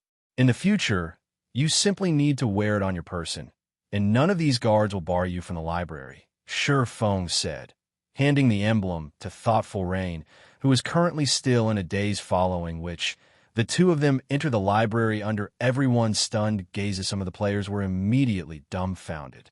A few female players also revealed their envy as they watched Thoughtful Rain at this moment. The players who had previously mocked Sure Feng ran up to the library's entrance halt. The gatekeeper blocked all the players, coldly saying, "You will need to present your pass if you wish to enter the library." "I'm a demon hunter." "Will that do?" These players repeated Shi Feng's words, inwardly praising themselves for their clever minds. How brave. "You actually dare to impersonate the Lord Demon Hunter?" When the guard swept a glance over these players, he failed to discover any of them in possession of the Demon Hunter title. Immediately, the guard flared with anger. In the end, all these smart people ended up in tragedy. Chapter 218, Starstreak Trading Firm. After Shi Feng and Thoughtful Rain entered the library, Thoughtful Rain's eyes flashed with a hint of shock when she saw the spectacular scene inside the library. The interior of the library was like something from a fantasy world. Countless documents and materials were displayed all around the library, and a massive, transparent crystal globe occupied the center. This crystal globe was like a supercomputer. One could search for any information available pertaining to the Star Moon Kingdom. Meanwhile, numerous open-air meditation rooms made of magic crystals decorated the surroundings of the crystal globe. Inside these meditation rooms, players could either research new spells or practice using their current spells normally. Only Tier 3 and above mage classes would research new spells. The players at this stage of the game had yet to possess a deep understanding of magic, so researching new spells was out of the question for them. Moreover, the spells that players currently used were only entry-level spells. However, along with the increase in their levels, the spells they used would also grow more complex. If they did not possess a specific degree of understanding of magic, they could stop dreaming of casting any high-tier spells. As a result, many mages in God's domain had given up on their adventuring career, switching to a lifestyle class instead. In fact, magic wasn't the only thing that had stringent requirements for players. It was the same for battle techniques. The more powerful a battle technique was, the higher its requirement would be of a player's control over their body. As a result, this requirement had created a gap in strength between the players of God's domain. It was one of the reasons that some players could advance to a Tier 5 class, while some failed even to reach Tier 3, although it would be of some help if players increased their levels and attributes. Such factors would make little difference the further players advanced in God's domain. This was also the reason why God-tier powerhouses were so rare. Thus, Shi Feng continuously trained his body day in and day out, in addition to spending a large number of credits to purchase nutrient fluids to improve his body's physique. It was all meant to improve his brain's potential and performance. Only by developing his brain's potential could he master his body in the game and obtain extraordinary battle prowess. He could then advance to a Tier 5 class and take the challenge to advance to the Tier 6 godhood, reaching the pinnacle of God's domain. Let's part ways here. I still need to look for someone. If you want to learn high-level skills, the Tier 2 instructor over there can help you. Shi Feng pointed toward the mage in white robes, standing by the large crystal globe. "Thank you." Thoughtful Rain appeared slightly embarrassed as she expressed her gratitude. Originally, she had intended to help Shi Feng. Never would she have imagined that she would be the one who received help instead. She then said, "Seeing as you are so familiar with this place, are you perhaps a professional player?" "I guess you can put it that way." Shi Feng nodded. "Let's add each other as friends then." "I don't normally play games, so I usually buy my game equipment from others. In the future, if I am looking to purchase equipment or do a quest, I can also look to you for some help." Thoughtful Rain beamed a smile as she sent Shi Feng a friend request. "That's fine, but if you need help with a quest, it would be best if you contact me about it in advance." Shi Feng accepted the friend request. He did not think that, by coming here to do a quest, he would actually meet a potential female customer when his workshop started its operations in the future. Aside from raiding dungeons to obtain equipment, they would also need to look for tycoons and various corporations for sponsorship.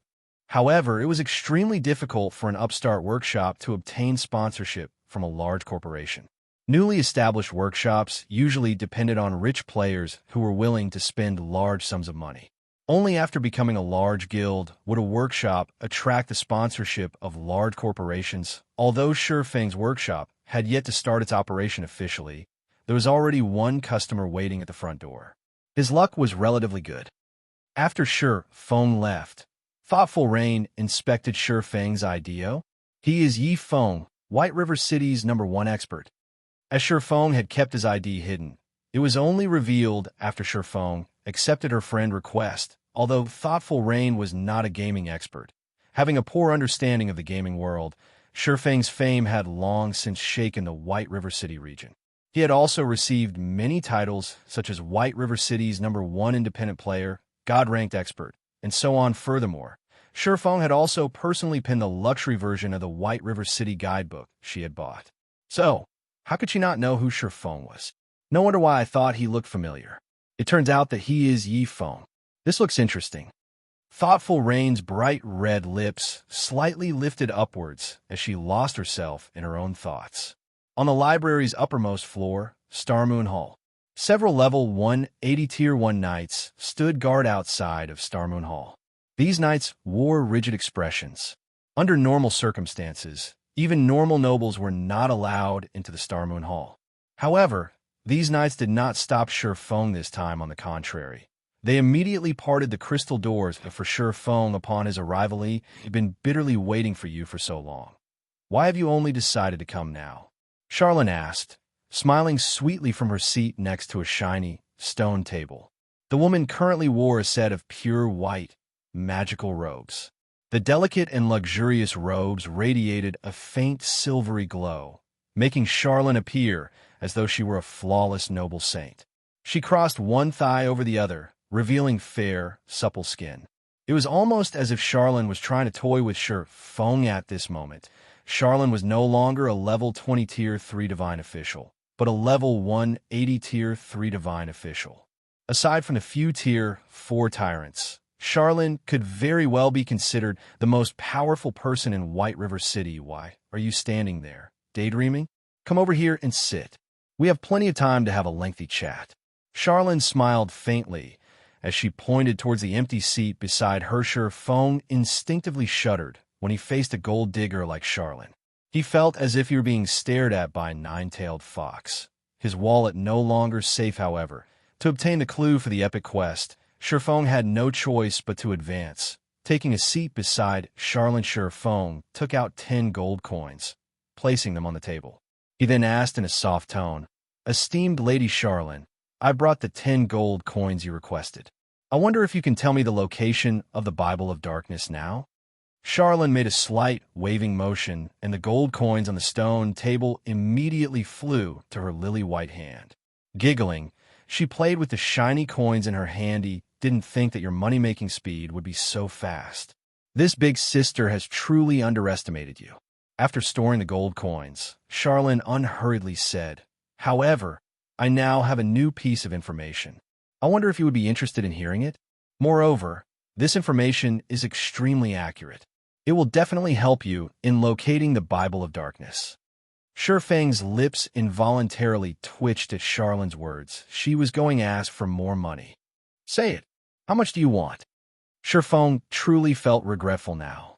Due to the successful sales of hard stones, Shifeng now had over 70 gold coins on his person. If he had known something like this would happen, he would have stored all his money in the bank before coming to the library. However, there was also another possibility. Only when players possessed a certain amount of money could they trigger the revelation of new information. If so, without a doubt, Shifeng had reached this goal. Not much. An additional 40 gold coins would be enough. Of course, you can choose not to listen to this new information. I'm not trying to belittle you, but with your current strength, it is impossible for you to locate the Bible of Darkness by relying on the old clue. Are you sure you don't want to know this new clue? Charlene blinked her eyes at Shifeng, her body radiating a holy aura. Those affected by this aura would find it hard to refuse Charlene's request. A total of 50 gold coins at this moment. Shifeng wanted to shout, "Why don't you just rob me and be done with it?" However, Shifeng endured it. As long as he could obtain the reward for the epic quest, spending 50 gold coins was nothing in comparison. Here is 40 gold coins. Shifeng ground his teeth as he placed another 40 gold coins on the stone table, forming a small gold mountain. Charlene's eyes shone as she saw the small mountain of gold. After snagging the gold coins, she unhurriedly took out a letter and handed it to Shifeng. She then said, This is a contract for White River City's Starstreak trading firm. As long as you bring this contract to President Henry, he will tell you how to reach the Dark Denver. Chapter 219, Background. Starstreak trading firm? Shurfeng was slightly confused by Charlin's words. After all, this was the second phase of an epic quest. Yet, Charlin did not send him on a dangerous mission, but simply to find a person instead. The difficulty of this task was simply inconceivable. Could money really make the devil turn millstones for you? Can spending money reduce the difficulty of a quest? Shurfeng wondered, giving the situation some thought. It wasn't exactly impossible right now. A first-rate guild's daily liquid funds only amounted to 6 to 7 gold coins at best. Even if Fantasy Extinguisher had the full support of the first-rate guild, the Fantasy Shrine, it would have been impossible for him to gather 50 gold coins. Even if the Fantasy Shrine possessed 50 gold coins, they would not simply allow Fantasy Extinguisher to spend it. After all, a large guild could make major improvements to itself with 50 gold coins. If Shurfeng had not received a daily income of over 100 gold coins from selling the hardstones, he would not pay 50 gold coins, even if it killed him according to the main god system's principle of equal value exchange. There was a very high possibility that he could reduce the difficulty of the epic quest by paying 50 gold coins. In any case, Shurfeng did not lack money right now. After all, he had a daily income of over 100 gold. His earnings could rival the total sum of all the famous guilds' liquid funds in White River City. It was not an exaggeration to say that his personal wealth could rival an entire city. Yes, if he could reduce the difficulty of an epic quest by paying some money, he would definitely do so. If he had known about this earlier, he would have waited a few more days before coming to meet Charlin. If he gathered 500 or 600 gold coins, he might be able to go to the Dark Den immediately to complete the quest. He would save plenty of time and trouble. Thank you, Lady Charlin. Shurfeng respectfully received the contract. I have faith in you. Don't make me wait too long.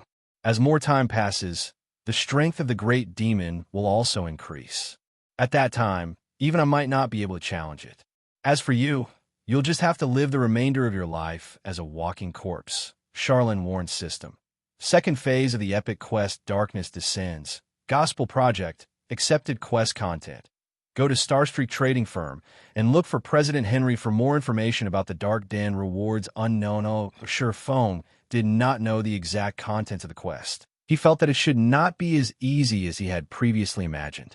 After all, he was only meeting Henry to learn more information and not heading directly to the Dark Den. Starstreak Trading Firm was very famous throughout White River City. The range of operation of the Starstreak Trading Firm was not limited to White River City alone.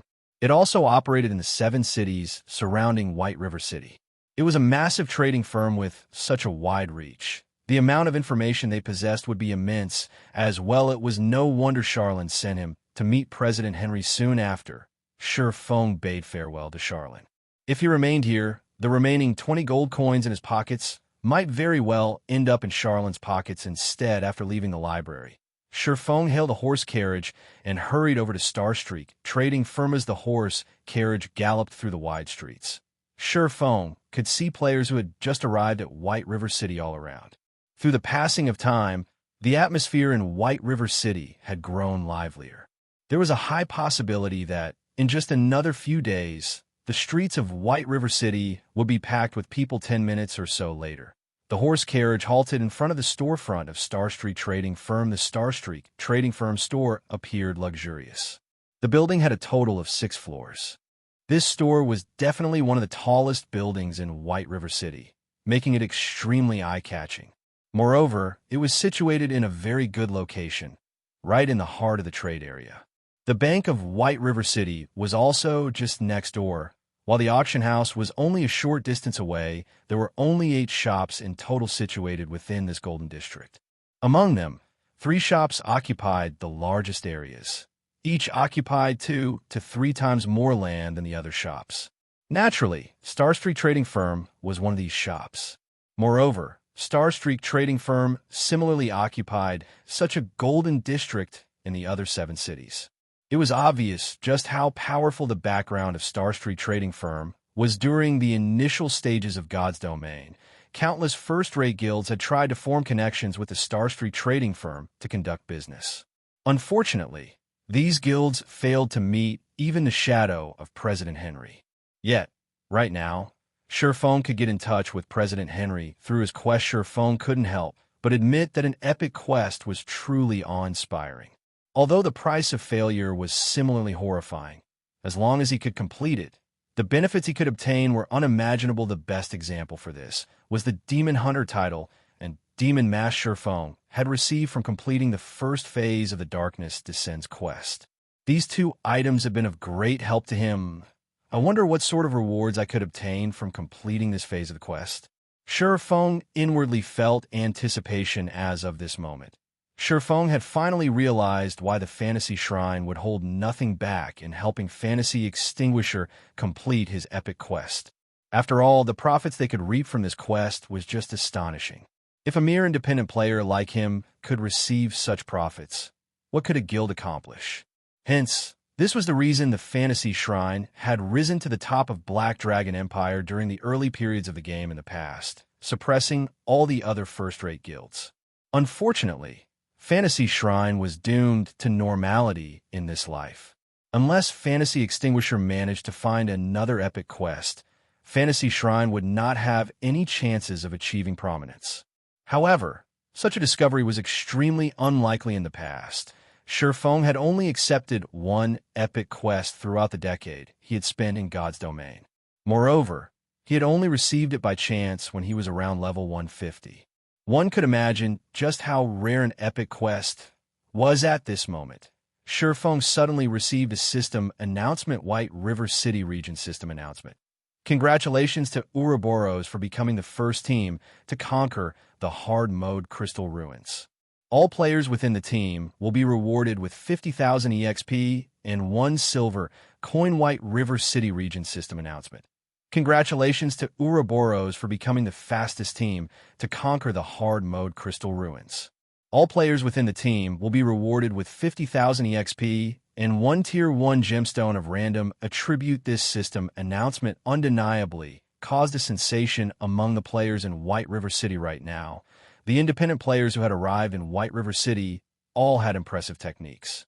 Meanwhile, a large majority of them were unwilling to join a small guild. They all wished to join a large, top-tier guild. However, these independent players would not determine a guild's strength solely through the fame of the guild. After all, every time a guild started out in a new virtual reality game, they had to start from the very bottom. Moreover, there would always be some nameless guild suddenly rising in the ranks, becoming the tyrant of this new virtual reality game. Similarly, there's also plenty of well-known guilds that had vanished without a trace. Hence, players would usually determine a guild's strength through their dungeon raiding capabilities. This situation also caused the system announcements to be extraordinarily important to guilds, as this was the basis of reference for independent players. In fact, the players who had previously intended to join the Assassin's Alliance had all changed their minds to join Ouroboros instead. After all, not only was Ouroboros a first-rate guild, but they had also obtained the first clear of a Hell Mode dungeon. Regarding wealth, influence, or strength, Ouroboros was far more powerful than the Assassin's Alliance. Even an idiot knew which guild to choose. This was the difference in backgrounds. As expected of Gentle Snow, her speed is astonishing. I've only just recently helped the Assassin's Alliance obtain the first clear of a 20-man hard mode team dungeon. Yet, in the blink of an eye, she too has obtained one already. If she had not suddenly stopped playing God's Domain, she might have turned Ouroboros into a super guild in the past. Surefong inwardly exclaimed how great would it be if he could recruit Gentle Snow into his own guild? If Surefong incorporated the Cleric God, Violet Cloud, the Tyrant Bear, Cola, the Skillful Fire Dance, and his own past experiences into his own guild, they would have no trouble becoming a first-rate guild or even a super guild. In the future, thinking up to this point, Surefong suddenly felt that he really needed to upgrade his team's strength. After all, a guild couldn't rely on a handful of Apex experts for support. They needed a stronger backbone. The best-case scenario for Surefong right now was to recruit some of the future powerhouses who were still obscure existences right now. However, the guild he established by himself did not possess a deep background or great fame. These experts were no fools. If Shifeng tried to recruit them, they might not even consider the option before rejecting him. Hence, the foremost thing Shifeng needed to do was to establish a guild with a strong background and limitless potential. Only by doing so could he attract those nameless experts. Chapter 220, Tier 4 Magic Scroll. First floor reception hall of Starstreak Trading Firm. The Starstreak Trading Firm store was different from normal stores. As it specialized in big businesses across cities, it had its own specialized reception room set up in the building. At the same time, there was also a sales area located on the first floor of the building. The sales area sold various merchandise such as clothing, weapons, equipment, potions, alchemy products, magic scrolls, and much more. This place was just like a supermarket. In reality, a trading firm was different from the auction house. As the auction house charged players exorbitant processing fees, the items sold there were far more expensive than the items sold in normal stores. Earning money in God's domain was no simple task. Hence, rather selling their wares at the auction houses, losing 15% of their profits in the process, a large majority of the players in God's domain would prefer to spend more time selling their wares at trading companies or stores. Esteemed sir, how may I assist you? The beautiful and dignified young lady at the receptionist counter smiled at Shifeng. I wish to meet President Henry. Please tell President Henry that Lady Charlene sent me to speak with him. Shifeng said, please wait for a moment. I will notify the president immediately. The receptionist immediately took out a multicolored communication crystal, transferring Shifeng's information through the crystal after several minutes. Mr. Yifeng, the president is waiting for you in the president's office on the third floor. Thank you. Immediately, Shifeng walked towards the spiral staircase in the distance. When he arrived before the president's office on the third floor, he met two level 150 guards who stood by the office's door. Average players were absolutely not allowed to enter the president's office in the past. Countless guild executives had queued up in front of this office. They had wished to meet with President Henry to discuss matters of renting out the first floor of Starstreak Trading Firm's store for business.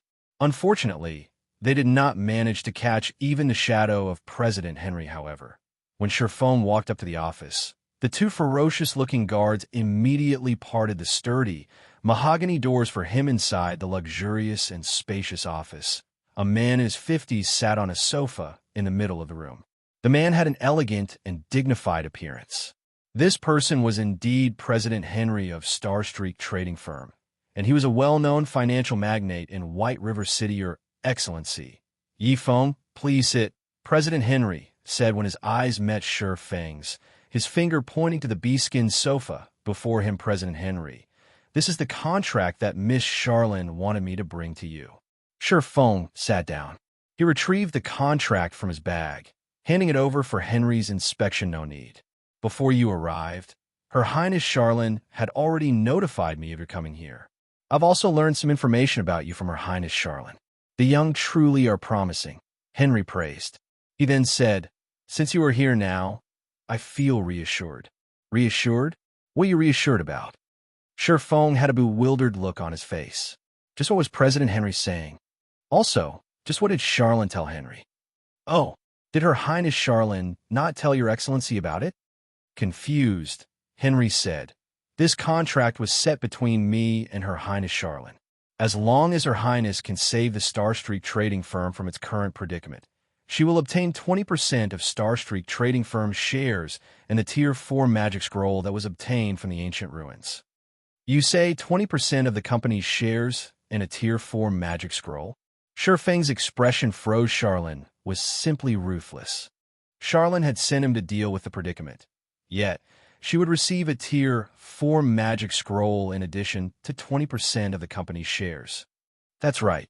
I've already mentioned this to Her Highness. As long as Your Excellency can save us from this predicament, that Tier 4 magic scroll will belong to Your Excellency, Henry said, nodding his head. May I know what kind of magic scroll it is? Shifeng was incredibly curious about the Tier 4 magic scroll. In the past, the most powerful magic scroll Shifeng had seen was only a Tier 4. If he sold the scroll, the minimum price for it would be 500 gold coins. If it were an amazing Tier 4 magic scroll, he could even sell it for over 1,000 gold coins. However, players who obtained a Tier 4 magic scroll were not usually willing to sell it. It is a Tier 4 position teleportation scroll. With it, one can teleport to anywhere they wished within an instant. However, this scroll was made using the technology of an ancient civilization. In our current era, we have no way of replicating such technology. Hence, this scroll is the only one that currently exists in Starmoon Kingdom. It is priceless, Henry said pridefully. This scroll was his most precious treasure. He had always been reluctant to part with it. If it were not for the trading firm facing a great predicament, he would never willingly offer this Tier 4 magic scroll as a remuneration. Hearing Henry saying so, Surpassing came to a realization: if he had the Tier 4 position teleportation scroll, he could teleport directly to the Dark Denver. He would not even have to waste time searching for its exact location. It was no wonder Charlene was so confident in her information. President Henry, I wonder what sort of predicament your trading firm wishes me to solve. Surpassing asked. To be honest, bandits have snatched one of our shipments carrying precious merchandise, costing the trading firm massively. To make up for the loss, our trading firm had to pay a large sum of money as compensation, which in turn resulted in our trading firm facing its current crisis. So, I hope that Your Excellency can help us resolve this predicament. Otherwise, if this problem drags on for another month, our trading firm will have to declare bankruptcy. Henry unhurriedly explained. President Henry, are you telling me to get rid of those bandits and retrieve your stolen merchandise? It would be best if that is possible. Then, which band of bandits stole your merchandise? The Black Scorpion Corps of Black Cloud Ridge, led by Black Scorpion himself. He is a level 180 Tier 3 Shadow Warrior. If you can get rid of him and retrieve our merchandise, I would greatly appreciate it. Hearing the words, Tier 3 Shadow Warrior, Surpassing nearly fell off of his seat. Was President Henry telling him to deal with a Tier 3 NPC? Only players who did not know how to write the word death would accept this request. Not to mention a month, Surpassing would still fail this task, even if he had 2 years to complete it.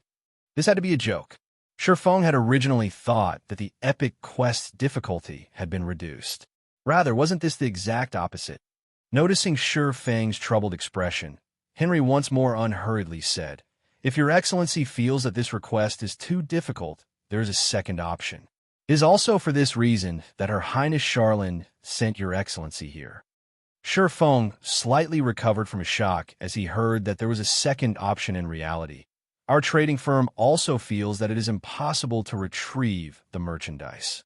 The only possibility for Starstreak trading firm to get through this predicament is for us to collect 30,000 gold coins within a month. Her Highness Charlene has always praised Your Excellency as a business prodigy.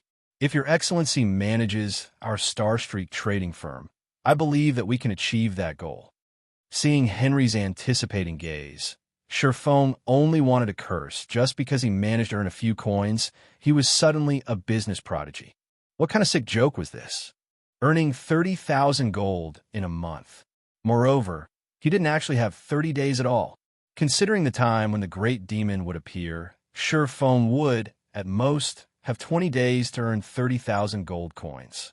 Even if he currently earned 100 gold or so per day, 10 days would only net him 1,000 gold, while 30 days would only net him at 3,000 gold. That was only 1/10 of the required amount. Players were still stuck in the initial stages of God's domain right now, so it was impossible for anyone to make that much money. If one added a week's earnings of every player in the White River City region together, it might equal 30,000 gold. How was he supposed to earn that sort of money? He might as well become a bandit and snatch the money from someone else. No, that's not right. Even if he tried to steal it, there was no way he could get that much money. Before Surpassing could reject the quest, a system notification popped up before him. System. Epic Quest Phase 2, Gospel Project, accepted quest content. You have become the manager of Starstreak Trading Firm. Earn 30,000 gold coins within a month and resolve Starstreak Trading Firm's predicament. Rewards unknown. Chapter 2:21. Astonishing decision. It's not even going to give me a choice. Feng laughed bitterly as he looked at the system notification. Feng did not even have the right to reject an epic quest. Feng was truly confused as to how Fantasy Extinguisher had actually managed to complete this epic quest. In theory, he shouldn't be able to complete the quest even if he sacrificed the entire Fantasy Shrine when converted to credits. 30,000 gold coins was the equivalent of 300 million credits. One could even buy a large company with that kind of money. Moreover, compared to the difficulty of earning 300 million credits, in reality, it was much harder to earn 30,000 gold in God's domain. Naturally, it was impossible for Feng to earn 300 million credits in reality right now. To speak frankly, if he were capable of such a thing, he would have long since done so. Why bother playing God's domain at all? However, it would still be better for him to develop himself in God's domain, as God's domain had more prospects.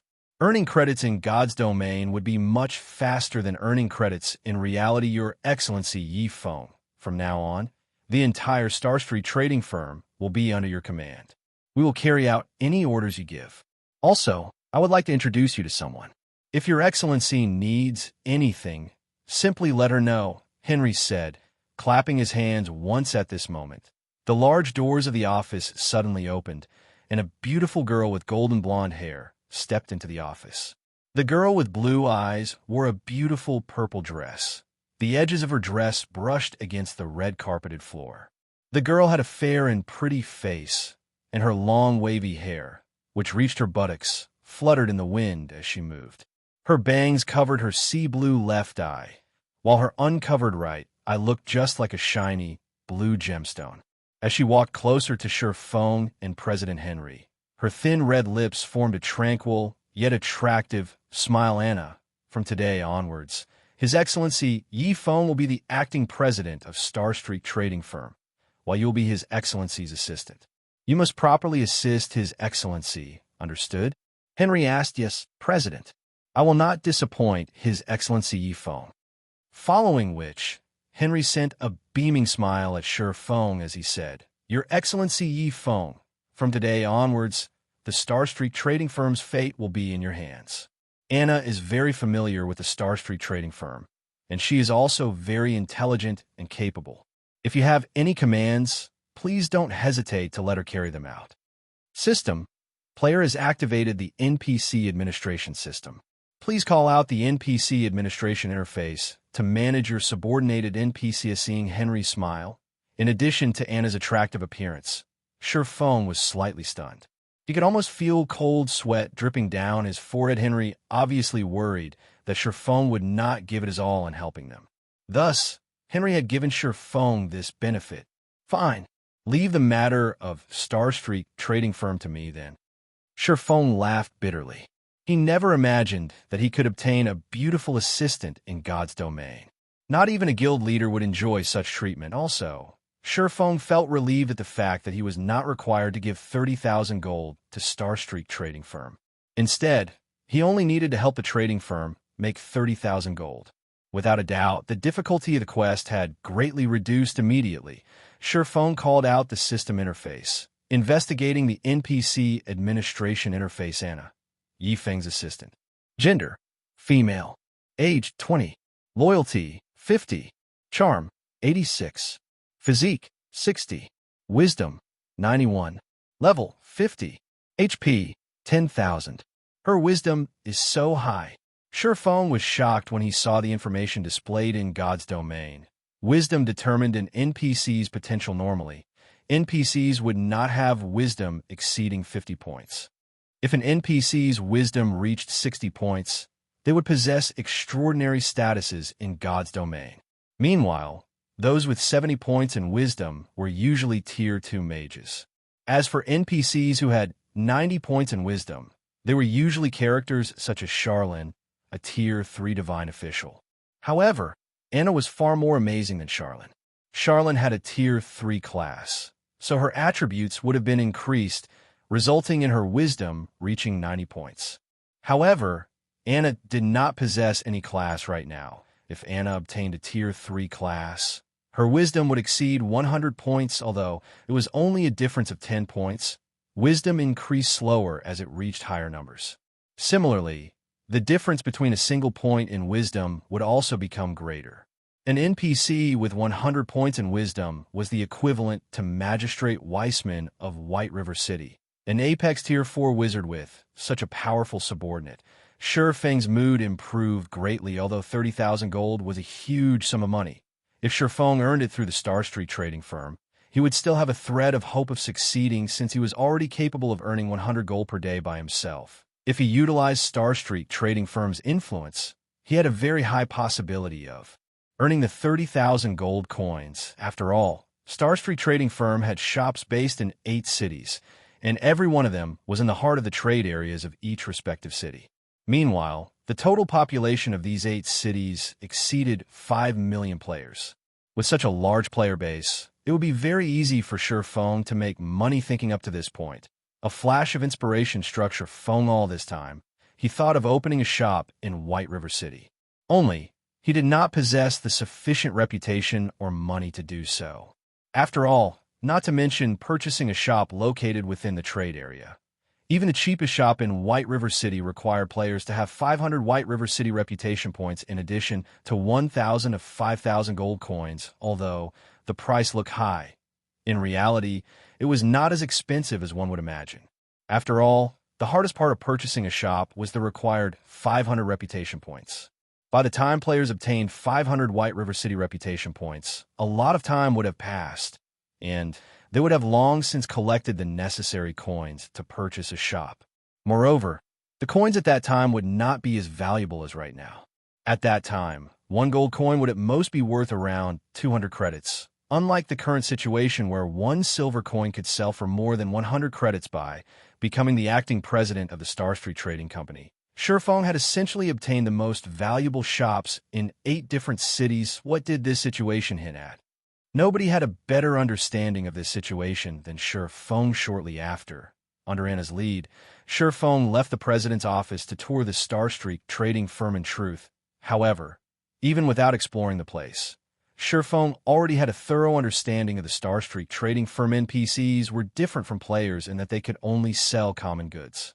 Even the equipment they sold was common rank, and very rarely would there be a bronze ranked item for sale. However, it would be a different story altogether if the store were run by a player on top of everything else. Sure Feng was also the officially acknowledged chief forger of Starmoon Kingdom, just as Anna guided Sure Feng around the Starstreak trading firm.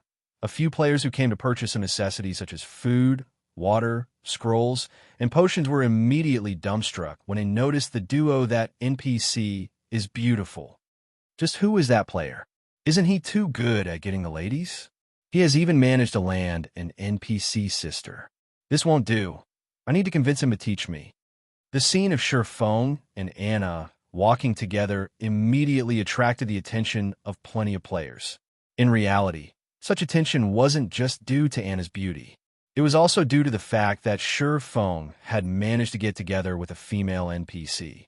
Such a feat was far more stunning than just getting together with a beautiful female player. Countless male players glowered at Sure Feng in envy. Meanwhile, this information spread throughout the forums like a storm, especially the footage of Sure Feng and Anna strolling through the sales area. This footage became a sensation among players, and it allowed them to gain a new perspective on God's domain. Fortunately, Sure Feng had not used his true appearance at that time. Instead, he wore the identity of Black Flame. This should be enough. Sure Feng looked at the surrounding onlookers as he revealed a faint smile. The reason he had asked Anna to come out for a stroll was precisely to attract attention. He then spoke to Anna. I've decided to change the Starstreak trading firm's business model. I wonder if that would be all right? Anna's eyes suddenly widened in surprise. She looked at Sure Feng with a confused expression as she thought, he has just taken the position as the acting president, yet he is already taking such a bold and decisive action. Is this person really a business prodigy? However, Sure Feng was her boss. Moreover, President Henry had already instructed her to listen to Sure Feng. Hence, she nodded her head, saying, if Your Excellency wishes to change the business models, I wonder what Your Excellency needs me to do. Very simple. I wish to hire adventurers to craft items for me, then sell the items they have crafted. So, I need you to get someone to refurbish the 8 shops we own. The first and second floors of the building will be used to sell our wares, while the fourth to sixth floors will be rebuilt as a workspace. Also, get the news out that we are hiring lifestyle players. Whether they are just normal people or adventurers, as long as they reach our standards, we will offer them 30% more than what others are offering. Listening up to this point, Anna grew shocked. This wasn't just a change in the business models. This was practically a change of occupation. Chapter 222, Trump Card. Immediately after Surfong gave his command, Anna started making the necessary preparations. Compared to a normal NPC, Anna was simply too smart. In just a short amount of time, she had already finished carrying out Surfang's request. During the time, Surfong brainstormed on how he was going to utilize the Starstreak trading firm to earn 30,000 gold. The entire Starstreak trading firm had also started its renovation. Following Surfang's request, the first and second floors were outfitted with sales counters. The first floor sold only the commonly used items, while the second floor would sell exquisite and precious items. Meanwhile, the fourth to sixth floors were refurbished into workshops for lifestyle players. Out of those 3 floors, the fourth floor consisted of solely forging rooms, while the fifth floor consisted of potion-making rooms. The sixth floor consisted of workshops for the remaining classes and a warehouse meant for the use of both NPCs and players. Meanwhile, the Starstreak trading firm's renovation had attracted the attention of many players due to the footage of Surfong and Anna from before. Plenty of players had arrived at the trading firm to take a look out of curiosity. Yet, by the time they arrived, they discovered that the Starstreak trading firm was actually undergoing renovations. This situation made all the players grow even more curious. Just what was going on here? Your Excellency Yifeng, the matter you requested has been completed. Does Your Excellency have any other instructions? Anna spoke gently as she walked up to Surfong, a tranquil smile on her face. Good. How many people did you manage to recruit? Surfong asked. From the 8 cities, we've recruited 245 potion makers. Among them, 209 are basic potion makers, 29 are intermediate potion makers, and 7 are advanced potion makers. In addition, we also recruited 228 forgers. Among them, 188 are basic forgers, 31 are intermediate forgers, and 9 are advanced forgers. Anna took out a name list and placed it on the table. That's quite a lot. Surfong was very satisfied as he looked at the number of NPCs on the list. If a first-rate guild's upper management saw such numbers, they would surely be shocked beyond recovery. After all, these were all genuine potion makers and forgers. They were not apprentices. With such a frightening force, one could instantly turn a third-rate guild into a super guild. This was the amazing aspect of the Starstreak trading firm. If it were a player-established store, they could not recruit nearly this many high-level NPCs. The best NPCs they could recruit would only be apprentices. On the other hand, the Starstreak trading firm had easily recruited this many potion makers and forgers. These NPCs were far more capable than player apprentices. The only downside was their slightly lower efficiency, slow improvements, and much lower growth potential. Your Excellency, I feel that it isn't very appropriate to offer such a high salary. Since we are hiring so many people, we will also have to provide an equally large number of materials. We will take a huge loss through this transaction. If we continue down such a path, not to mention a month, the Starstreak trading firm will go bankrupt within 10 days. Anna said worriedly. In order to hire all these people, the Starstreak trading firm had offered 30% more than the market price. The trading firm also had to bear the failures of these crafters. This was simply madness. Moreover, whether it was potions or equipment, neither could earn them a lot of money. The sales of these items were similarly average. Only those master-level characters would earn a lot of money from their craft. Right now, they were simply taking a loss by recruiting so many people. Anna truly could not understand why Surfong would invite all these people to work here. Wouldn't it be better to purchase the finished products from these crafters? That way, their trading firm would not have to suffer any losses. Unfortunately, Anna had no idea just how important these potion makers and forgers were to the current players of God's domain. You don't need to bother with this. The remaining thing we need is to convince the basic potion makers to continuously make the basic recovery potions and basic mana regeneration potions that they are adept at making. As for the intermediate and advanced potion makers, get them to make intermediate recovery potions and intermediate mana regeneration potions. For the forgers, get all of them to make only whetstones. Feng said with a smile there were plenty of NPC potion makers and forgers in God's domain. Meanwhile, only players with their own shops had the right to hire these NPCs. Otherwise, even when players provided the materials, these NPCs would refuse to make anything for these players. However, there was a downside to getting these NPCs to make items. Simply put, they were slow. The number of items they could craft within a day was fixed. As for the advantage, NPCs had a much higher success rate, so they did not waste as many materials as players did. Meanwhile, during the later stages of God's domain, as player-made items grew in abundance, the usefulness of these NPCs would similarly start to wane. Right now, however, these forgers and potion makers were of great use to Feng. It was especially true for the intermediate recovery potion and intermediate mana regeneration potion. These two items were very useful to players, as they could save their lives during a crucial moment, although these two items were common products, and their respective recipes were also available for sale at the Potion Making Association. The players at this stage of the game were simply incapable of crafting them. Meanwhile, these two potions were only available for purchase from hidden NPCs, and only a limited amount was sold each day. They were items that a majority of the players in God's domain had no chance of enjoying if these NPC potion makers crafted these two potions. Their success rate would be more than 70%. The materials needed to make an intermediate potion were only around 30 to 40 copper. Yet, each completed bottle could sell for 5 to 6 silver coins. If Feng deducted the cost of hiring, he would still make a profit of 4 to 5 silver coins. So, why wouldn't he carry out this transaction? Players needed these items the most right now. If the Starstreak trading firm sold these items, they would make a killing. There were also the whetstones. This was an item that all players lacked. Currently, each stack of hardstones sold for 13 silver coins, while a stack of whetstones sold for 40 silver coins. When comparing the success rate of forging apprentices and an official forger, how could the former even hope to win over the latter?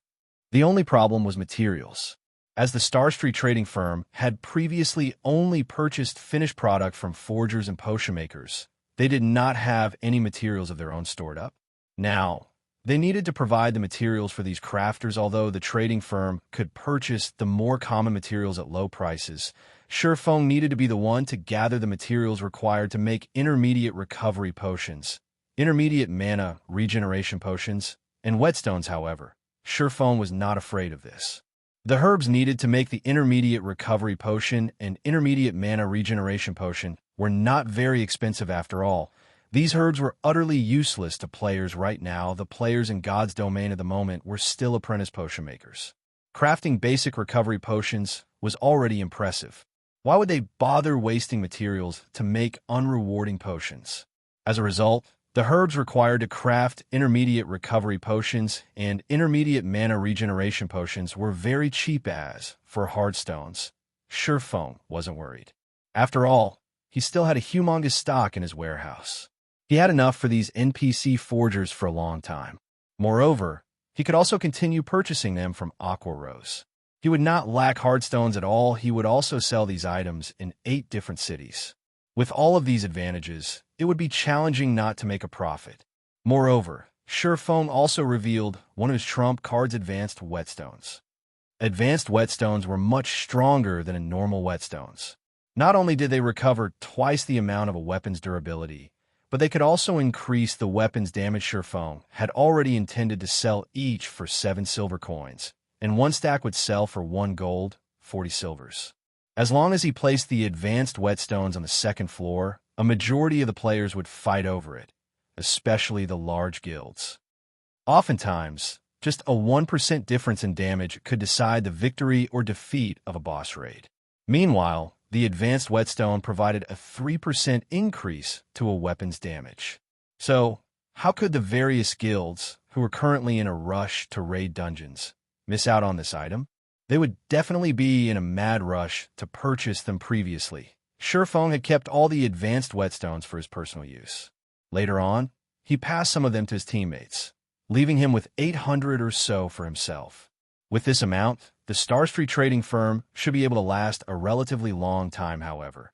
Feng's plans were not limited to this now that he had such a large market available to him. He should fully utilize it, as he would not have a similar chance like this in the future hence. Feng thought up this plan. He intended to fully manipulate the Starstreak trading firm to help him set up his own shop in the future afterwards. Feng left the follow-up work to Anna, while he departed the Starstreak trading firm alone. Chapter 223, Popular Starstreak. Inside a hotel in White River City along with God's Domain's evolution, players understood the importance of rest. If they grinded monsters without rest, not only would their stamina decrease, but their concentration would also fall. Hence, after a day of battle, players would now rest at the hotel, having a drink and chatting with each other. Players discovered that places like restaurants, hotels, and bars allowed them to recover stamina and concentration more quickly. After relaxing for 2 or 3 hours, they would feel refreshed and filled with energy. Did you hear? The Starstreak trading firm seems to be undergoing renovations. I heard that they're going to release new products for sale. Who doesn't know about this? After I made some inquiries, I found out that the Starstreak trading firm has also recruited tons of potion makers and forgers. The trading firm is even hiring lifestyle players right now. However, no players have dared apply for a position yet, thinking that it wouldn't be a reliable job. I wonder what sort of new items they're going to sell. Aside from the common usage items, what else could an NPC-owned store sell? They can't possibly offer bronze equipment or rare potions, right? That sounds about right. While the players in the hotel conversed, a male player suddenly pushed open the saloon doors, panting big news. Starstreak trading firm has finished its renovations and has officially opened for business. The panting ranger exclaimed to his companions, loudly, "Why are you making a fuss? Aren't they just reopening their business? We don't lack basic potions or common equipment right now, so we don't need to replenish our stock." As the leader of the party, the shield warrior rolled his eyes as he watched this embarrassing companion of his. Others would make fun of them for the ranger's unsightly appearance indeed.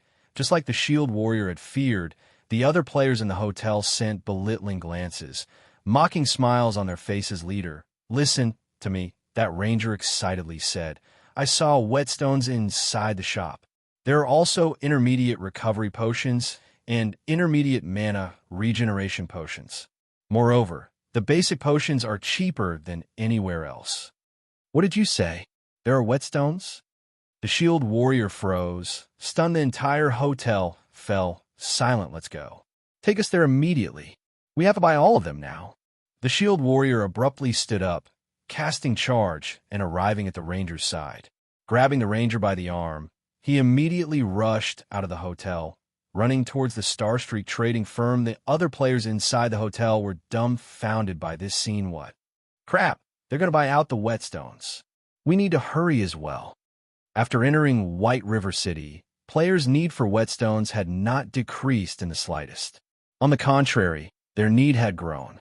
It was especially true when they faced high-level monsters, as the durability of their weapons reduced at a much faster rate. As a result, the popularity of whetstones had exploded.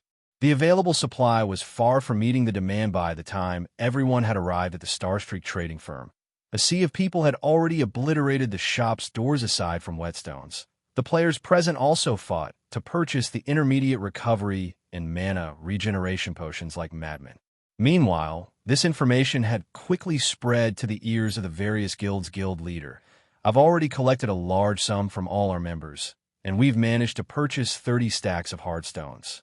This amount should be enough to last us a long time." Stabbing Heart spoke through the system communicator. "Good. The moment the money-making team sends over the latest batch of gold coins, immediately return all the money we borrowed from our members," Cruel Sword excitedly said. Aside from the Assassins Alliance, other guilds also frantically gathered funds. "Snow, just what is happening at that Starstreak trading firm? Why would they suddenly start selling these items?" Zhao Yuru wrinkled her crescent brows when she looked at the latest news that she had just received. She then said helplessly, "We've already spent a lot of money to purchase our previous stock of hardstones. We don't have any money to purchase any more right now. I've heard that the Starstreak trading firm is also selling limited edition advanced whetstones right now. Rumor has it the advanced whetstones effects are at least double that of normal whetstones. In addition, it also provides a 3% damage buff. Although it is slightly more expensive, costing 7 silver coins per piece, we would have a much easier time raiding the dungeon bosses with them. Gentle Snow shook her head, a helpless expression appearing on her beautiful face as she said, "Under normal circumstances, NPCs would never sell these items. However, there is something strange going on. A player has created a connection with the Starstreak trading firm. I'm just wondering who could possibly achieve such a feat also, who would possess enough funding to supply so many whetstones and intermediate potions. This is simply unbelievable. Send someone to investigate this matter immediately." Recently, she had managed to raise 20 gold coins and had purchased hardstones with that money. Yet the Starstreak trading firm now sold whetstones. She had not received any information before this incident, causing her to suffer disaster currently. The issue of weapon durability had caused a roadblock in their dungeon raiding progress. Everything would be too late by the time their guild's forgers managed to turn those hard stones into whetstones. Other guilds would have long since surpassed them. They needed to obtain the whetstones right this instant, especially the advanced whetstones. Meanwhile, inside an intermediate forging room in the Forging Association, Surefeng currently crafted advanced whetstones. He did so to increase his forging proficiency and earn money. The present market was not the same as before. With the Starstreak trading firm around, he could now sell the advanced whetstones he made in 8 cities. Although the advanced whetstones were somewhat expensive, players from the 8 cities would still buy them. Even if Surefeng forged advanced whetstones 24 hours a day, he still wouldn't meet the demand of the 8 cities currently. Gold coins poured into the Starstreak trading firm's accounts with every passing moment. Surefeng did not even dare open the money system notification. Only 1 short hour had passed since Starstreak trading firm reopened, yet already it had earned over 300 gold coins. However, this was only the beginning. Things would become more exciting later on. Aside from making money, Surefeng's goal in making advanced whetstones was to upgrade himself to an advanced forging apprentice. If he became an advanced forging apprentice, he could learn the advanced book of magic he had obtained from Stonehammer Town previously. He only had White River City as the sole market for his wares. Now, however, he had 8 markets. He also did not need to foot any of the high processing fees, so he could not waste this chance. Surefeng intended to gain an impressive reputation and prestige among the 8 cities. However, the advanced whetstones alone were not enough to achieve this result. Moreover, advanced whetstones could not increase his reputation, as these things did not carry his personal mark. Only the Starstreak trading firm would gain reputation from these advanced whetstones. Most importantly, after everyone had a taste of the benefits of the advanced whetstones, they would fervently investigate how they could obtain the recipe. After all, the recipe for the advanced whetstone was not unique. Players could obtain them from multiple team dungeons. By the time Surefeng opened his own shop, he would no longer possess the advantage he had right now. Thus, he needed to become an advanced forging apprentice and learn the advanced book of magic, creating the one and only mana armor kit. Once he thoroughly spread the Black Flame Forger's reputation with the mana armor kits that only he could create, tons of players would search him out. Chapter 224, Runic Gold.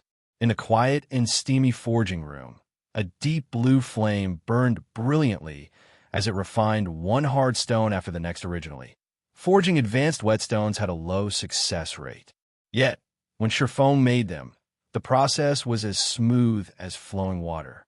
Whether regarding production speed or quality, both were equally amazing, and one couldn't help but give praise when witnessing this scene. Although the repetitive task was slightly cumbersome, when Surefeng's thoughts wandered to the fact that each advanced whetstone could sell for 7 silver coins, endless motivation flowed into him. After 3 hours had passed since Surefeng started this laborious work, he had made 180 advanced whetstones. His speed could practically rival the efficiency of 3 or 4 forgers combined. Also, without noticing it, Shifeng had also recovered his previously lost level, returning from level 14 to level 15. His current leveling speed was far more efficient than grinding normal monsters, having decided to take a short rest. Shifeng examined his current forging proficiency. It was already at 1,253 points right now. He needed 3,000 proficiency points to be promoted from an intermediate forging apprentice to an advanced forging apprentice. As long as he continued to work hard for 2 or 3 more days, he could become an advanced forging apprentice. If other players knew of Shifeng's promotion speed, they might become stupefied. After all, throughout the entire White River City region, aside from Shifeng, there was not a single intermediate forging apprentice to be found. Shifeng's forging promotion speed was monstrously fast based on this speed. If I focus solely on forging, I can become an advanced forging apprentice in 2 days, just in time for the next transaction with Aqua Rose. I can rake in another large sum of money from Aqua Rose. Shifeng made a rough estimation. Growing excited, he greatly profited every time he met with Aqua Rose. If he could make another large sum this time, he would have mostly dealt with the matter of setting up his workshop. Later on, he only needed to think of a way to recruit a large number of players that could serve as the backbone of the guild in the future. If he wished to establish a guild with tens of thousands of members, he needed at least several hundred players to serve as the backbone of the guild. Otherwise, he could not manage so many players properly. Hence, Shifeng had decisively bought the office building to establish his workshop. It would save him the trouble of having to move to a new workshop in the future, limiting such issues related to the guild's development. HM? Gentle Snow? When Shifeng heard the ringtone for his communicator, he discovered the caller was Gentle Snow. However, she was not looking for Yifeng, but Black Flame instead. It just so happened that Shifeng had reasons to look for Gentle Snow as well. Previously, he had intended to use the ID of Black Flame to establish the Lifestyle Guild, the Horizon Alliance. However, he never found a chance to do so now. A chance had arrived currently. He was temporarily in charge of the Starstreak trading firm, which possessed shops in 8 different cities. Moreover, these shops were all located in the heart of each city. Regarding materials, workplace, or a place to sell items, Shifeng now had everything a lifestyle player would need in his possession. If he factored in Gentle Snow's advertising, establishing the Horizon Alliance was practically a done deal. If Horizon Alliance successfully developed, it would be worth a gold mine. He could obtain both funding and materials through this lifestyle guild at that time. Shifeng would not have to worry about Zero Wing's development. Black Flame, are you interested in making a deal? Gentle Snow immediately asked without any greeting. A deal? I wonder what sort of deal Miss Snow wishes to make. Shifeng asked, curious. I know that you're related to the matter of the Starstreak trading firm, so I wish to purchase some whetstones from you, especially the advanced whetstones. I'll pay credits, and I'll buy as many as you have right now. Gentle Snow said so. You desire the whetstones. This should be simple. However, I need gold coins far more than credits right now. If Miss Snow has a lot of them, I can definitely sell you my entire stock. Shifeng did not refute Gentle Snow's claim. After all, it was not strange that she had discovered his relation to the Starstreak trading firm previously. He had used the appearance of Black Flame to stroll through the trading firm with Anna openly. Moreover, many players had recorded a video of that scene. Since Gentle Snow had seen Black Flame before, she could easily figure out the relationship between him and the Starstreak trading firm. As long as she saw one of those videos, I'll pay you 3 times of the market price via credits. Gentle Snow did not want the other guilds to catch up to them. Hence, she did not mind spending some extra credits. Miss Snow, there is no need to continue. You and I both know how important gold coins are right now. If you do not have the sincerity to conduct this trade, let us just forget it altogether. I'm sincere about this deal. However, I've recently purchased a large batch of hardstones, so I don't have any excess gold coins at the moment. How about 5 times the market price? Gentle Snow felt helpless right now. Black Flame certainly had a powerful backer supporting him, so he might not value credits as much as gold coins. However, she truly had nothing she could use to trade. She only had credits. Let's just forget about the credits. Don't you have a lot of hardstones right now? Shifeng revealed a faint, bitter smile. If he were not required to earn 30,000 gold coins within 20 days, he would have definitely agreed to 5 times the market price. However, gold coins were much more important to him right now. This matter affected his own future development, so he could not compromise. Hence, he suggested, "Let's exchange using hardstones, then." "Exchange?" Gentle Snow's beautiful face froze. Stunned, she asked, "What will the ratio of exchange be?" "That will depend on you. For the normal whetstones, it will be a 1 to 4 ratio. As for the advanced whetstones, I require a 1 to 9 ratio," Feng stated calmly. "Fine. However, I want only advanced whetstones. Moreover, I want to conduct the trade immediately." After giving the matter some thought, Gentle Snow felt that this exchange seemed reasonable. However, Gentle Snow inwardly cursed at Feng for being too hateful. It is as expected of the chief forger of Starmoon Kingdom if she allowed the forgers in her guild to make whetstones right now. They could produce 1 whetstone with every 4 or 5 hardstones.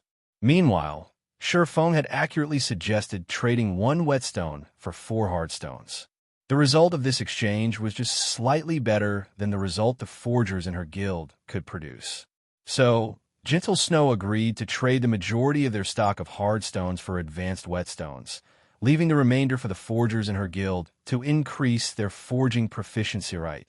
Then, look for an NPC named Anna once you arrive at the Starstreak trading firm. She will conduct the exchange immediately, Feng instructed, chuckling. Soon after, Feng disconnected the call. Resuming his production of advanced whetstone, Feng's trade with Gentle Snow was only a small interlude. After Gentle Snow had exchanged 4 stacks of advanced whetstones with Anna, under Feng's instructions, Anna made the exchange mechanism open to the public. The exchange ratio was the same as he previously mentioned to Gentle Snow. As a result, many players who lacked the money to purchase whetstones started frantically exchanging their hardstones. They no longer needed forging apprentices to rip them off with this. Not only could the Starstreak trading firm deal with its material supply issue, but it could also make a profit from this exchange. This scene caused many lifestyle players to have second thoughts about applying to work at the trading firm. 2 days later. System, congratulations. You are the first player to be promoted to an advanced forging apprentice. Obtain 200,000 EXP. Rewarding 5 Runic gold, finally. Still, the system is really generous this time. To think it would even give me a rare item like Runic gold. Feng involuntarily smiled when he saw the system rewards Runic gold could increase the forging success rate of an item by 10%. Simultaneously, it would have a chance to upgrade the rank of the forged item by 1. Unlike Runic Steel, which could only upgrade an item's quality to a maximum of fine gold rank, Runic Gold could increase an item's quality up to dark gold rank. However, Feng's joy focused on the promotion to an advanced forging apprentice ever since his forging proficiency had reached 2,000 points. The advanced whetstones no longer rewarded 1 proficiency point 100% of the time. They only had a 70% chance to reward a proficiency point. Meanwhile, after he reached 2,500 points, there was only a 40% chance of obtaining 1 proficiency point, while at 2,800 points, that chance further decreased to 20%.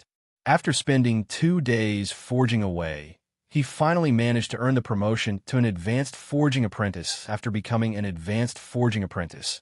Feng immediately retrieved the advanced book of magic from his bag, choosing to learn it without hesitation.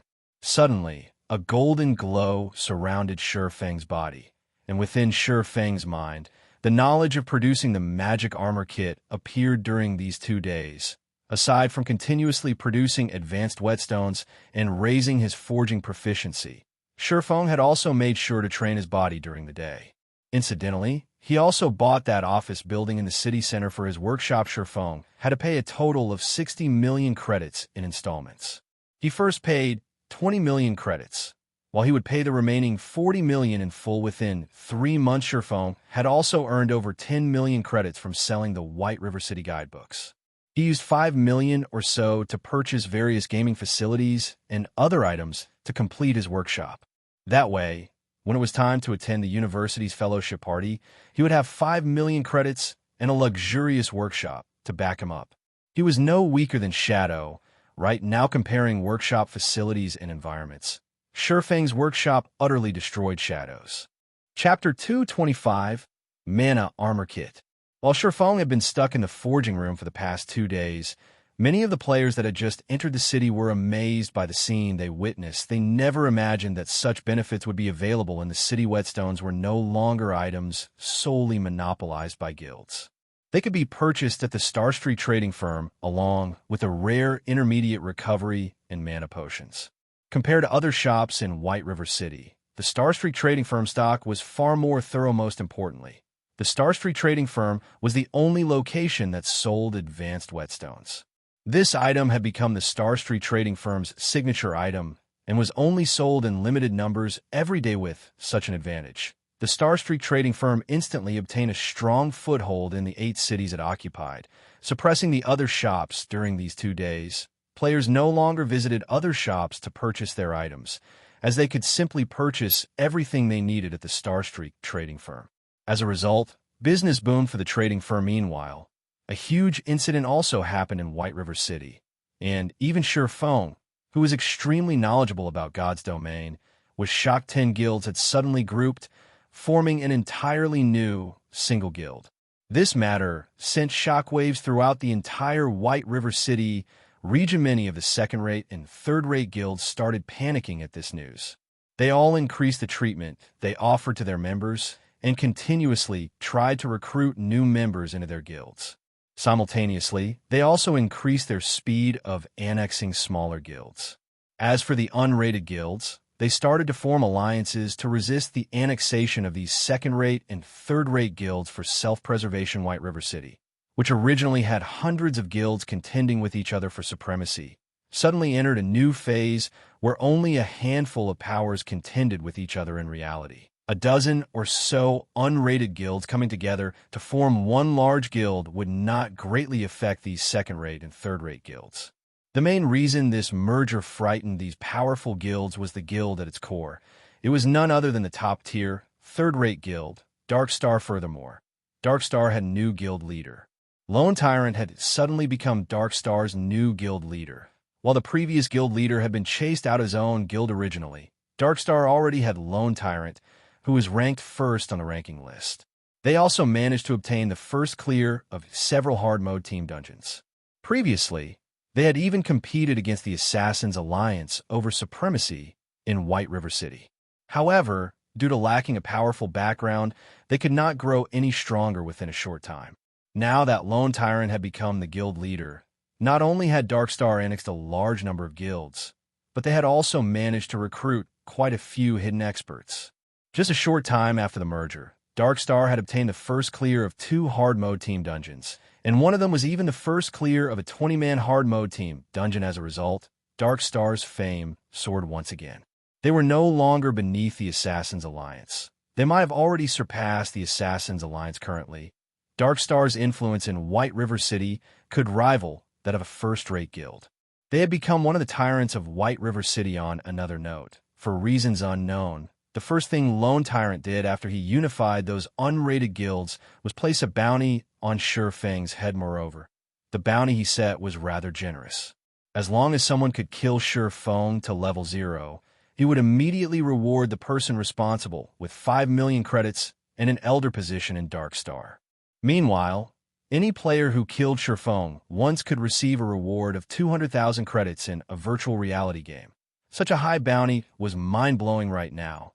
Major corporations in the real world were only offering an annual salary of 5 million credits or so when recruiting well-known top-tier experts.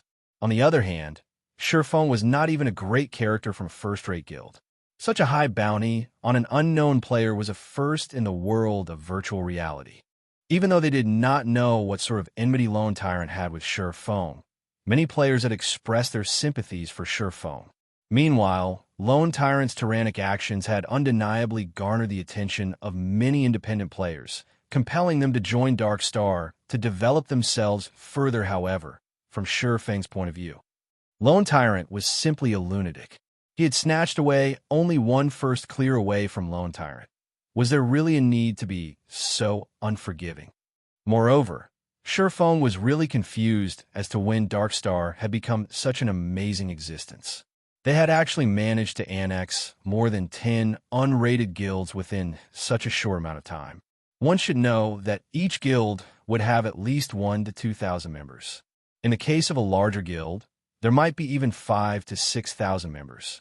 Yet, Darkstar had actually devoured and incorporated them in a single go with room to spare. Even the Assassin's Alliance did not possess a background strong enough to carry out such a feat, although Darkstar was very powerful right now. Shurfeng considered the bounty on his head no more than a joke. If Shurfeng were only a normal expert, he might have trembled in fear as he could not continue mingling in White River City. However, was Shurfeng a normal expert? No, he wasn't.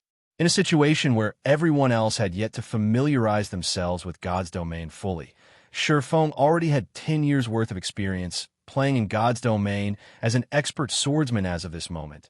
Lone Tyrant, the current first-ranked player on the ranking list, was only level 14.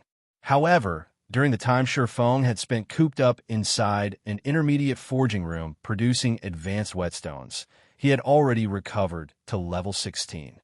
Shurfeng was leaps ahead of Lone Tyrant regarding EXP. They had, moreover, with his current level and equipment, Shurfeng had dared to face an absolute powerhouse head-on from his previous life. So, why would he possibly be afraid of Darkstar? This time, however, Shurfeng could not use the same strategy he had with Martial Union within Redleaf Town. There was nobody in White River City who dared provoke a tyrannic tiger like Darkstar. Moreover, Darkstar had too many members. Shurfeng would go bankrupt if he placed a bounty on all its members. Not to mention, whether it was gold coins or credits, Shurfeng was sorely in need of both right now, hence. Shurfeng chose to ignore Darkstar and instead focus on his own matters, producing mana armor kits compared to normal armor kits. Mana armor kits were far more powerful. Aside from providing additional defense, normal armor kits only provided a small bonus to attributes. On the other hand, mana armor kits provided a significant bonus. Moreover, mana armor kits could be equipped on both plate and cloth armor. The materials needed to produce them were also very basic. No expensive or rare materials were necessary at all basic mana armor kit. Materials required: 10 copper or 3 bronze, or 1 basic recovery potion or 1 basic mana regeneration potion. Can be crafted into either physical or magical basic armor kit bound to character after equipping basic physical armor kit. Defense plus 80, Strength plus 3, Endurance plus 4, Agility plus 3. Maximum binding limit per character, 3. Can only be bound to level 10 equipment or above basic magical armor kit. Defense plus 30. Intelligence plus 3. Endurance plus 4. Vitality plus 3. Maximum binding limit per character, 3. Can only be bound to level 10 equipment or above intermediate mana armor kit. Materials required: 15 iron ore, 5 fine iron ore, 1 intermediate recovery potion or 1 intermediate mana regeneration potion can be crafted into either physical or magical intermediate armor kit bound to character after equipping intermediate physical armor kit. Defense plus 200, Strength plus 10, Endurance plus 12, Agility plus 10. Maximum binding limit per character, 3. Can only be bound to level 25 equipment or above intermediate magical armor kit. Defense plus 60. Intelligence plus 10, Endurance plus 12, Vitality plus 10. Maximum binding limit per character, 3. Can only be bound to level 25 equipment or above advanced mana armor kit. Materials required: 20 silver or 8 mithril or 2 advanced recovery potion or 2 advanced mana regeneration potion can be crafted into either physical or magical advanced armor kit bound to character after equipping. Advanced Physical Armor Kit. Defense plus 400. Strength plus 30. Endurance plus 40. Agility plus 30. Maximum binding limit per character, 3. Can only be bound to level 50 equipment or above advanced magical armor kit. Defense plus 150. Intelligence plus 30. Endurance plus 40. Vitality plus 30. Maximum binding limit per character, 3. can only be bound to level 50 equipment or above as long as a player bound 3 mana armor kits to their equipment. They would have the equivalent of an additional piece of precious equipment. Whether in a normal battle or dungeon raid, the mana armor kits would provide an immense improvement to a player. Who could resist such an enticing item? Chapter 226, Attracted by Fame. On a street located in the heart of the trade area, a man hiding himself under a hooded cloak hurriedly walked into the tall building, the Starstreak trading firm. By the roadside, due to its raging popularity, there were plenty of players entering and leaving the Starstreak trading firm. Moreover, players who wore cloaks were common at the trading firm, so the hurried man did not attract the attention of other players. However, if one observed carefully, they would discover 2 exquisite long swords strapped to his back. Of the 2 swords, one released a faint glow that resembled a black flame, while the other released a green stream of light. One could easily tell that these 2 swords were extraordinary items. Moreover, the style of this man's equipment clearly indicated it was a set equipment, and a high-quality set equipment at that. This person was none other than Shurfeng, currently disguised as Black Flame previously, after spending most of his day hiding in a forging room. Shurfeng had forged a total of 600 basic mana armor kits. 400 of them were physical armor kits, while the remaining 200 were magic armor kits, a large amount of copper ore, bronze ore, intermediate recovery potions, and intermediate mana regeneration potions was required to make so many armor kits. Fortunately, Shurfeng had these materials in spades with the Philosopher's Stone. Shurfeng could refine stones into ores. There was no need for him to purchase any at all. As for basic potions, he simply needed to spend some money to purchase a large stock of them. However, when compared to the value of the basic mana armor kits, the cost of these potions was practically negligible. Shurfeng had even resolved the issue of production success rate, which was the most troublesome factor when producing the basic mana armor kits for starters. As an advanced forging apprentice, Shurfeng possessed a 20% success rate when forging the basic mana armor kits. After factoring in the Book of Forging and the various supporting tools he possessed, his success rate was further boosted to 66%. Although there was still the chance of failure, each try would only cost him 70 copper coins. With Shurfeng's current wealth, he would not feel even an itch from losing such a meager amount of money. After arriving at the 3rd floor of the Starstreak trading firm, Shurfeng quickly discovered a long line of people in the hallway. These people were currently queued up outside an office. A majority of these people consisted of NPCs, while the minority were players. Hey, do you know what first come, first serve means? You mannerless brute. You actually dare break the rules that Lady Anna has set. Bro, you sure have guts, huh? Aren't you afraid of Goddess Anna kicking you out? Regardless, if it were the NPCs or players queued up in the hallway, all of them sent fierce glares at Shurfeng. However, their anger did not stem from their hatred of meeting Shurfeng for the first time. Instead, they were afraid of Shurfeng's rudeness earning the ire of Lady Anna. They had been painstakingly waiting to meet Lady Anna for a long time now. If Lady Anna chased all of them away in a fit of rage, it would be a tragedy. What are you guys queuing for?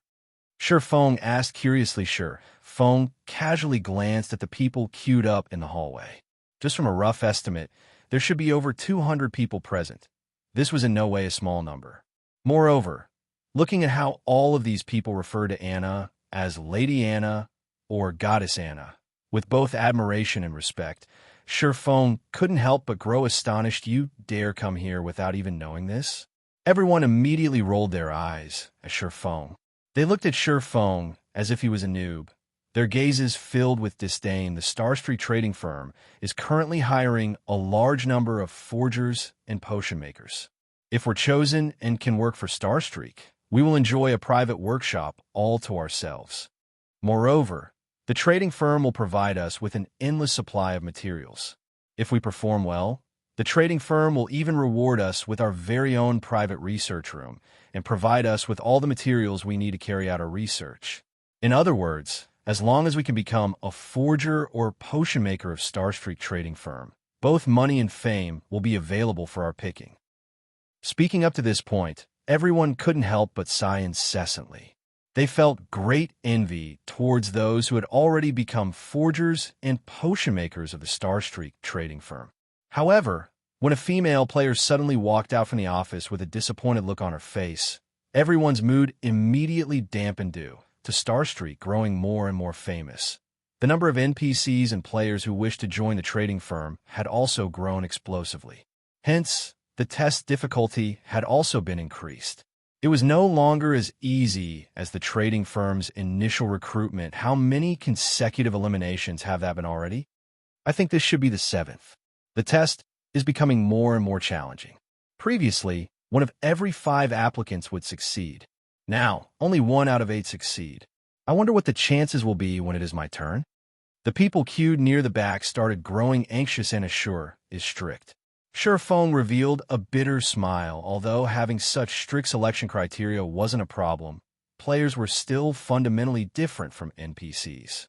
Especially for players who were timid and introverted, it was a little extreme to reject them after undergoing only a single test. Cream Coco, the female player who had just walked out from Anna's office, was one such example. In the past, Cream Coco was a genius forger who had the title as one of the 10 great master forgers of Starmoon Kingdom, and Surefeng was fully intent of recruiting her into his guild in this life. It did not think that, shortly after Cream Coco had left the Assassin's Alliance, she would immediately come to Starstreak, only to be rejected once more. Fortunately, Surefeng had made a trip to Starstreak trading firm. Otherwise, he would similarly be shedding tears of regret with cruel sword. Another failure. Where am I supposed to head to now? At this moment, Cream Coco wore a dejected expression. Previously, she had been chased out of the Assassin's Alliance due to her production success rate being overly low. Now, Starstreak trading firm had also rejected her. After these consecutive failures, she no longer knew where she should head. Am I really not cut out for forging? Maybe I should go adventuring and fight like the other players. However, I'm a sports idiot. How am I supposed to fight like the others? Hello, are you here to apply for a job at Starstreak trading firm? Surefeng asked, blocking Cream Coco's pathimation. Cream Coco nodded as she glanced at Surefeng. Currently, she did not have the mood at all to pay any attention to a stranger. Are you interested in taking another test? Surefeng asked with a smile. Shock flashed in Cream Coco's eyes. Immediately, she lifted her head and focused on Surefeng. For a moment, she had even thought that Surefeng was one of Starstreak's personnel. However, when she failed to find the Starstreak trading firm's emblem on Surefeng's clothing, she couldn't help but feel disappointed. Who do you think you are? Starstreak's president? Can you let someone who has already been rejected take the test again? If you wish to pretend, at least think of the time and place. Look at where you are at right now. At the very least, you should get a Starstreak emblem before putting up your act. The tall and beautiful cleric sneered as she sent a disdainful gaze at Surefeng. However, Surefeng did not get angry at this girl's provocation. Instead, he used observing eyes on this tall, beauty melancholic smile. Level 10. Cleric. Seeing this name, Surefeng was shocked. Although not as famous as Cream Coco, melancholic smile, the tall beauty of a cleric before him, was also one of Starmoon Kingdom's future master forgers. Surefeng truly did not think that the Starstreak trading firm could be so attractive as to lure 2 future master forgers. My bad. I forgot to introduce myself. I am. Just as Surefeng was about to introduce himself, Anna suddenly walked out from the office as she called for the next batch of interviewees. However, the moment her eyes spotted Surefeng, she hurriedly walked over to Surefeng in a panic. Meanwhile, everyone else revealed ridiculing smiles as they watched Surefeng. They fully intended to enjoy the show that was about to play out. UVE humiliated yourself big time. Now Surefeng actually dared pretend to be Starstreak trading firm personnel. Now that he had been caught in the act, he would definitely be shown the way out. Your Excellency, this subordinate is extremely sorry for this. I do not think that these people would disturb you. I will immediately send them away. Anna glared at Cream Coco and melancholic smile, hurriedly apologizing to Surefeng. Chapter 227. Master Black Flame. Everyone who wore a mocking smile a moment before was so shocked that their eyes nearly popped out of their sockets when they heard Lady Anna speak to Surefeng. Their jaws nearly hit the floor. They swallowed the ridiculing words they had prepared as their faces turned extraordinarily pale. Cream Cocoa was similarly shocked by this scene. However, she accepted this news relatively quickly. This is too great. I have another chance. Cream Cocoa's disappointed expression instantly shifted to excitement as she looked at Surfeng, seeing Lady Anna's humble attitude towards Surfeng, even going as far as to refer to Surfeng as Your Excellency. Cream Cocoa was sure that Surfeng was no ordinary character. Since such a great character was willing to give her another chance, the flame of hope within her instantly ignited. On the other hand, Melancholic Smile's current mood was the exact opposite of Cream Cocoa's. At this moment, she looked at Surfeng with a face filled with astonishment. She then shifted her gaze towards the beautiful Anna. Melancholic Smile discovered reverence in Anna's mesmerizing bright blue eyes as she gazed at Surfeng. Clearly, Anna was not acting. Moreover, when Anna noticed Melancholic Smile's gaze on her, she glanced at Melancholic Smile, and the reverence in her eyes instantly transformed into rage. Melancholic Smile immediately panicked. It's over. It's over. Why is my luck so terrible? Previously, I got kicked out of the guild after offending one of its upper echelons. Now, before I have even set foot in the Starstreak trading firm, I have offended one of its great characters. Melancholic Smile's thoughts were chaotic, and her heart was distraught. She did not know how she should explain herself to Lady Anna to get out of this mess. Surfeng couldn't help but smile when he noticed Anna's furious glare and Melancholic Smile's flustered expression. However, when Melancholic Smile noticed Surfeng's smile, her delicate body couldn't help but tremble, dread filling her heart. It seems that I can no longer stay in the Starstreak trading firm, Melancholic Smile lamented. If she had known about this beforehand, she would not have attempted to speak out of turn, interrupting Surfeng's happy occasion. In the end, she had dug her own grave. However, Surfeng's following words shocked Melancholic Smile. Anna, don't mind me, and continue your evaluations, Surfeng instructed Anna. He then shifted his sights to Cream Cocoa and Melancholic Smile, softly saying, I will conduct both of your tests. Everyone else, continue as usual. Yes, Your Excellency, Anna respectfully replied. Compared to a few days ago, Anna's current loyalty had risen from 50 to 70 points. Although it wasn't a particularly high number, it was passable. At the very least, Anna would not cause him any trouble. Do I still have a chance? Melancholic Smile never thought Surfeng would give her another chance. After all, she had spoiled Surfeng's happy occasion. Logically speaking, he should have chased her out of Starstreak instead, following which, Surfeng led both Cream Cocoa and Melancholic Smile up to the 4th floor of the building. Just who is he? Isn't he too amazing? He had actually made Lady Anna bow before him. If I could achieve a similar feat, I could die without regrets. Some of the players watched Surfeng's departing figure with admiration, inwardly guessing Surfeng's identity in the entire White River City that had yet to be a single player-owned shop. Even Ouroboros, currently most famous guild, had not accomplished such a thing. Yet, Surfeng had succeeded in doing just that. Moreover, he was in the upper echelon of the Starstreak trading firm. His position was far above Anna's. So, how could this piece of news not be shocking? Just how powerful of a backer must Surfeng have to cooperate with the Starstreak trading firm? Meanwhile, when some of the male players saw Surfeng leading away both Cream Cocoa and Melancholic Smile, they inwardly cursed and called him an animal. One was not enough for him. He is practically abusing his authority. Inwardly, these male players felt both envy and disdain for Surfeng. Inside a forging room on the 4th floor, Surfeng prepared 5 sets of materials to craft whetstones for each of the 2 girls. Looking at the materials placed on the stone table, Melancholic Smile's thoughts slightly lagged. She never thought that Surfeng would truly give them a test and not have any unscrupulous thoughts towards them. What is it? Have you not learned how to make whetstones yet? Surfeng asked curiously when he noticed Melancholic Smile's dazed expression. The Forging Association sold the recipe for whetstones. Moreover, it was available for only 30 copper coins. Logically speaking, every player who aspired to become a forger should have learned the recipe, not to mention players who had managed to enter White River City. that's not it. I know how to make them. Melancholic smile hurriedly shook her head, a faint blush appearing on her cheeks. She felt ashamed of herself for completely misunderstanding Shifeng's intentions. On the other hand, Cream Cocoa had a much purer mind than Melancholic Smile. She had not overthought things like the cleric had. However, she was still extremely nervous at the thought of having to make a whetstone in front of Shifeng. She felt deeply afraid that she would fail the test. Shifeng had given each of them 5 sets of materials, and his requirement was for them to achieve at least 2 successful attempts. However, during her time at the Assassin's Alliance, Cream Cocoa could only make 1 or 2 whetstones out of 10 sets of materials. Before you start, I'll give you 2 a demonstration.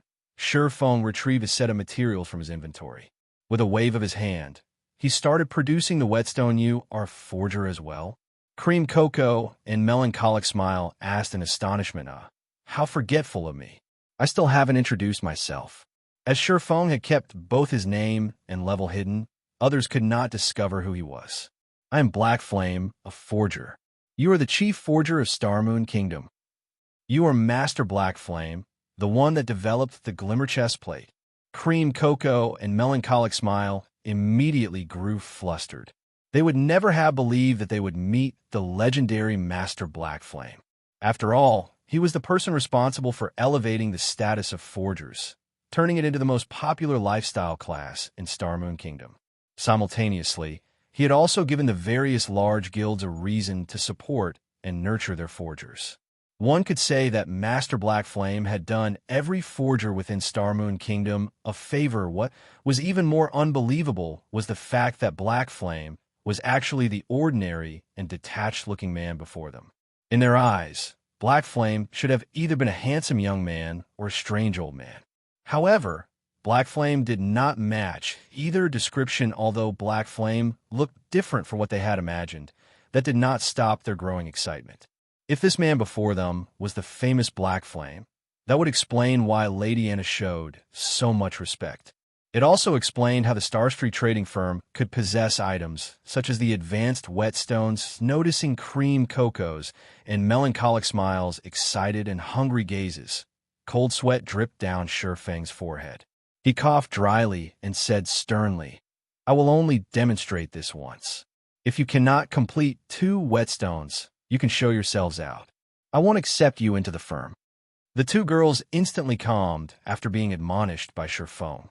Afraid that they would miss out on something, they both heightened their concentration as they watched Shifeng's hands. However, Shifeng's actions rendered them speechless. Shifeng's production speed was simply too fast. Moreover, his actions were as smooth and natural as flowing water.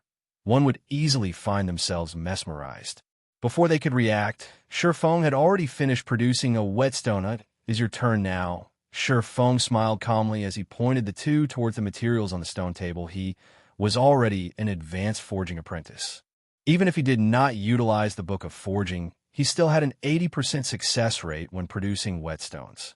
However, even if he succeeded in making one, he would not receive any additional proficiency points. He had only done so to test the 2 girls' potential. After all, they were both future master forgers. If they could not gain any inspiration after watching him work, it proved that they had only become a master forger due to luck. Chapter 228, Meteoric Rise. As the level of technique Shifeng demonstrated was slightly high, in addition to his strict requirement, Cream Cocoa and Melancholic Smile immediately grew serious. Shifeng's forging techniques had clearly undergone refinement hundreds and thousands of times. It was not something inexperienced forgers like them could hope to compare to.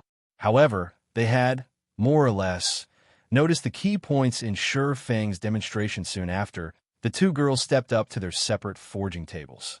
As if they had received some enlightenment, they held up the forging materials and fell into deep thought as expected of future master forgers. Shifeng revealed a faint smile when he noticed their actions at this point. It was impossible for the average player to possess sufficient materials to practice their forging with, not to mention the precious materials to produce items. However, Shifeng was different from these inexperienced forgers. During his 10 years of playing God's Domain, he had encountered plenty of master forgers. In their free time, these players would usually discuss forging. For players with their skill level, their conversations were no longer about simply playing a game, but instead counted as true research. Shifeng had experienced many such conversations. Coupling that knowledge with an endless supply of materials to use as practice, he had naturally learned the craft fairly quickly. However, in terms of talent, Shifeng was far from being a match of the girls currently before him. After all, at the end of the day, Shifeng was still a player more suited to battle and adventure. The only thing he could do was combine the knowledge he had gained from listening to those masters with his own understanding of forging techniques and display it, although it would not be of great help. It would be enough as long as they could realize their own deficiencies at this stage of the game. A majority of the players had a relatively high success rate when producing whetstones.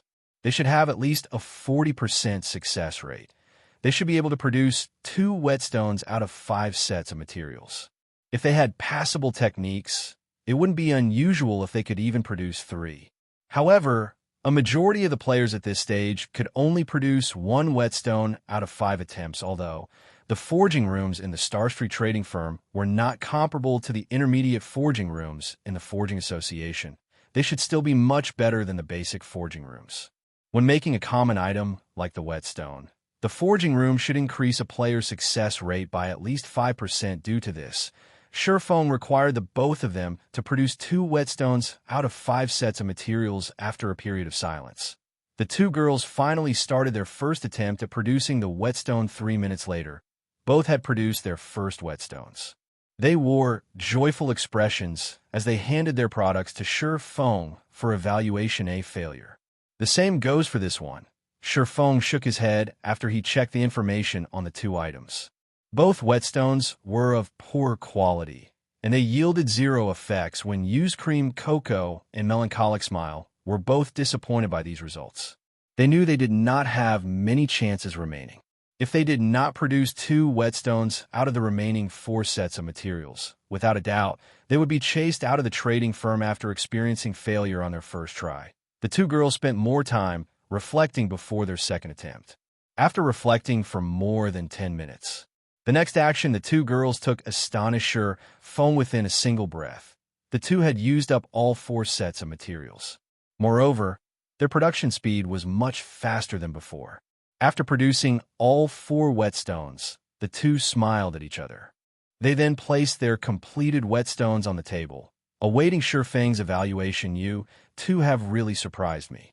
Out of 4 pieces, both of you actually managed 3 successes. Shifeng couldn't help his shock when he looked at the information displayed before him. Very good. From today onwards, you 2 are officially members of the Horizon Alliance. Here is the contract. If there aren't any problems, just sign it. Horizon Alliance. It isn't the Starstreak trading firm? Cream Cocoa and Melancholic Smile were confused when they took a look at the contract. After all, their goal in coming here had been to join the wealthy and powerful Starstreak trading firm. However, after they read the contract, they discovered that the benefits stated were abnormally good. Even Cream Cocoa, who had come from the Assassin's Alliance, found the offer quite attractive. After all, not only would they be provided with limitless materials and forging designs, but they would also obtain 15% of the profits once the item sold. They would also earn a minimum monthly salary of 2,000 credits. On the other hand, the other guilds only provided their forgers with 5% of the profits and a low monthly salary. The materials these guilds provided were also very limited. Under normal circumstances, the best materials would be given to the forgers with better techniques, leaving remaining forgers wanting. I can't reveal what kind of relationship the Horizon Alliance has with the Starstreak trading firm. However, I can tell you one thing. The Horizon Alliance is a lifestyle guild. It is not like your usual adventure and battle guild, and lifestyle players will be the core of this guild. Moreover, in the future, the Horizon Alliance will expand its market much further than the Starstreak trading firm. We won't only sell our products in 8 cities, but in every city throughout the entire Starmoon Kingdom. Moreover, you guys will not have to worry about materials. As long as you can produce items of sufficient quality, you won't need to worry about failing to sell the item. Shifeng calmly smiled as he continued. Of course, if you don't want to, you can choose to join the Starstreak trading firm instead. It all depends on you. Cream Cocoa and Melancholic Smile considered their options carefully. At present, the Starstreak trading firm was undeniably the better choice if they wished to develop themselves further. Moreover, they had never even heard of the Horizon Alliance, not to mention a guild run by lifestyle players. I am willing to join the Horizon Alliance. However, Cream Cocoa signed a contract without hesitation. Melancholic Smile simply shook her head at this sight, thinking that Cream Cocoa was simply too naive. However, although she thought in such a way, she had similarly signed her name on the contract she received from Surpassing. The reason she had chosen was the man currently before her. Not only was he the chief forger of Star Moon Kingdom, but he also had deep ties with the Starstreak trading firm. One could also say that without the advanced whetstone, the Starstreak trading firm would not be enjoying its current popularity. Most importantly, it was the Horizon Alliance's future potential good. Since you two have signed a contract, you are now official members of the Horizon Alliance. From this moment onwards, you two can use the forging rooms in the Starstreak trading firm anytime you want. If you lack materials, just notify Anna, and she will provide them for you. You two only need to focus on advancing into a true forger, Surpassing said, smiling with two potential master forgers joining. Surpassing felt much more optimistic about Horizon Alliance's future. Surpassing also made Melancholic Smile the Horizon Alliance's temporary manager. While she managed the Horizon Alliance, she was also tasked with poaching some of the forgers and potion makers with potential from the Starstreak trading firm. After all, Surpassing was only an acting president of the trading firm. Starstreak trading firm's forgers and potion makers belonged to Starstreak only, not the Horizon Alliance. When Surpassing completed the second phase of the epic quest, he would no longer have any relation to the Starstreak trading firm. He would not be able to sell items through the Starstreak trading firm any longer.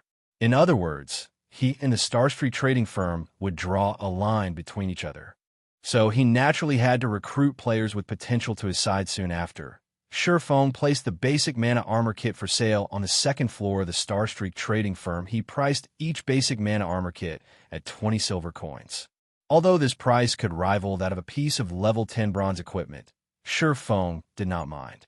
After all, he had no fear that this item would not sell. He only feared that it would sell too quickly. Thus, he had set such a high price. Surpassing then returned to his forging room and resumed forging basic mana armor kits. The 600 basic mana armor kits were just a drop in the bucket. He still needed to produce a lot more to meet demand. Not to mention, Surpassing still had a mountain in the form of 30,000 gold coins weighing down on him. Moreover, plenty of guilds had started growing greedy after seeing Surpassing make so much money from selling the advanced whetstones. They all started thinking up of plans to obtain the recipe for themselves. Hence, during the past few days, many guilds had started investigating the origins of the advanced whetstone. Surpassing couldn't help but admit that a guild was indeed far more powerful than an individual. Within a short amount of time, these guilds had discovered the origins of the advanced whetstone. They had even managed to obtain its recipe. The Moonlight Forest treasures filled this place. Aside from having plenty of treasure chests and field bosses, the drop rate for gemstones here was much higher than other maps. The various large guilds in White River City had long since regarded the Moonlight Forest as a cash machine.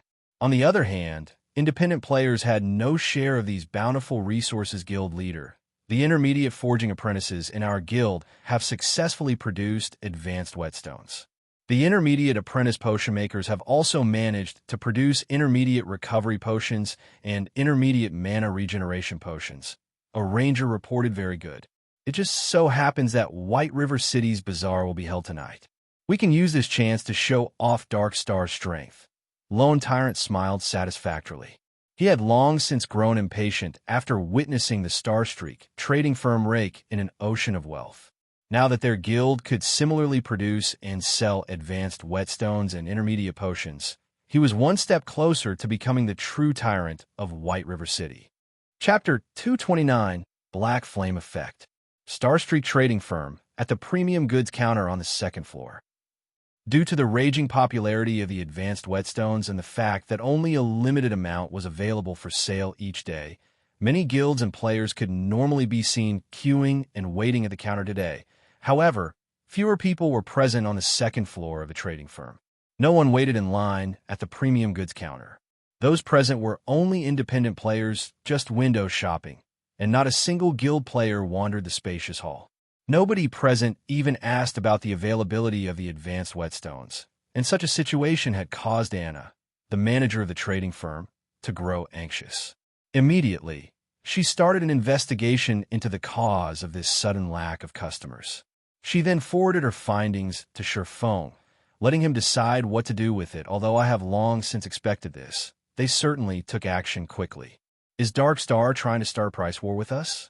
Surpassing revealed a calm smile after he read the message Anna had sent him. The reason the Starstreak trading firm's business would suddenly grow cold was mainly due to Darkstar.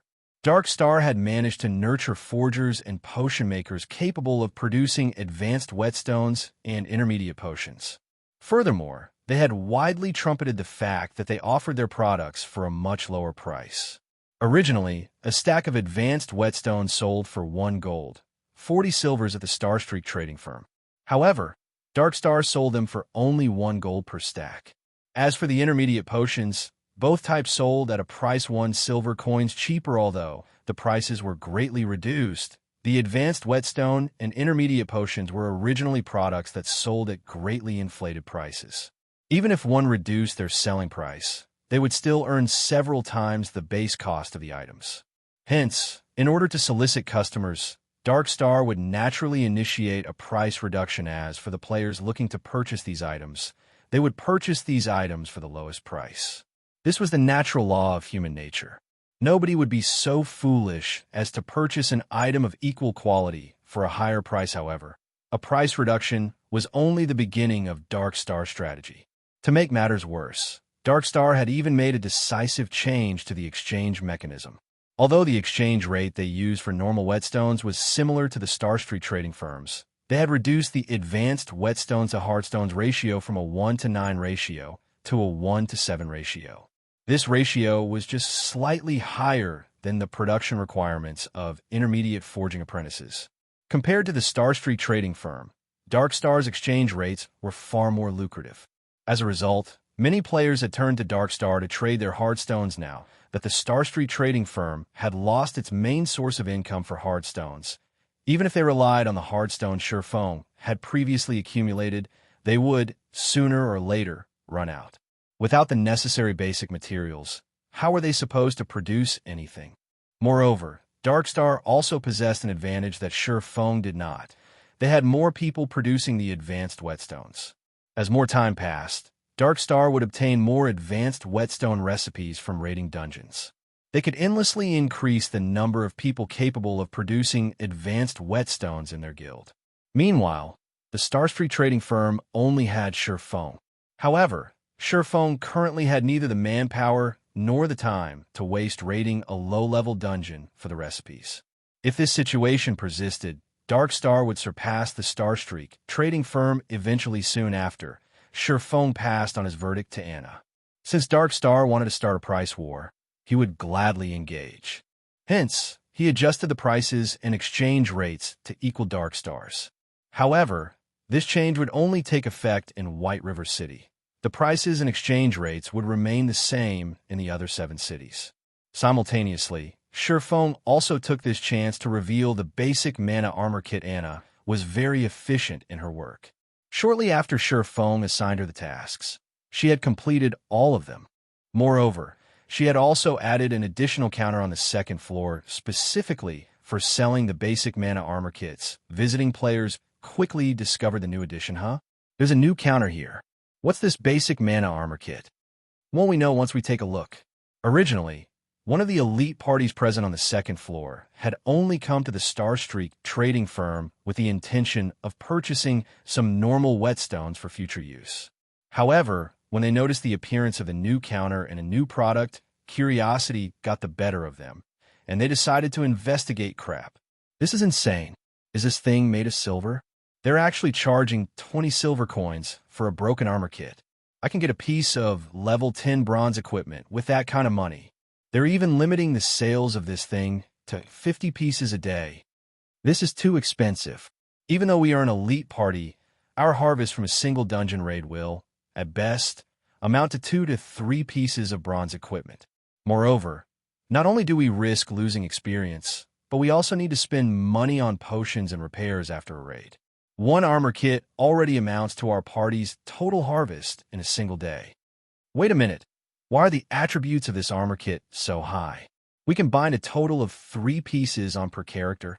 The total attributes of 3 pieces is even higher than a level 10 Mysterious Iron ranked breastplate. Look, every armor kit is marked with a black flame. Don't tell me this is something made by the Black Flame Forger. Originally, the members of the team had cursed the Starstreak trading firm for trying to rip them off. However, the moment they noticed the attributes on the mana armor kits and the Black Flame mark, they involuntarily shuddered. Who was Black Flame? He was someone every veteran player throughout Starmoon Kingdom knew. Although the Glimmer chestplate was outdated at this point, it was an undeniable fact that the item had once caused an uproar throughout Starmoon Kingdom. Moreover, due to its gallant appearance, many players still held onto their Glimmer chestplates. The ones that held the Black Flame mark looked even more awesome, and countless collectors wished to possess of one of these pieces. Unfortunately, such marked pieces were exceedingly rare, and right now, each piece was already worth 50 silver coins on the black market. Yet, even at such an insane price, nobody would willingly sell theirs now. Black Flame had revealed himself once more. He was even selling such powerful mana armor kits. It was just like the saying that had circulated Starmoon Kingdom. Anything produced by Black Flame would definitely be a premium product. How much money do we have right now? Speaking softly, the leader of the elite party suddenly asked in the party chat, Brother Chin, we barely have 43 silver coins if all 6 of us pool our money together. We have only managed to collect this after much difficulty to repair our equipment and buy some potions. You can't be thinking to trade a portion of the hard stones we collected for normal whetstones, then sell the rest. Also, sell all of the gemstones we previously obtained. Before anybody discovers this armor kit, we need to buy as many as we can. As long as we can equip our MT and healer with 3 of these mana armor kits, we can easily clear normal mode party dungeons. Furthermore, by the time Starstreak sells out on these mana armor kits, we can resell our extras for a high price. We should be able to earn back most of what we have spent. When the other party members realized the logic behind their party leader's words, they immediately started pooling their money and sold all of their expendable items to buy as many basic mana armor kits as they could. If both their MT and healer could have an additional piece of mysterious iron equipment, they could greatly reduce the number of deaths when they raided a dungeon. With an additional 240 defense and 12 endurance, their MT strength would soar to the next level. Their MT could tank boss monsters with much greater ease. Not to mention, their healer would also receive an upgrade soon after. The elite party's MT and healer each bound 3 basic mana armor kits to their equipment. The party also bought an extra piece for future use. In reality, it wasn't just this particular elite party that had found out about the basic mana armor kits. Several other elite parties and independent players that had wandered into the Starstreak trading firm had secretly sold off their assets after discovering the armor kits. Some of the players who were wealthy in reality even went as far as to purchase coins at a high price to purchase the armor kits as a result. 50 basic mana armor kits silently disappeared from the Starstreak trading firm. During the night, when the moon was bright and the stars were few, many players would come to the pub to relax and chat. Old Chin, why is your party so happy today? You guys even bought such expensive alcohol to drink. Don't tell me it's your birthday? A party leader of another elite party asked. Our 3-headed wolves party is very happy today. Here, I'll treat your 9-headed birds party to this bottle of ice blue spirit. Did you guys strike it rich? Why are you being so generous? This is a high-quality spirit that costs 3 silver coins. Of course, today, our party managed to clear a hard mode party dungeon for the first time. We also managed to get a piece of mysterious iron equipment for our MT from that dungeon raid. Tomorrow, we plan to raid another hard mode party dungeon. The other players inside the bar were immediately shocked when they heard that someone had managed to clear a hard mode party dungeon. They all sent envious gazes at the player called Chin throughout White River City. The number of independent parties that managed to clear a hard mode party dungeon could be counted on one's hands. Old Sheen, stop boasting. Did you think I don't know about your party's strength? Not to mention hard mode. You guys still have to struggle through life and death to even clear a normal mode party dungeon. The party leader of the Nine-Headed Birds frowned in disbelief. Ha ha ha. If it were in the past, of course, it would be impossible. However, our party's MT has over 1,000 defense and 1,600 HP right now. Sheen gleefully boasted. The party leader of the Nine-Headed Birds was greatly shocked by this information. After all, he and the other party leader had known each other for a long time now, so he knew Sheen from top to bottom. Previously, the Three-Headed Wolf's MT had not been so powerful. He was even weaker than the Nine-Headed Bird's MT by a small margin. After some probing, the Nine-Headed Birds spent 20 silver coins to obtain the secret the Three-Headed Wolves used to clear a hard mode party dungeon. The main reason for the Three-Headed Wolf's success was the contribution of the basic mana armor kits. During the day, the Three-Headed Wolves were one of the parties that had secretly bought the basic mana armor kits from the Starstreak trading firm. With their newly improved MT and healer, in addition to their familiarity with the dungeon they cleared, they finally managed to achieve the feat that all independent parties aimed for, clearing a hard mode party dungeon. Chapter 230, Crazy Night. The Night Bazaar of White River City had been organized to allow players to conduct business with each other due to Dark Star's incessant advertising. The bazaar today had grown lively. Many guilds had collected a large amount of hardstones and coins to purchase the advanced whetstones from Dark Star. Players busied themselves with setting up stalls throughout the plaza where the bazaar would occur, as one had to pay a steep processing fee to use the services of the auction house. Many players had opted to sell their accumulated loot today instead. Meanwhile, of the many stalls set up at this plaza, the most attention-grabbing one belonged to Dark Star, as there were several 100 players currently lined up before Dark Star's stall. Seeing this, Lone Tyrant's heart fluttered with joy. By the time tomorrow arrived, Dark Star would become the wealthiest guild in White River City, and very soon, they would even surpass the Starstreak trading firm.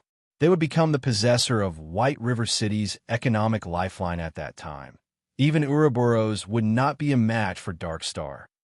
Half an hour after the bazaar started, something odd happened. This incident caused plenty of guilds to grow sluggish in their thoughts, and even Lone Tyrant was utterly dumbfounded. Can someone tell me just what has happened here? Lone Tyrant bellowed, pointing towards the empty plaza boss. I made some inquiries just now and found out that the Starstreak trading firm has similarly reduced the prices of their items.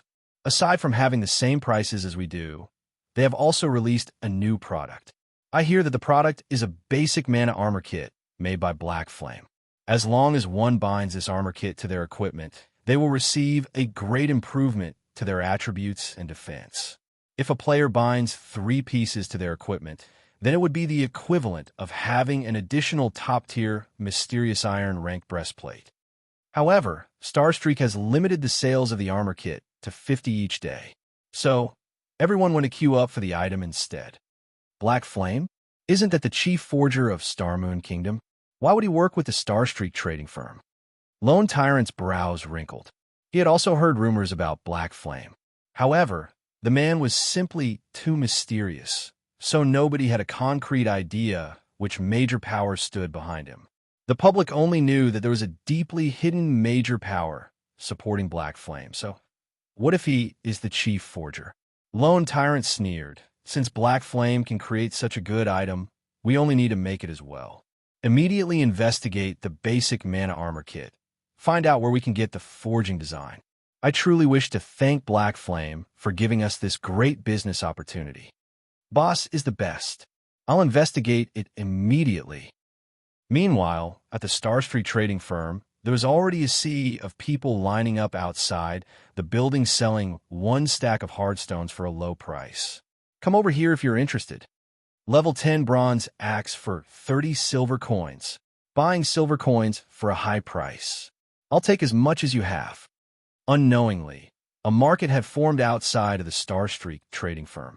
Although players could not set up stalls there, they could still do face-to-face trading. Albeit troublesome, nobody would mind such a small matter. After all, they were currently trying to make as much money as they could. By the time the Starstreak trading firm started selling the basic mana armor kits again, they would buy as many as possible while everyone stood in line outside the building. Many had struck up conversations with one another. They started to boast about the effects of the basic mana armor kit. What the Three-Headed Wolves party had accomplished had especially become the envy of many independent parties. Meanwhile, the more this news spread, the more it was blown out of proportion. Currently, the rumors mentioned that the Three-Headed Wolves had originally not been able to clear even a normal mode party dungeon. However, after their MT and healer had each bound 3 basic mana armor kits to their equipment, the party immediately succeeded in raiding a level 10 Helm mode party dungeon. They had even obtained a secret silver ranked shield and many other mysterious iron set equipment pieces from the raid, increasing their team's prowess to that of a party of experts. Some said that the Three-Headed Wolves were currently stronger than even the elite members of a first-rate guild. This rumor had caused many independent players to long for the basic mana armor kits. They wished to obtain the armor kits and achieve great success. Aside from independent players focusing on the basic mana armor kit, the various guilds had also started taking action. They tried to think of ways to contact Black Flame. They wanted to purchase a large number of the armor kits from him directly. After all, if they could equip every member of their elite team with 3 basic mana armor kits, their team's strength would rise to an entirely different level. At that time, conquering the 20-man Hell Mode team dungeon would no longer be a dream. Taking a step back. Even if they could not clear the Hell Mode, if they could manage to clear the hard mode, they could still reap a lot of benefits. Hence, it was a must for them to obtain the basic mana armor kits. Snow, is Big Brother Black Flame offline? Zhao Yueru asked. Worried Gentle Snow nodded her head, saying bitterly, I have truly underestimated Black Flame. Originally, I thought that he would suffer a small setback after Darkstar revealed the advanced whetstones and intermediate potions. However, I would never have imagined that he would reveal such a card, catching everyone by surprise. Gentle Snow had believed that she had a good understanding of the man called Black Flame. However, time and again, Black Flame continued to surpass her expectations. It was as if Black Flame had brought out 2 cards, one white and one black, forcing others to guess which card he would reveal. In the end, however, he had done the unpredictable by taking out a gray card, catching everyone by surprise. Night in God's domain was day in reality. At this moment, Shurfeng had already logged off from the game and started training his body. Hence, he had absolutely no idea about the current goings-on in White River City ever. Since Shurfeng had moved to his new apartment, the first thing he did after waking up every morning was drink a bottle of nutrient fluids. He would then complete 20 sets of muscle-strengthening exercises and a 10-kilometer morning run. The nutrient fluid is as extraordinary as expected. My current physique should be on the level of a normal member of the school's fighting society. After ending his morning run, Shurfeng made a rough estimate of his body's current condition. However, if he wanted a more accurate estimate, he would need to test his abilities in an appropriate training room. After training and strengthening his body these past few days, Shurfeng was no longer as frail and thin as he used to be. Currently, Shurfeng's body had grown much sturdier, giving others a faint feeling that it was packed with vitality as usual. After completing his daily workout routine, Shurfeng paid a visit to the workshop to check on its current renovation progress. A gaming workshop occupied an entire office floor of such size. In the past, such a notion was simply inconceivable. However, along with God's domain's growing influence, it wouldn't be odd even if a gaming workshop took up an entire office building, not to mention a single floor. In the past, Shadow was one such example. However, the Shadow of that time possessed a lot of members. It had even established 10 great city-states under its name. It was only normal to have such a large workshop. Brother Phone, you're here? The workshop's renovation is complete. We're just waiting for the gaming facilities we ordered to arrive, and we'll set them up.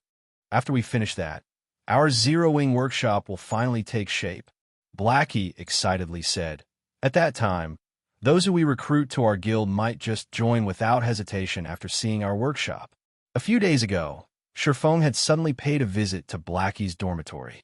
He notified Blackie that he had already purchased a workshop in the city center. In the future, Blackie would not need to live in the dormitory. Disturbed by others, Blackie could simply live in the workshop and focus on playing God's domain. Moreover, there was a high-class restaurant situated a floor below the workshop. The well-known Big Dipper Training Center was also located on the street next to their building. Compared to living in the university's dormitory, it would be far more comfortable for Blackie to live in the workshop in the beginning. Blackie had thought that the workshop Shurfeng had mentioned would only be a house of 50 to 60 square meters. Even so, that would still be a relatively comfortable place to live, however. When Blackie arrived at the building floor and discovered that the entire floor was meant for their workshop, Blackie had nearly thrown out his back in shock. Shortly after, that shock had turned into immense joy. After all, this large workshop of theirs was far more amazing than Shadow's. With such an amazing workshop, would they even need to worry that they couldn't surpass Shadow in the future? All right, Blackie, how are things on your side? How much longer do you guys need before getting out of there? Shurfeng asked. Chapter 231, Legendary Genius. Blackie and the others had been trapped in the Trial of God for several days now. If they remained inside, Shurfeng didn't know when he could go to the demon's castle to obtain the demon's heart hints. Shurfeng needed to know their current progress. If they were truly unable to leave the trial anytime soon, his only option was to seek Gentle Snow's help. However, he did not want Gentle Snow to know too much about him. Unless it was a desperate situation, he would not turn to Gentle Snow for help, right? I totally forgot to tell you since I was so excited about the workshop. Blackie lightly tapped his own head. The matter of the workshop was simply too shocking. He continued, Brother Feng, just where did you find such an expert little sister? She's just too awesome. Originally, we nearly despaired from the difficulty of the trial. However, thanks to her, we all made it through the trial with great ease. Right now, we're about to head to the highest floor to receive our reward. An expert? Little sister? Are you talking about Fire Dance? Haven't you already seen how amazing she is? Shurfeng curiously asked. No, it's not Fire Dance, but Violet. We managed to clear the trial only thanks to her. But really, she is simply too strong. Blackie lamented. At the beginning of the trial, little sister Violet had only healed us from behind. As we progressed, her healing grew better and better, and she was able to grasp the timing of her heals perfectly. However, the monsters in the trial also grew stronger. After some time, we were barely surviving, even with little sister Violet's excellent healing. It was then that she took action. Although her combat standards in the beginning were very crude, as the battles continued, one after another, her combat standards increased endlessly. Within just a day, she had already surpassed Fire Dance. I even felt that the Trial of God was created specifically for little sister Violet. Inside the Trial of God, for every trial we cleared, we would be given an evaluation and an appropriate reward. Meanwhile, ever since little sister Violet took action, she always obtained an evaluation of rank A or above. Her equipment and skills continuously upgraded, and regarding damage output, even though I had the Mavis's guard, I only won against her by a small margin. If little sister Violet also had an epic ranked staff, she would have long since left me in the dust. Little sister Violet is the most talented person I have ever met in God's domain. Brother Feng, if you saw her frightening growth rate, you too would be shocked. After having mentioned Violet Cloud, Blackie could not stop his mouth as he talked on and on about her. Blackie spoke as if Violet Cloud were the strongest expert in God's domain, and nobody was above her, of course. Blackie was speaking about Violet Cloud's innate talent, and not her current strength. After all, Violet Cloud's rate of improvement was simply horrifying. With such an improvement rate, she would sooner or later become the strongest player in God's domain. It's good that you guys passed the trial. However, you shouldn't just pay attention to Violet. Don't forget that you are a cursemancer, while she is a cleric. You also hold an epic rank staff in your hands. If your damage really does lose to hers, then you're going to have to hand over the Mavis's guard to Violet. Shurfeng joked. However, he was truly relieved. It was no wonder Violet Cloud had managed to become a cleric god in the past. Her innate talent was not a sham, however. Maybe because Violet Cloud had played a cleric in the past, She had never revealed her true potential during the early stages of the game. However, after leaving Ouroboros, Violet Cloud could no longer depend on her healing to play God's domain, as she only had herself to rely on in battles. Hence, she started to display her frightening talent similar to the current situation in the Trial of God. Healing alone was not enough. Hence, Violet Cloud had no choice but to engage in battle as well, inadvertently revealing her explosive talent. Maybe she's one of the legendary geniuses, Shifeng's side. In the past, although his techniques were good, when compared to Violet Cloud, the difference between them was like heaven and earth. It was no wonder Violet Cloud had become a cleric god. However, Shifeng would no longer waste his time in this life. He would not ignore training his body currently. The workshop could accommodate up to several hundred people. Moreover, there were also private rooms meant for upper management. Furniture of superior quality decorated these private rooms, and just the cost of a single set would have left Shifeng's past self in awe. Aside from the private rooms, Shifeng had also set up a workout room that allowed one to carry out some simple exercises. God's Domain was not just any random game where players could become a tyrant by pulling a few all-nighters. If one wanted a campaign in God's Domain, they needed to prepare for a long and arduous war.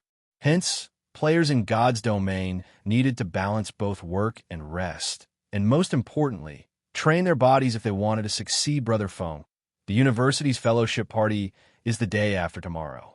Should we buy a luxury car and drive there? At that time, I want to see just who would dare look down on our zero-wing workshop. Blackie said excitedly. I'll pass on the luxury car. I cannot afford such a thing right now. Shifeng shook his head as he laughed. Although Shifeng had similarly thought of buying a luxury car to keep up appearances, he was currently tight on money. He still owed a large sum of credits. It would be better to take a more pragmatic approach, following which Shifeng and Blackie spent the entire day putting up the finishing touches to the workshop. The remaining problem they faced was the lack of members. They needed to recruit a large number of new members with potential. When night arrived in the real world, Shifeng entered God's Domain once more. Shortly after leaving the forging room, a low ring sounded by Shifeng's ears. It was the alert tone that signified the arrival of a system message. However, the alert did not end at just that once. The ringing persisted for a long time and only stopped after over 10 minutes had passed. With a headache, Shifeng called up the message interface. Immediately, several thousand messages appeared on his display, and all of these messages had been sent to his alternate ID, Black Flame. Shifeng then took a look at these messages. All of them were from people attempting to purchase the basic mana armor kits. Moreover, aside from the players in White River City, even the guilds from other cities were trying to contact him. However, Shifeng simply revealed a smile at these messages, as he had already achieved his goal. Fame. Not Starstreak's fame, but Black Flame's. Moreover, as long as he had the basic mana armor kit, Starstreak Trading Firm's business would not sour. According to Anna's latest report, the Starstreak Trading Firm had earned over 900 gold per day. However, this was only the beginning. As they increased the number of forgers and potion makers under their command, their daily production rate would also increase. As a result, the money they earned would similarly increase.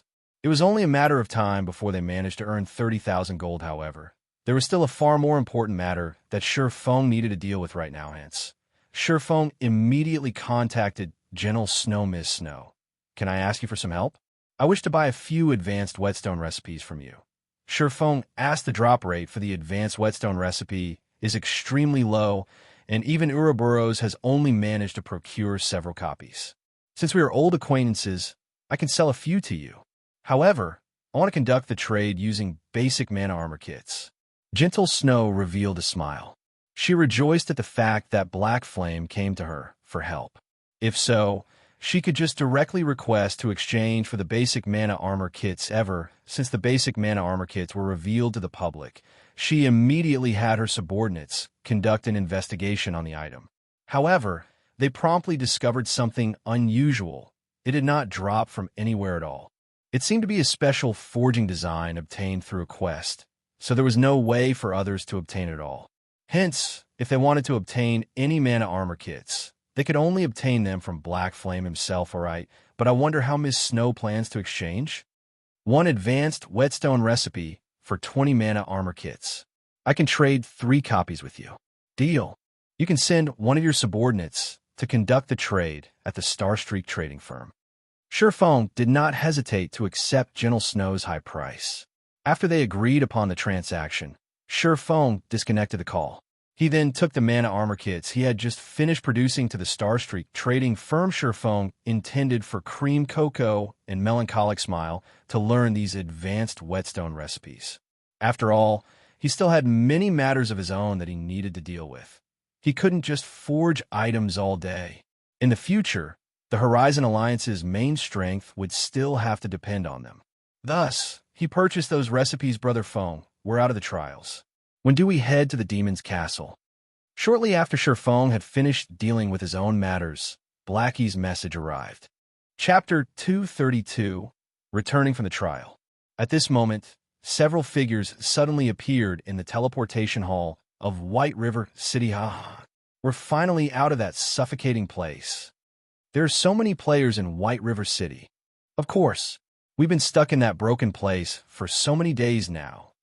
The conversation of these new figures resounded throughout the teleportation hall, and these players were none other than Fire Dance and the others who had just returned from the trial of gods. The moment they set foot out of the teleportation hall, the group immediately attracted the attention of many players. The equipment Fire Dance and the others wore was simply too dazzling, nearly blinding all observers. Even the elite team members of first-rate guilds were not immune after all.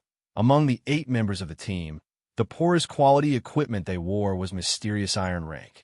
Meanwhile, out of everyone in the party, the cleric Violet Cloud had the best quality equipment. Although she did not have any set equipment, she still had 6 pieces of secret silver equipment and a fine gold rank staff. No matter how one looked at it, Violet Cloud's equipment far surpassed that of any member of a guild's main force. Moreover, such magnificent equipment decorated Violet Cloud's slender and elegant body, making her look even more stunning than usual. She looked like an angel descending to the mortal realm. Simply breathtaking. Aside from a beauty like Violet Cloud, there was another female member of the party who was equally beautiful.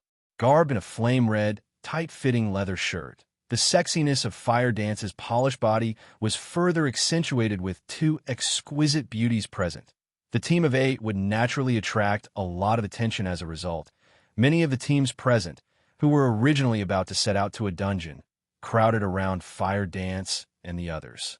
They sent Fire Dance invitations, one after another, requesting Fire Dance and her team to join them in raiding a 20-man team dungeon. Having a powerful cleric like Violet Cloud would significantly increase their chances of success. Moreover, aside from Violet Cloud, the Guardian Knight, Kola, also had superb equipment. If these experts were willing to do them a favor, they could easily gain a few pieces of top-tier equipment. Unfortunately, their beautiful dreams were doomed from the start, as Fire Dance rejected them all without hesitation. We've fallen pretty far behind in levels. After we replenish our necessities, let's go level up, Fire Dance said, speaking in the team chat, completely ignoring the hungry gazes of the surrounding players. Nobody in the team opposed her suggestion. After getting along with each other for several days, Fire Dance had already become the core of the team. Everyone had especially acknowledged Fire Dance's ability to command. Simply put, if it were not for Fire Dance's leadership, they would not have survived the trial of God. Just when Fire Dance and the others were about to head to the Starstreak trading firm to purchase some recovery items, over a dozen players walked towards them.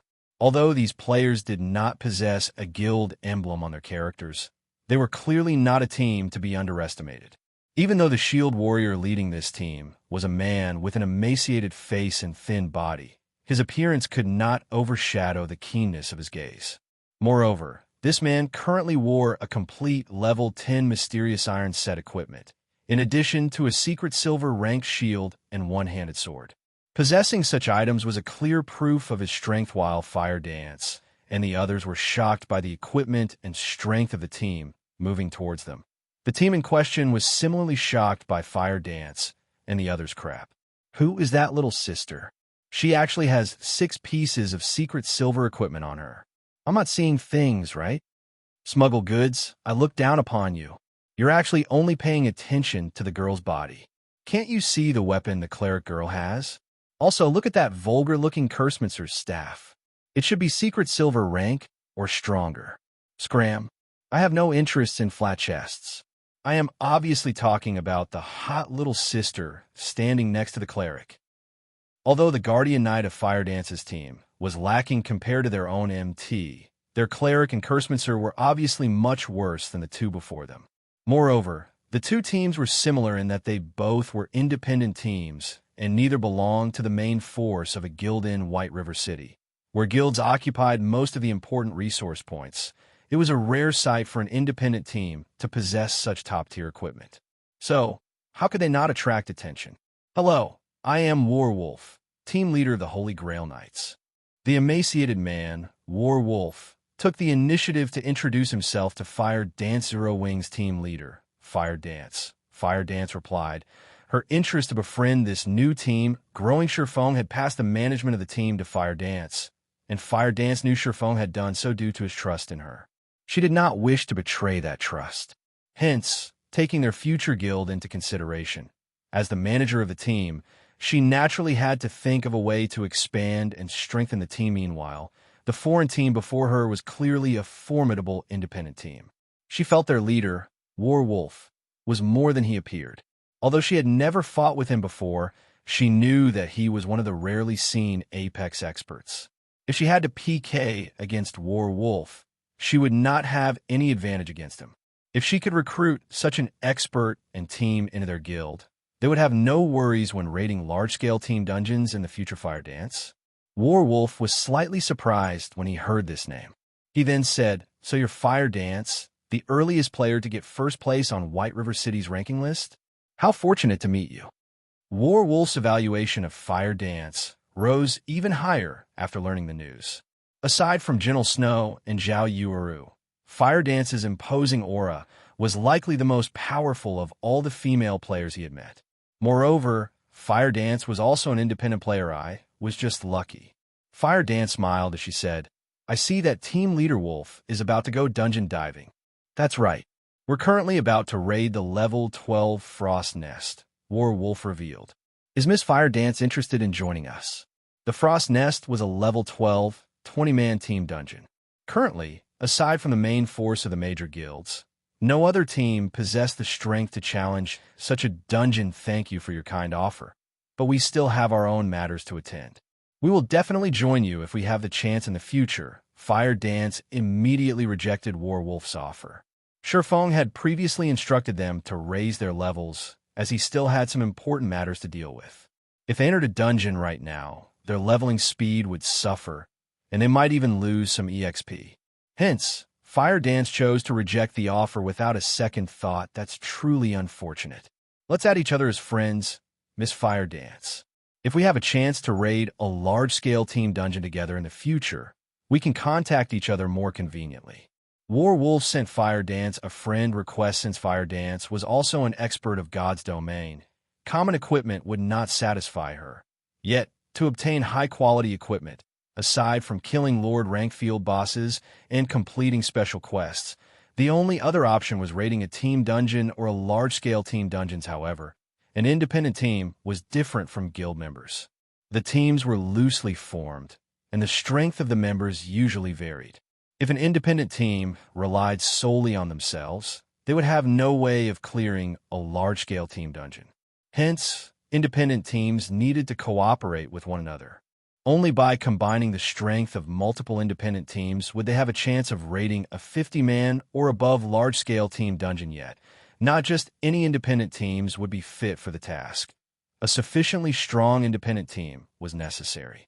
Otherwise, entering a large-scale team dungeon would be suicide.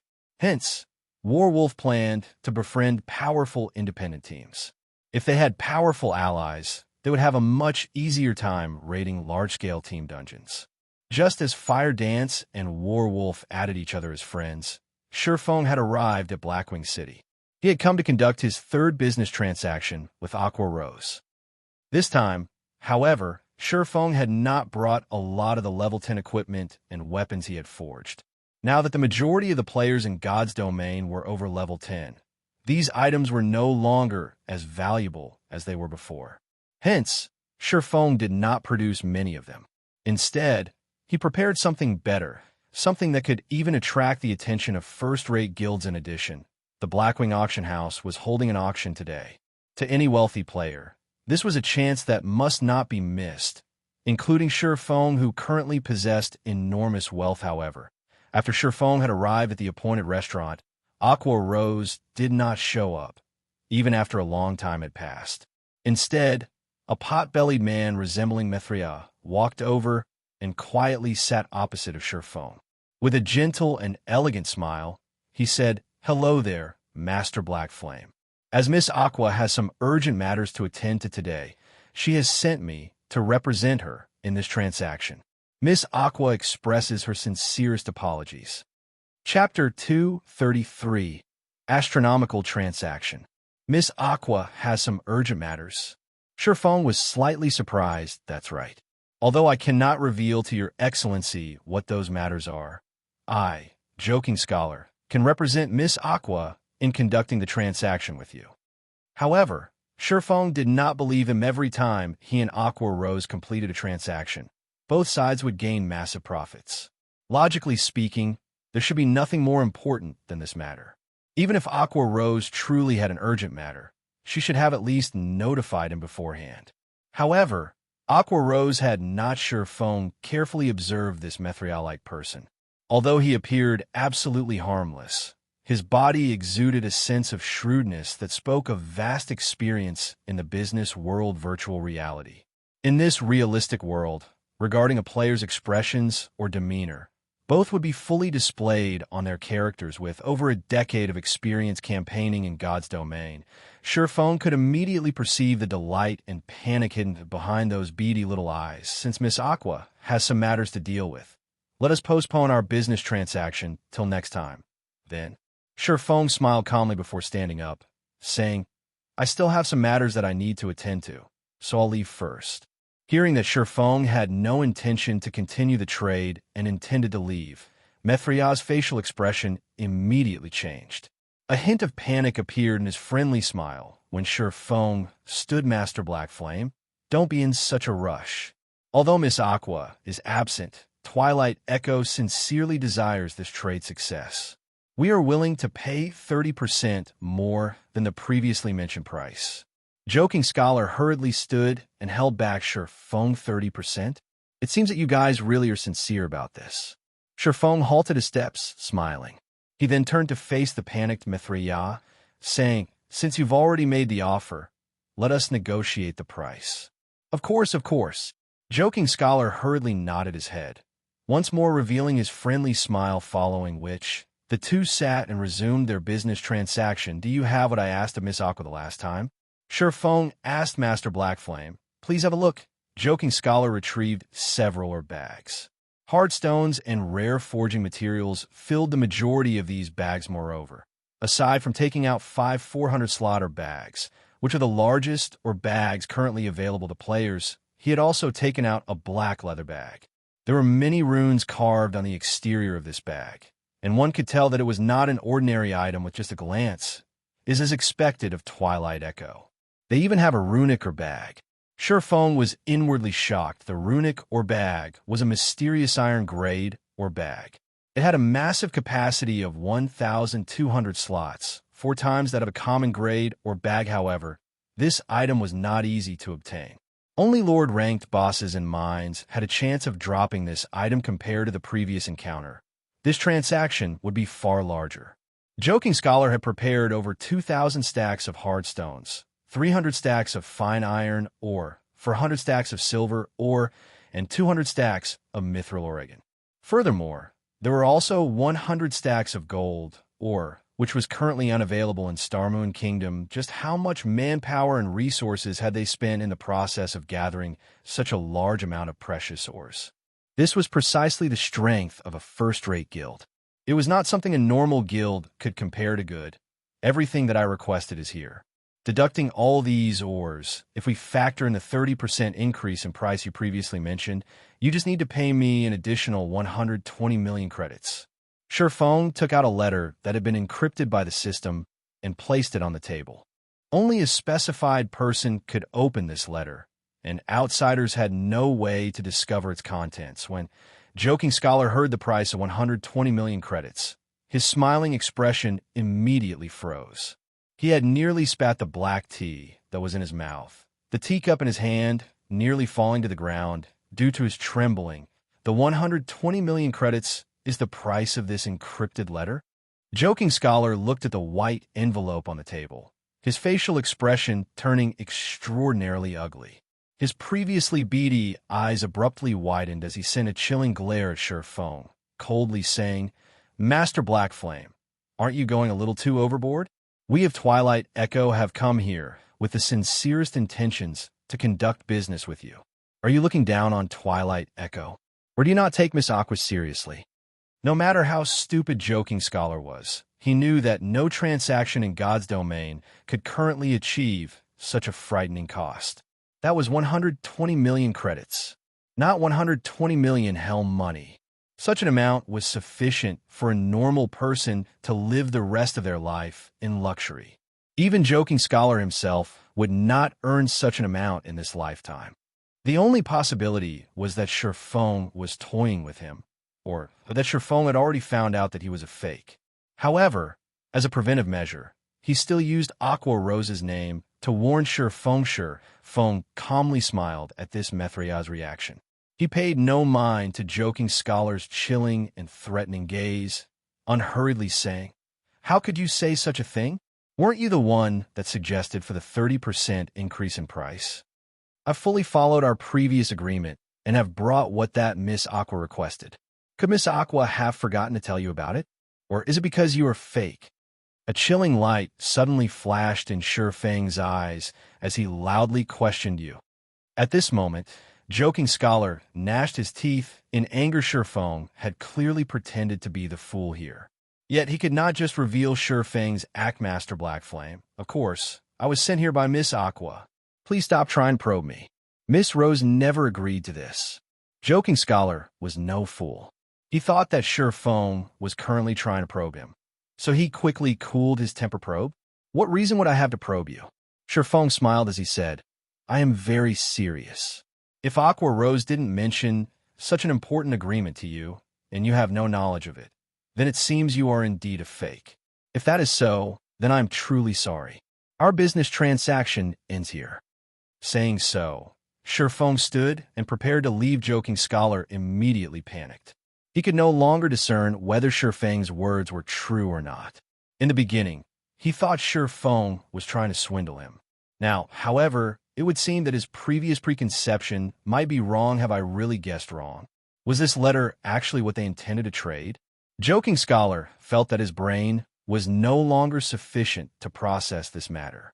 He could not see through Feng at all. Previously, Feng had expressed immense interest in continuing the trade. Now, however, Feng was about to leave after scoffing. Just what was he supposed to do? Joking Scholar had personally witnessed the benefits Aqua Rose had obtained through her transactions with Feng. If Twilight Echo could periodically conduct similar trades with Feng and obtain such immense profits every time, the other first-rate guilds in their kingdom would have no chance to compete with them. They would become the tyrant of their kingdom just by becoming the lord of the city. The benefits that ensued were enough to attract the world-class corporation's investments. Not to mention receiving a few hundred million, they could even receive tens of billions of credits. If Twilight Echo could become the tyrant of a kingdom, they could receive investments from over 10 major corporations. The credits they could earn were unimaginable. In comparison, the 120 million credit transaction right now could be considered negligible. However, 120 million credits was not pocket change either. Moreover, their guild had only obtained the many ores before him through the painstaking work. If they gave them all to Feng, the losses would be mind-blowing. Of course, if such a powerful benefit were truly available, it could greatly assist Twilight Echo in elevating its current position, becoming the tyrant of the capital city. However, Joking Scholar could not see past Feng's thoughts at all. He did not know whether Feng had the sincerity to continue their current cooperation. With his status, he did not dare make this gamble. Master Blackflame, please wait a minute. Maybe Miss Aqua has forgotten to mention this to me. I'll have to ask Miss Aqua about this before making a decision. If there truly are no problems, then the 120 million credits and these materials will all be yours. Joking Scholar decided to hold Surfeng back for now. He needed to report this matter to his superiors and let them decide what to do. That way, he won't have to take responsibility for this matter. Chapter 234. While the priest climbs a post, the devil climbs 10. Naturally, Surfeng could not just walk away after hearing Joking Scholar's words, although he did not know what had happened to Aqua Rose. If he could swindle so many materials and credits, he would make a huge profit. Fine. I'll give you 1 minute. I'm in a hurry. Surfeng swept a glance at the clock displayed on the system interface. There were still 2 hours before the auction started at the Blackwing City Auction House. If he missed this chance, he would have to wait for several more days before the next, since a lot was at stake. Joking Scholar dared not waste any more time. He immediately sent a message to his superior, awaiting the decision. After waiting for half a minute or so, Joking Scholar received a reply. Joking Scholar immediately felt his mood refresh when he read the reply. Master Blackflame, Miss Aqua has said that, due to the transaction being of such magnitude, if we are to conduct this trade, we need to verify the item that you have provided. Of course, I will preside over this verification. If there truly are no problems, we will immediately transfer the money to you. Joking Scholar confidently informed Surfeng that won't do. If you guys get a look at the contents of this letter, then the information inside will no longer have any value. What if you decide not to pay me? Wouldn't I take a huge loss instead? Unless you give me the money first, I will not let you look at the contents. Surfeng sneered, since Twilight Echo doesn't have any sincerity in continuing this trade. So be it. Contrary to Joking Scholar's belief, the information inside the encrypted letter was the real deal. It could instantly promote a large guild to the next level. The information was especially useful to a first-rate guild, of course. This information would not actually sell for an astronomical price of 120 million credits, since he had cooperated with Aqua Rose in the past. He would not betray her and cooperate with someone else. Hence, he had only mentioned such an astronomical price to play with Joking Scholar. Master Blackflame, we are very sincere in this matter. If you continue responding to our sincerity in such a way, we can only take it as you toying with Twilight Echo. None who attempt to make fools of Twilight Echo find a good ending. If Master Blackflame doesn't want a misunderstanding, please let me take a look at the information contained in the letter. As long as there are no problems, then based on Twilight Echo's credibility, we certainly will not go back on our word and ruin our own reputation. Although Joking Scholar spoke with an amicable tone, he did not try to hide the cold glint in his eyes in the least. Are you threatening me? Surfeng's tone turned cold as he said, although Twilight Echo is a first-rate guild, don't think that I, Blackflame, am someone you can easily mess around with. Since this matter has reached this point, our cooperation ends right here and now. Surfeng immediately left the restaurant, leaving behind a dumbfounded Joking Scholar. Joking Scholar never thought Surfeng would react so decisively. In his opinion, Blackflame was only a forger. How could he possibly dare call shots with a first-rate guild like Twilight Echo? Hence, Joking Scholar decided to threaten him. Yet, Surfeng had not reacted as he had expected at all. So much so that his threat had yielded the exact opposite effect. He had wanted the higher-ups of the guild had tasked him with maintaining the current business relationship they had with Blackflame. If there were a possibility, the best-case scenario would be to recruit Blackflame into Twilight Echo. How abominable. This Blackflame is simply impervious to reason. Joking Scholar had originally intended to hold Surfeng back once more. However, doing so was simply too humiliating. After speaking those decisive words, if he had to suddenly change his tone and try to ingratiate himself with Surfeng, he simply cannot do it. He is definitely toying with me. That's the only plausible reason why he isn't willing to show me the contents of that letter. Immediately after, Joking Scholar contacted his superior scholar. How did it go? A dignified tone came through the communicator boss. That Blackflame rejected our proposal. He refused to let me take a look at the letter's contents. However, I'm very sure that he is trying to play us for fools. There is nothing important in the letter, Scholar confidently assured, I understand. Although it is slightly unfortunate, Black Flame has also given us some enlightenment.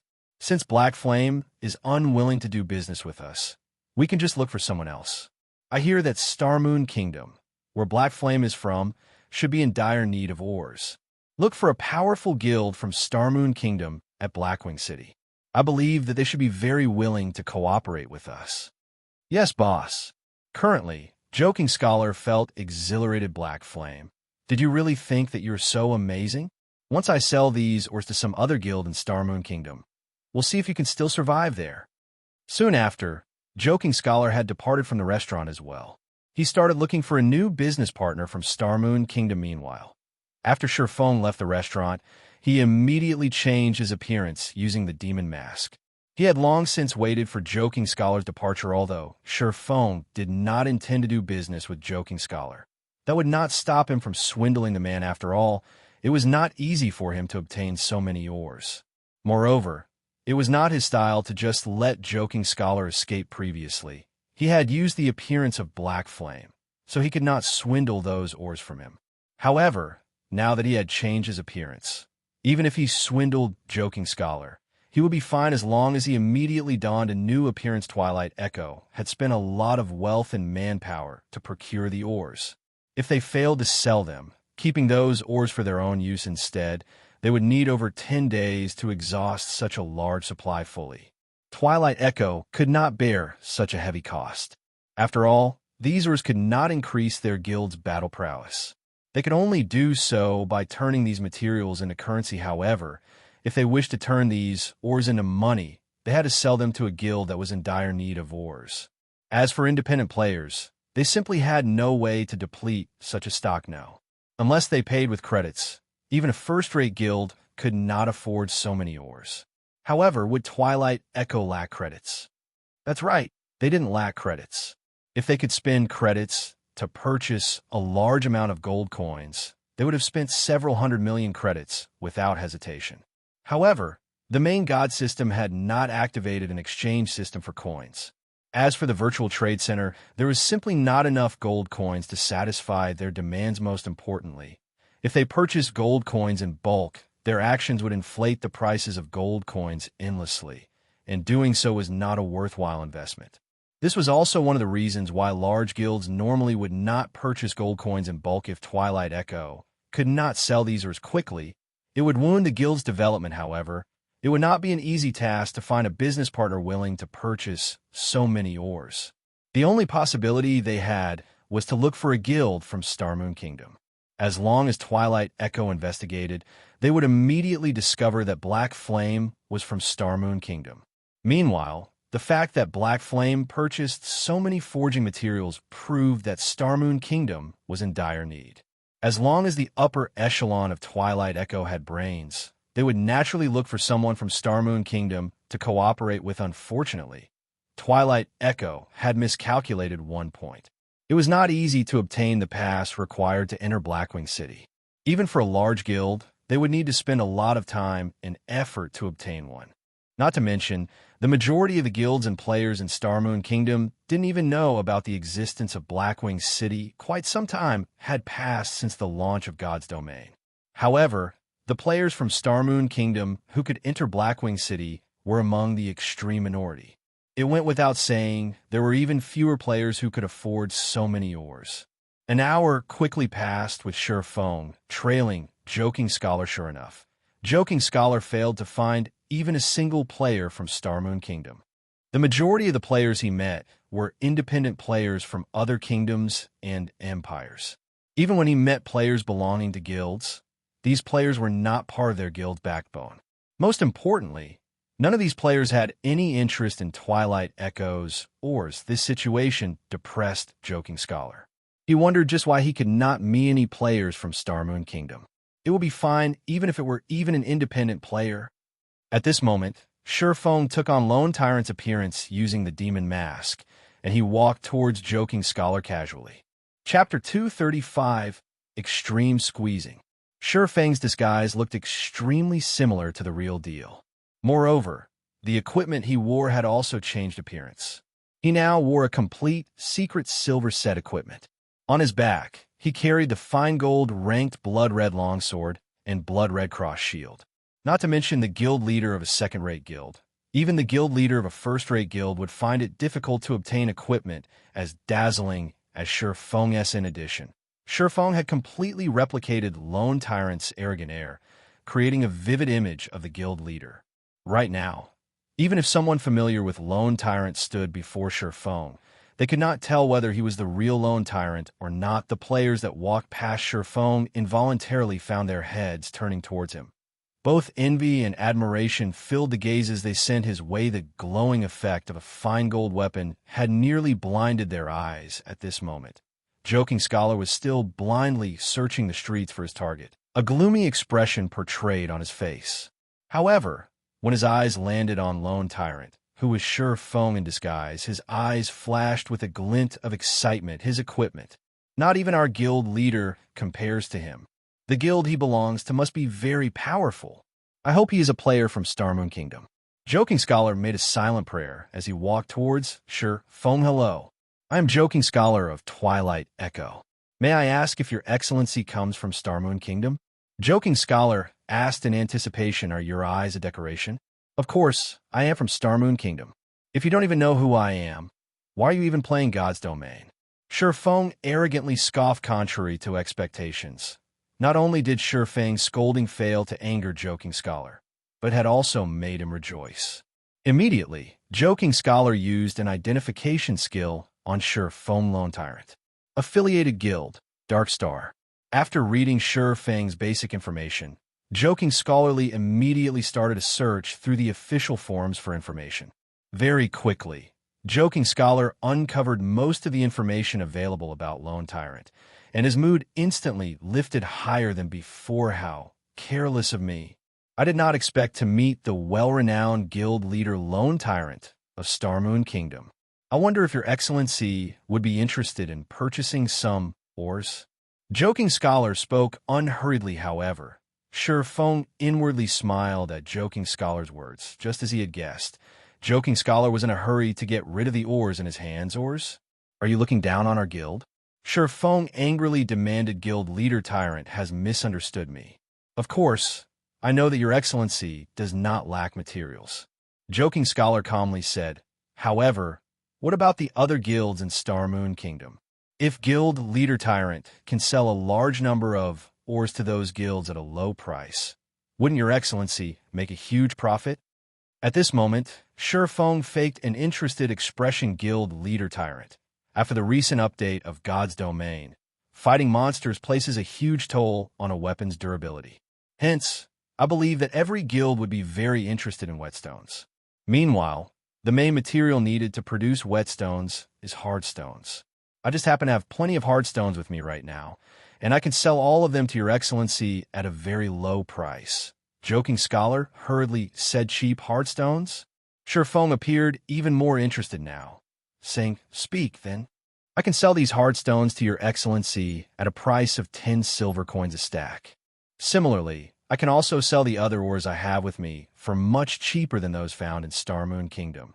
Joking Scholar offered confidently. You call 10 silver coins per stack cheap? Are you trying to toy with me? Do you think I have so much time to waste on you? Surpassing growled. I will pay at most 5 silver coins a stack. Otherwise, we do not need to continue this conversation. Your excellency, I know how much hardstones sell for in Starmoon Kingdom. Normally, each stack can sell for 11 to 12 silver coins.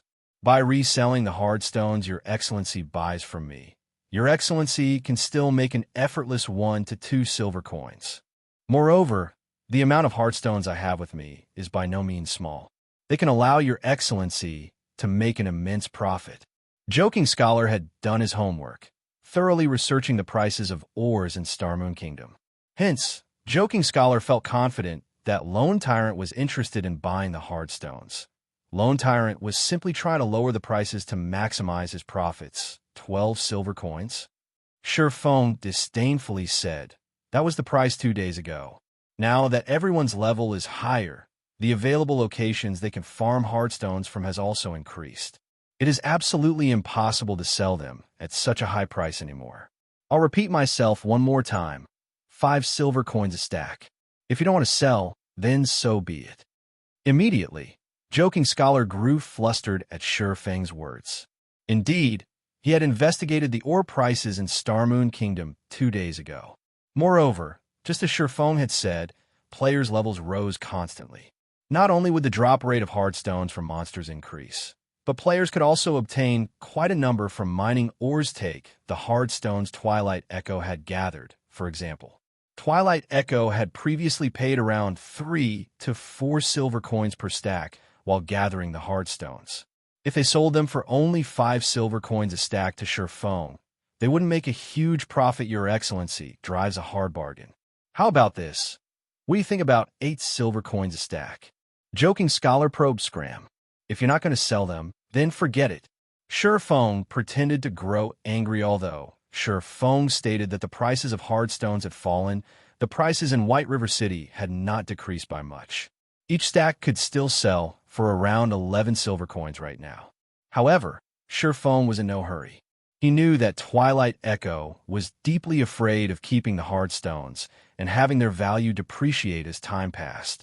Such a loss could greatly hamper Twilight Echo's growth, letting the other guilds surpass them. Your Excellency, please wait a moment. How about 7 silver coins per stack? Joking Scholar hurriedly bargained when he noticed Shifeng about to walk away. However, his offer failed to halt Shifeng's steps. All right, 6 silver coins. I can't lower the price any further than that. Joking Scholar felt helpless at Shifeng's unyielding attitude. However, it was simply too difficult to find players from Starmoon Kingdom in Blackwing City. It was especially true for a guild leader like Lone Tyrant. If Joking Scholar could not sell these hardstones as quickly as possible, their value would continue to depreciate. However, reality was cruel. Shifeng did not halt his steps at all. Joking Scholar started to panic now. He hurriedly ran to stop Shifeng, saying in an urgent tone, "Your Excellency, are you really not going to consider it? 6 silver coins is already a very low price. You can't find such an offer anywhere else." Can't find. Shifeng smiled.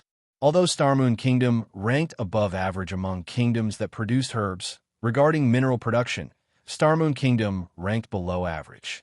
Thus, the mineral supply in Starmoon Kingdom lacked constantly.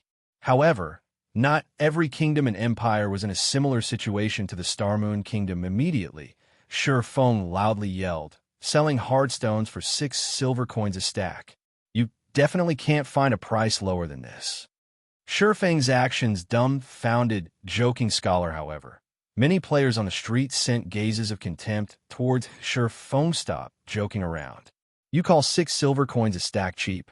Even 5 silver 30 coppers is expensive where I come from. If you want to purchase in bulk, I can sell them to you at 5 silver coins a stack. I nearly died from laughter just now. Many players on the street started laughing at Shifeng. However, the one who was truly embarrassed was Joking Scholar. At this moment, he felt so ashamed that he could not even raise his head to face Shifeng.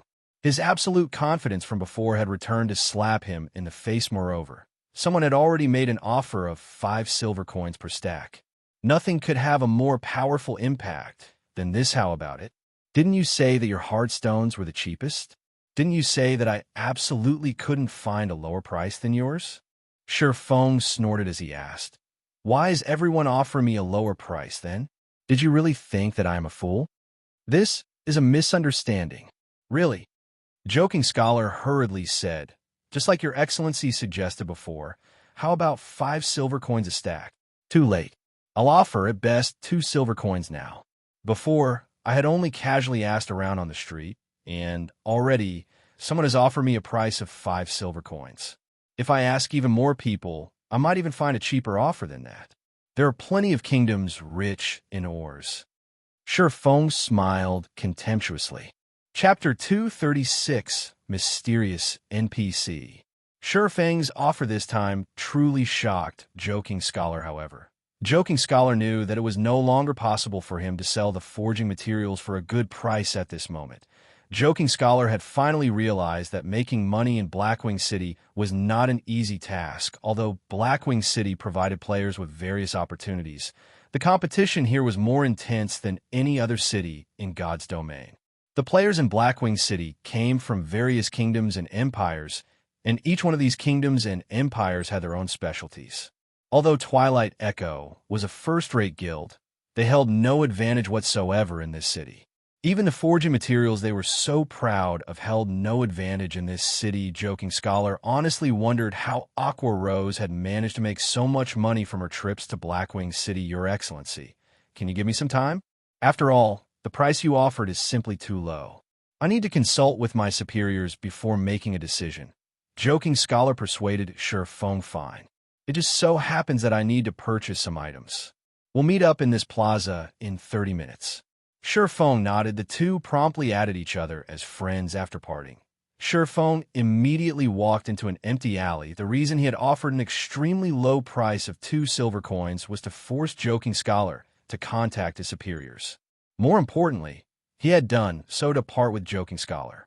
Otherwise, he would have no way of realizing his plan. After walking into the alley, Sure Feng immediately used the 7 Luminaries crystal and returned to White River City. He then rushed to the bank, retrieving several hundred stacks of hard stones and other ores, before using the 7 Luminaries crystal again to travel to Blackwing City afterward. Sure Feng looked for a dark, narrow alley. Glancing at his surroundings and making sure that he had not been followed, Sure Feng changed into a new appearance again. This time, he disguised himself as an old man with white hair. He then donned a black hooded cloak and changed his name to Carlos. Aside from his name, he had concealed his information that should be about it. Sure Feng examined his disguise. Regarding outward appearance or temperament, both looked extremely mysterious. Moreover, his body also exuded a frightening aura. He did not look like a player at all. After confirming that there were no problems with his disguise, Sure Feng walked towards a relatively populated street. In the street, he discovered a relatively well-equipped Guardian Knight, and without hesitation, he walked towards this Guardian Knight. While he walked past this man, Sure Feng pretended to accidentally bump into him, knocking the man down to the ground. Originally, the Guardian Knight was enraged from being knocked down. However, just before he started cursing, he noticed that the old man before him had a shockingly powerful aura, so much so that he could feel his own body trembling slightly before this elder. Immediately, he used an identification skill on this old man and found out that the old man was called Carlos. Meanwhile, any remaining information about the old man displayed as unknown. In God's domain, there were only 2 scenarios that resulted in an unknown return from an identification skill. One was when the targeted player used a special item to conceal their information, while the other was due to a large gap in strength. In both cases, a normal identification skill would not suffice to determine the target's information. Meanwhile, the old man before him was clearly not a player, but an NPC. Hence, the Guardian Knight determined that the old man named Carlos was very powerful. Afraid that he would earn the ire of this mysterious NPC and get himself killed, the Guardian Knight immediately swallowed his words. Young man, are you all right? Sure Feng spoke in a dignified tone, casting an overlooking gaze at the Guardian Knight. No, there are no problems at all. The Guardian Knight hurriedly said, it's good that you're all right. However, it is still my fault for bumping into you. As compensation, you can come to my place to purchase items in the future. I will sell them to you at a discount, Sure Feng said. Immediately, he started walking towards a nearby alleyway. Could my luck have come? The Guardian Knight reacted quickly as he immediately followed Sure Feng into the alleyway. Sure Feng was shrouded in mystery, and the aura he exuded was extremely frightening. Coupling that with the fact that he had bumped into a player, he would naturally attract the attention of many players on the street. Although Sure Feng's words had not been loud, many of the surrounding players had clearly heard him. There were countless fortuitous encounters in God's domain. It was especially so for a place like Blackwing City. It was not strange for players to purchase some rare items from a hidden NPC. The elderly man before them was such a powerful NPC. It would not be odd for him to sell some powerful, rare item. So, how could they possibly miss out on such a good opportunity?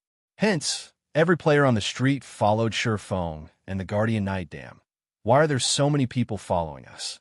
The Guardian Knight felt depressed when he noticed the crowd of players trailing behind him and the old man.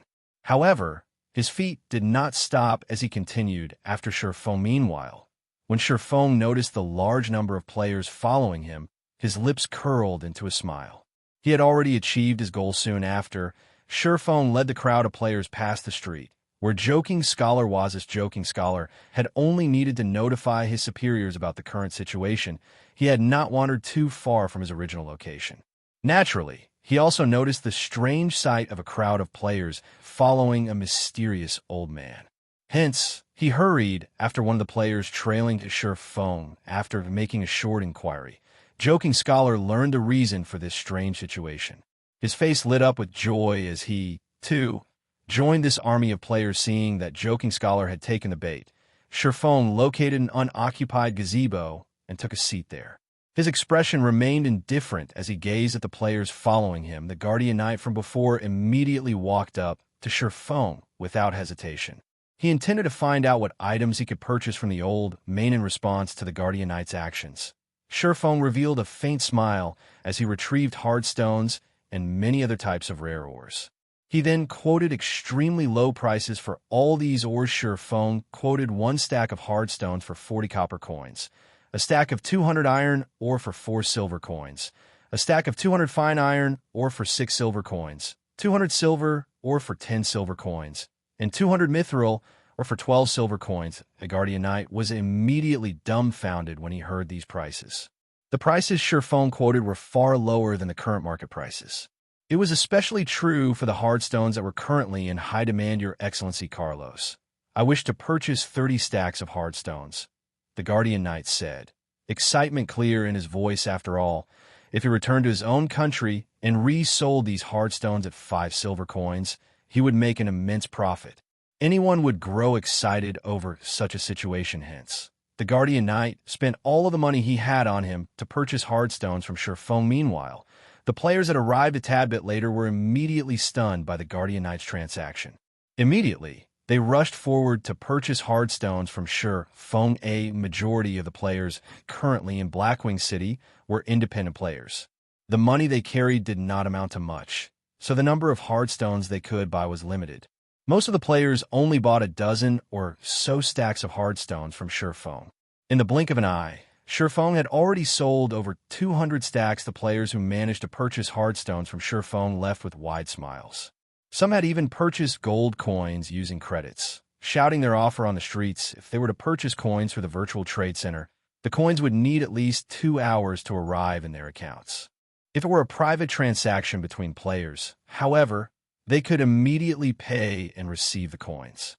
Hence, these players immediately started yelling on the streets, going so far as to offer double the market price. Joking Scholar immediately panicked. This mysterious NPC was actually selling these items, and at such a low price. There were even so many players purchasing coins on the streets. If news of this matter reached Dark Star's guild leader, Lone Tyrant's ears, if that happened, he would never get rid of the forging materials in his hands. Immediately, Joking Scholar sent this information back to his superior, and just as quickly, he received a reply.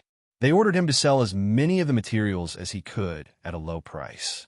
Following which, Joking Scholar immediately rushed towards the meeting location he had agreed upon with Surfong. He then sent Surfong a message, stating that they could conduct their trade immediately. Joking Scholar was deeply afraid of Surfong discovering the matter with the mysterious NPC. If Surfong found out about it, he wouldn't even be able to sell his hard stones for 2 silver coins a stack. Surfong revealed a faint smile after receiving Joking Scholar's message.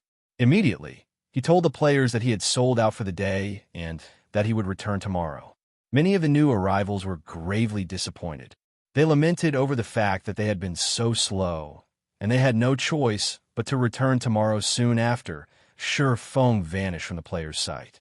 He searched for a secluded location and donned the appearance of Lone Tyrant once more, before hurrying over to the meeting location. Chapter 237. If you don't do stupid things, they won't come back and bite you in the ass. In the central plaza of Blackwing City, many players wandered, sightseeing. Blackwing City was a must-see destination as it had been built atop the peak of a mountain. Meanwhile, the stargazing tower loomed in the central plaza of the city. Through the usage of a floating platform, players could arrive at the top of the tower and witness the full beauty of Blackwing City beneath the stargazing tower. Surefeng located Joking Scholar at this moment. Panic painted Joking Scholar's face. His eyes were like searchlights as they scanned the plaza. When he finally spotted Surefeng, he hurried over Guild Leader Tyrant. The higher-ups have given me my instructions to maintain long-term cooperations with Guild Leader Tyrant. We agree to sell the hardstones to you at 2 silver coins a stack. As long as you take these forging materials back to Starmoon Kingdom, you can earn back at least 3 to 4 times the cost, Joking Scholar said as he walked up to Surefeng. A smile filling his face. Twilight Echo had spent a lot of time to obtain these forging materials. They had even spent an impressive sum of coins and credits in the process. Meanwhile, their main goal was to turn these forging materials into coins. If luck would have it, they could even make a small profit from the trade by the looks of it. However, that would not happen. After all, not only were the forging materials of other kingdoms and empires similarly cheap, but there was also a mysterious NPC in Blackwing City selling these materials far below bottom-line prices now. The only thing Joking Scholar could do now was turn all these forging materials into coins, even at the cost of taking a small loss. He could then head to the Blackwing City auction and purchase some items that would benefit the guild's development. However, although ideals were wonderful, reality was very cruel. It was clearly impossible for Surefeng to spend hundreds of gold to purchase these materials. Even if he had over 3,000 gold coins, he still wouldn't spend it in such a way. Not to mention, Surefeng had spent so much effort in swindling Joking Scholar. He naturally wouldn't stop at just 2 silver coins a stack. Now that's what I call sincere. However, just before I came here, someone mentioned to me that they are willing to sell a large amount of hardstones for 1 silver coin a stack. Moreover, if I am willing to purchase over 1,000 stacks, they will lower that price even further. Surefeng shook his head, feigning disinterest. What? 1 silver coin a stack? Who said that? Joking Scholar was already on the brink of insanity. He had only found a large transaction after much difficulty. Now, however, someone was trying to undersell him. Moreover, that person clearly knew about the mysterious NPC selling forging materials. If he had to sell each stack of hardstones for only 1 silver coin, he might as well take them back to his own empire and sell them there. Yet, the various guilds in Storm Empire, the empire Twilight Echo belonged to, was far from lacking forging materials. As for the independent players there, most were self-sufficient. As a result, the players purchasing hardstones were very few.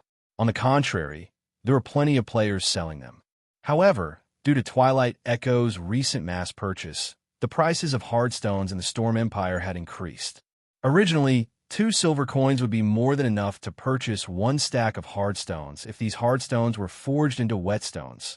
Though, the demand would slightly increase. You will have to investigate this person yourself. If there aren't any more matters here, I'll be going.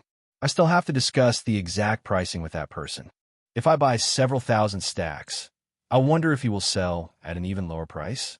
Surefeng laughed. Guild Leader Tyrant, please wait a moment. Joking Scholar hurriedly said, if you are willing to purchase a large amount, Twilight Echo is willing to offer the same price as that person. If you are willing to buy more than 20,000 stacks, I can offer you a price of 60 copper coins a stack. Take it as a sign of friendship. Currently, Joking Scholar no longer cared about price. The only fortunate matter to him right now was the fact that Lone Tyrant had yet to discover the mysterious NPC. Although Twilight Echo would incur an astronomical loss by selling the 2,000 stacks of hardstones they currently had at a price of 60 copper, they could simply purchase more hardstones at a price of 40 coppers from the mysterious NPC. If they resold those hardstones at 60 coppers, they would make a clean profit of 20 coppers per stack. If they resold 18,000 stacks, they could easily recoup their losses. Hence, Joking Scholar needed to take action quickly. If Lone Tyrant found out about this matter, he might not even be able to sell the hardstones he had for 40 coppers a stack, 60 copper coins a stack. Moreover, you guys actually have over 20,000 stacks. Shifeng feigned astonishment, as he spoke of course. This is our way of showing sincerity. However, you have to buy 20,000 stacks to get such a low price. Joking Scholar nodded his head, smiling. Hold on a minute. I'll ask that person what price he is willing to offer if I buy 20,000 stacks. Shifeng said, hearing that Shifeng was about to contact the person who knew about the mysterious NPC. Joking Scholar's panic grew. Anyone aware of this information only needed to spend as much effort as flipping a hand over in this transaction. Even if they made a profit of 1 copper coin per stack, they could still earn 2 gold coins from selling 20,000 stacks. However, Joking Scholar's situation was different. Hence, he hurriedly shouted, "Guild leader Tyrant, please wait a minute. I don't wish to waste time competing with those people, so I'll offer you a cost price of 50 copper coins. Take it as me trying to befriend you. However, you have to purchase 50,000 stacks. I'll even give you 300 stacks of iron or 400 stacks of silver or 200 stacks of mithril or 100 stacks of gold and also a mysterious iron ranked runic or bag. Nobody can offer you a lower price than me. You're offering 50 copper coins a stack, and they come with a gift of rare ores as well. There are even 100 stacks of gold or a high quality or that I have never seen before. It seems that you are indeed sincere. I doubt that the other side can offer a price lower than this. All right then, I'll buy 50,000 stacks of hardstones from you." Shifeng smiled contently. He was already quite satisfied that he could purchase 2,000 stacks of hardstones for only 50 copper coins a stack at the expense of selling over 200 stacks of hardstones at a price of 40 copper coins a stack. He could purchase over 2,000 stacks at a price of 50 copper coins in return. He had made a huge profit out of this transaction. As for the remaining 48,000 stacks of hardstones, if Joking Scholar uncovered the truth, he would never sell him hardstones for such a low price again. Basically, there wouldn't be another business transaction between him and Twilight Echo. However, Shifeng paid no mind to this. With this batch of forging materials, he would not run out of hardstones anytime soon. Let's sign a contract then. Guild leader Tyrant. Joking Scholar took out an electronic contract, with the main god system bearing testimony to this contract. Neither party involved was allowed to violate the conditions set. What is the meaning of this? Shifeng wrinkled his brows slightly. Guild leader Tyrant. This is a large transaction that involves 50,000 stacks of hardstones. If Guild leader Tyrant suddenly decides not to buy the hardstones, wouldn't I suffer the loss? Of course, I am not trying to question Guild leader Tyrant's credibility. However, to avoid any future disputes, let us be villains before nobles. Joking Scholar explained. Still, isn't there a problem with this agreement? I don't mind that the trade has to be done within 10 days, but why do I have to compensate you 5,000 gold coins or 50 million credits, with gold coins as priority, if I renege on the contract? Well, you guys don't have to pay anything if you renege on your commitment. Shifeng angrily said, "You call this not questioning my reputation? From the way I see it, maybe we should forget about this business transaction altogether." Although Shifeng appeared angry, inwardly, he couldn't be any happier. Originally, he had no hopes of getting the remaining 48,000 stacks of hardstones. He would never have thought that Joking Scholar would take such an action. Contrary to being furious, Shifeng couldn't help but eagerly agree to this contract. The evil one brought upon themselves truly was the hardest to bear. "Please wait, Guild leader Tyrant. I simply forgot to write it in. If Twilight Echo reneges on the agreement, we will similarly compensate you with 5,000 gold coins or 50 million credits. Moreover, Guild leader Tyrant can rest assured about the validity of this contract, as our guild leader has personally signed. The only thing remaining is Guild leader Tyrant's signature." Joking Scholar hurriedly amended the agreement. He had indeed forgotten about this matter out of panic. After all, he was deeply afraid of Shifeng discovering the mysterious NPC who sold forging materials. However, as long as both parties signed this agreement, even if Lone Tyrant discovered this mysterious NPC, Joking Scholar had nothing to furno. "That's more like it," Shifeng said with satisfaction. After finding no problems with the agreement, Shifeng was nearly unable to suppress the excitement in his heart. After calming his excited mood down, he signed a contract. However, Joking Scholar was far more excited than Sure Feng. His heart was about to break out of his chest. As he watched Sure Feng finally sign the agreement, the contract receiving the recognition of the main god system, he simultaneously revealed a cold smile. Chapter 238, Perfect Substitute. Let's first trade the 2,000 stacks that I have with me. Then, Joking Scholar felt fully relieved, now sure. Sure Feng revealed a faint smile. Nodding, Joking Scholar then called up the trade interface, initiating the trade with the agreement in effect now. Even if Lone Tyrant discovered the secret, he would not dare renege on the deal. If he did so, he had to pay 5,000 gold coins or 50 million credits, with gold coins set the priority. Hence, he could only gnash his teeth as he purchased 50,000 stacks of hard stones for 50 copper coins. A stack, the full transaction would total to 250 gold coins. Meanwhile, by reselling the 48,000 stacks of hard stones he would obtain from the mysterious NPC, Joking Scholar could make a clean profit of 48 gold. In addition to the 10 gold he just obtained, he would have a total profit of 58 gold. Such an amount could allow him to purchase quite a lot of items at the Blackwing City auction. He could also use the leftovers to increase the guild's fluid funds. Joking Scholar nearly roared with excitement. This feeling is great. However, Joking Scholar suppressed his excitement. He still needed to maintain a proper outward appearance now that Twilight Echo had such fluid funds. They could develop at a much faster rate. Also, since his contribution in this matter was so great, Joking Scholar wondered just what sort of reward the guild leader would give him currently. Sure Feng also felt exhilarated at the sight of so many forging materials.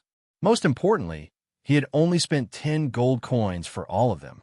Nothing could feel better than these as long as he resold them in White River City. He could earn 200 gold coins from the 2,000 stacks of hard stones alone.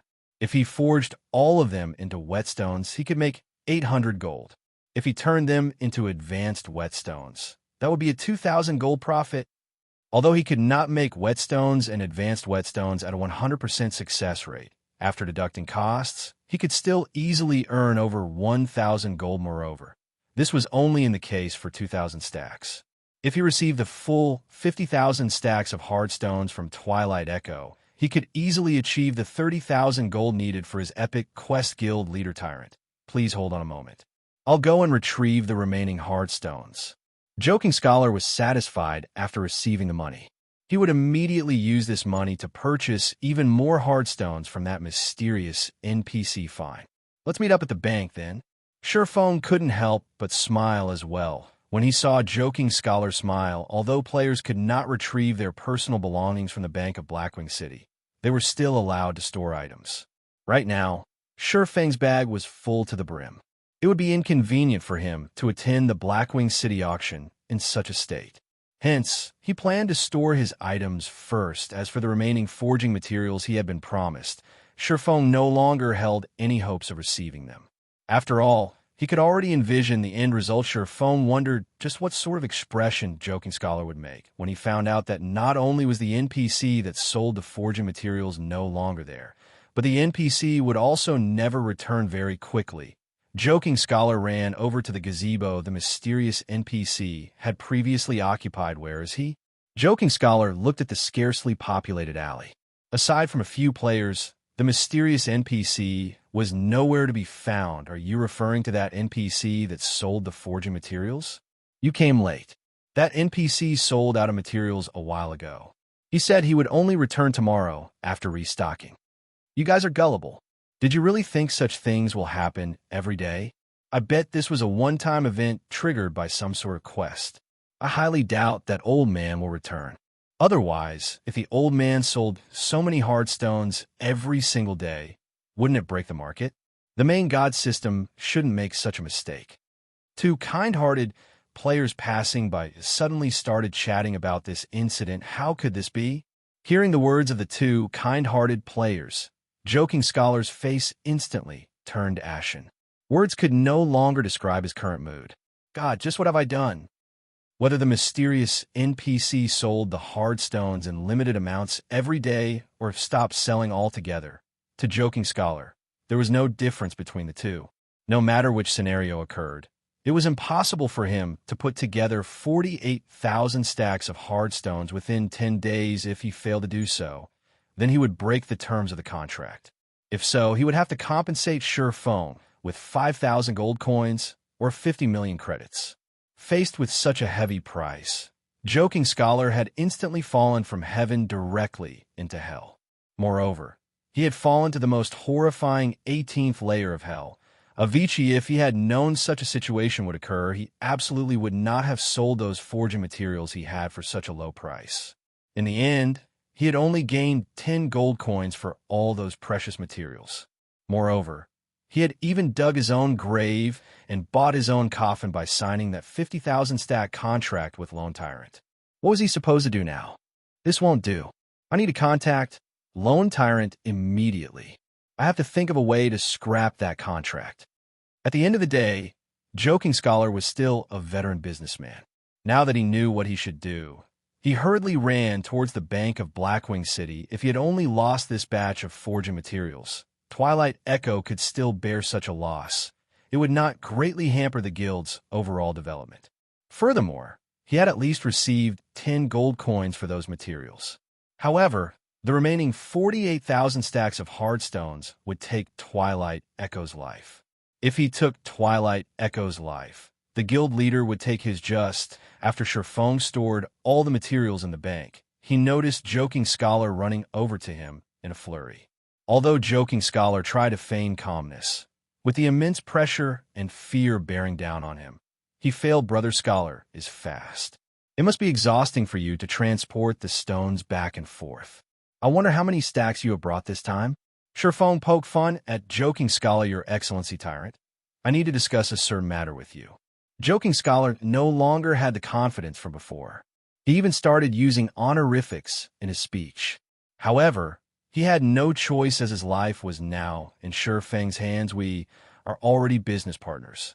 If you have anything to say, just say it. Surpassing nodded. Your Excellency Tyrant is right. We at Twilight Echo have always been villains before gentlemen. Since we are business partners, we have to consider each other. If we trade 50,000 stacks of hard stones in a single go, I'm assuming that your Excellency Tyrant won't have enough gold coins. Even if given 10 days, that should not be possible. Hence, after careful consideration, we have decided to alter the contract, loosening the conditions stated on it. How do you feel about this, your Excellency Tyrant? Joking Scholar slowly explained, his words sounding very logical. If Surpassing hadn't known that Joking Scholar was trying to renege on the contract, he might have been moved to tears by Joking Scholar's words, as expected of a veteran businessman. He can still wear a straight face when tricking someone. For a moment there, I even believed he was thinking of my own good. Surpassing inwardly sneered. Unfortunately, such words could not move his heart or trick him, especially since he had long since known Joking Scholar's true colors. Many thanks for Brother Scholar's worries. However, Brother Scholar can rest assured that, as long as I return to my kingdom with these materials and resell them, I can earn the money back very quickly. I guarantee that I can clear the debt within 10 days, so there is no need for the extra trouble of altering the contract. Surpassing faintly smiled, saying, "Let's hurry and finish the trade then. The auction is about to start." Following which, Joking Scholar gave a dozen more reasons to cancel the agreement, such as lowering the price even further or increasing the trade amount, and so on. Unfortunately, Surpassing had rejected each and every one of them. This situation had pushed Joking Scholar to the brink of insanity. However, Joking Scholar didn't wish to reveal his intentions accidentally, so even though he was close to the point of vomiting blood out of anger, he chose to hold it in. Brother Scholar, you don't have to waste any more words in trying to change the agreement. I will not change it no matter what. After all, I can purchase 50,000 stacks of hard stones at a price of 50 coppers a stack. That is a rare opportunity that I won't find even if I try. Even if I bought them from an NPC, I definitely couldn't buy so many. You knew all along. Of course. Who would know about such a huge incident? Is there something wrong with your head? You wanted to resell the hard stones you bought from that NPC and make a huge profit off of me? Keep that in your dreams. I already felt that the NPC was unreliable. Thus, I agreed to your offer. Seeing your frustration, As expected, that NPC really was unreliable. I eagerly anticipate the arrival of the remaining 48,000 hardstones. You swindled me. I am representing Twilight Echo. Aren't you afraid of angering Twilight Echo with your actions? We can extinguish a third-rate guild like Darkstar at any given minute. Oh, Twilight Echo is a first-rate guild. I'm so scared. Unfortunately for you, Twilight Echo is based in the distant Storm Empire. You guys are simply too far away from Starmoon Kingdom. So what if you are amazing? Can you do anything to me? What can you do to Darkstar? If you have the ability, then come to Starmoon Kingdom. I'll gladly exterminate Twilight Echo and remove its name from God's domain permanently. However, for now, you guys best think of a plan to deal with the compensation. Ha ha ha. Saying so, Surefong departed from Blackwing City's bank, laughing loudly and leaving behind an utterly dazed, joking scholar. Joking Scholar was completely unable to accept the reality that he had been swindled. However, compared to being swindled, he felt more humiliated over the fact that Surefong had been toying with him from the beginning. Moreover, he had gladly jumped for joy like a monkey. When Joking Scholar thought about this, he felt utterly humiliated after a good while had passed. Joking Scholar bellowed, "Lone Tyrant, just you wait. Twilight Echo's power far exceeds your imagination.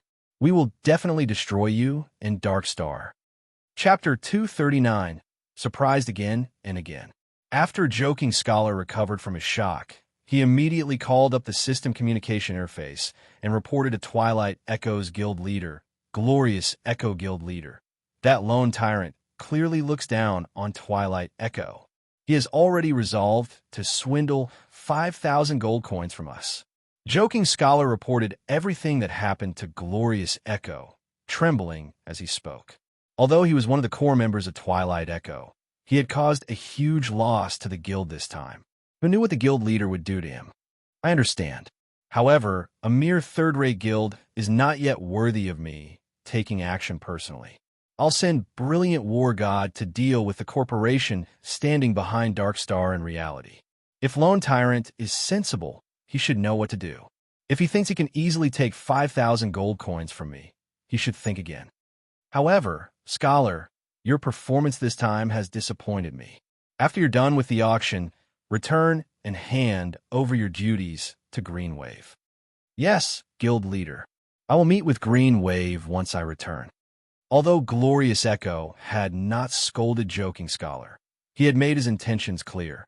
Instantly, Joking Scholar's outward appearance seemed to age by over a decade. Even if he inwardly felt reluctant, he could only accept this conclusion at this moment. Hatred of Lone Tyrant filled Joking Scholar's very soul. If it weren't for Lone Tyrant, he would not have fallen to such a fate unless he could perform astonishingly, bringing a huge benefit to the guild. The guild would no longer regard him with any importance. No, I can't just give up.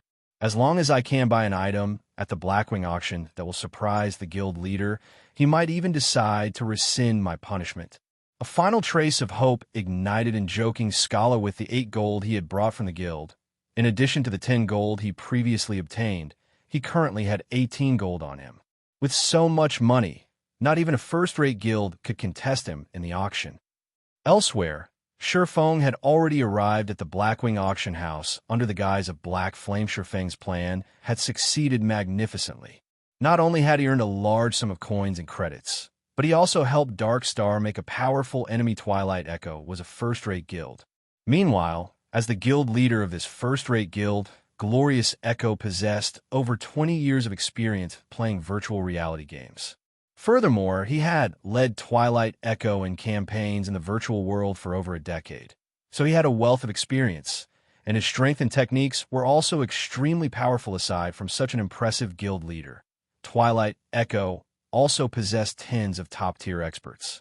In the past, every one of these experts had become Tier 4 or above powerhouses. In addition, Twilight Echo also had 3 members who had achieved a Tier 6 class in the past, becoming God-ranked powerhouses. Among those 3, one was none other than Twilight Echo's guild leader, Glorious Echo himself. Meanwhile, Aqua Rose and one of her good friends took up the other two spots. This was the reason Twilight Echo stood out amongst the many tyrants surrounding them, becoming one of the few super guilds in God's domain. In the past, Twilight Echo had far surpassed Ouroboros in every aspect, and they had even established a gigantic virtual empire for themselves. Back then, Twilight Echo was an existence that Shurfeng could only admire from afar, of course. Shurfeng could not take the current Twilight Echo lightly. After all, Twilight Echo was still a first-rate guild. It had an extraordinary background, and there were countless corporations supporting them financially. They similarly had a large influence in the real world. To deal with a third-rate guild like Darkstar, they could simply put some pressure on Darkstar economically in reality, and Darkstar would suffer, hence the reason Shurfeng had chosen to disguise himself as Lone Tyrant when toying with Twilight Echo right now. Shurfeng still did not know who supported Darkstar from behind the scenes. However, with a first-rate guild like Twilight Echo placing financial pressure on them in the real world, Shurfeng could, at least, glimpse the powerful organization standing behind Darkstar. That way, Shurfeng could take appropriate measures to deal with them in the future, just as Shurfeng was about to take a seat in the auction hall. Shurfeng's system communicator rang out. The person contacting him was none other than Aqua Rose, who had been out of reach all this time. Miss Aqua, you sure are a busy person. You actually sent a representative for such an important business transaction. Shurfeng was very clear that Aqua Rose's absence had something to do with Glorious Echo. After all, Aqua Rose's recent performance had been too impressive. A nail that stuck out would be hammered down. Glorious Echo must have felt Aqua Rose was a threat to his position. Master Black Flame, you must be joking. I've only managed to log into God's domain after much difficulty. However, it seems that I'm still too late. Aqua Rose's tone was helpless as she spoke. What happened? Shurfeng asked curiously. Based on Aqua Rose's tone, Shurfeng could tell that this matter was not as simple as it seemed.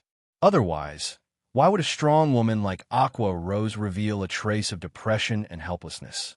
At the end of the day, Aqua Rose was still an honorary elder of Twilight Echo. Her position in the guild was extremely high. Moreover, Aqua Rose's family in the real world had a powerful background. Her family was also one of the corporations supporting Twilight Echo financially, so they possessed significant shares of the guild. Thus, unless Glorious Echo had gone insane, he should not have taken any vicious actions against Aqua Rose. The current situation was merely a business competition, and both were still doing it to develop Twilight Echo. At worst, both parties would only feel dissatisfied with each other. They would not break off all relations with and start an all-out where it's nothing much. I only left Twilight Echo. That's all. Aqua Rose casually replied. You left Twilight Echo? Did your family not say anything about this? Shurfeng nearly thought his ears had played a trick on him, although Aqua Rose sounded relaxed. Shurfeng could feel the aggrieved feelings hidden behind her words.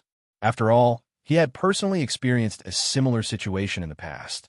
Still, the corporation behind Aqua Rose possesses a significant number of the Twilight Echo's shares. That Glorious Echo must have gone insane to expel Aqua Rose from the guild. My family tried to force me to do something that I didn't want to do. I refused, so I was expelled from Twilight Echo as a result. In a fit of rage, I also ran away from home. I am penniless now after buying a new virtual reality helmet. I wonder if Master Black Flame would be willing to shelter me? Aqua Rose giggled as she joked she had only been joking about her current financial state. After all, it was a fact that she was the princess of a major corporation. It was inevitable that she would have some money saved up.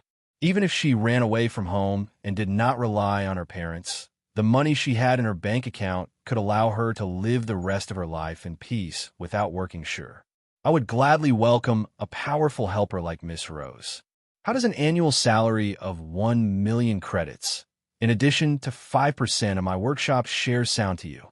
Shurfeng naturally knew Aqua Rose only joked with him. However, Shurfeng did not wish to miss such a fortuitous opportunity now that it had landed in his lap.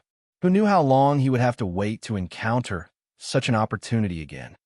Aqua Rose was immediately dumbfounded by Shurfeng's offer. Normally, It was already impressive for a guild to offer an annual salary in the millions. Yet, Surefeng went as far as to offer her 5% of his guild's shares willingly. This was an unimaginable offer, and it clearly showed how highly Surefeng viewed her. Aqua Rose suddenly felt bewildered originally.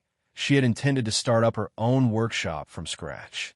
After all, some of her loyal subordinates had left Twilight Echo with her after learning of her expulsion. With this group of people under her command, she could still establish a relatively strong workshop. In the future, she intended to build a guild powerful enough to rival Twilight Echo. She wanted to teach her family that their decision was a mistake. The only problem remaining would be Twilight Echo's oppression. It was also why she currently had a massive headache. If she wished to continue developing herself and her workshop in the Storm Empire, they would have to face the full brunt of Twilight Echo. Meanwhile, Aqua Rose was very clear on just how amazing Twilight Echo was as a guild, but now that Surefeng had invited her with such sincerity, she was at a loss on what to do. Chapter 240, Purgatory Shadow. If that is still not enough, you can become the vice leader of the guild. You can also form your own elite team and maintain independence. How about it? Surefeng added Twilight Echo's abandonment of a future Tier 6 God-rank powerhouse was the same as crippling both of their arms. The reason Surefeng thought both, and not just one of their arms, was because without Aqua Rose, her Tier 6 friend would not join Twilight Echo. Hence, Twilight Echo's decision to expel Aqua Rose was the equivalent of expelling two future God-ranked powerhouses. Meanwhile, Surefeng had single-handedly caused this tragedy of Twilight Echoes. Albeit unintentionally, if he could recruit Aqua Rose into his guild, he very much looked forward to the guild's future. Even if I agreed to your offer, I still have a group of subordinates in the Storm Empire. I might be able to afford the expensive teleportation fee for myself, but they won't be able to. Moreover, for my sake, they chose to leave Twilight Echo and abandon their bright futures there. I can't just abandon them for my own selfish reasons. I am truly sorry about this. Although Surefeng's offer was very attractive, Aqua Rose was not willing to abandon her subordinates. Are there a lot of them? Surefeng asked. There should be over 100 people. Master Blackflame, you should just give up. Not even Twilight Echo can afford the teleportation fee for so many people.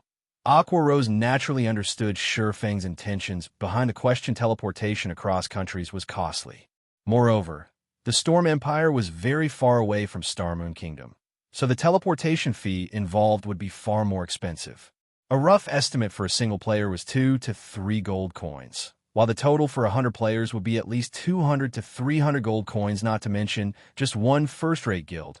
Even 10 first-rate guilds combined couldn't afford such a price. It was impossible that Surefeng would possess so many gold coins, so it's only 100 or so. Fortunately, there aren't too many. Surefeng sighed in relief. If there were over 1,000 players, then he would truly feel heartache from the teleportation fees. Come to Starmoon Kingdom, then.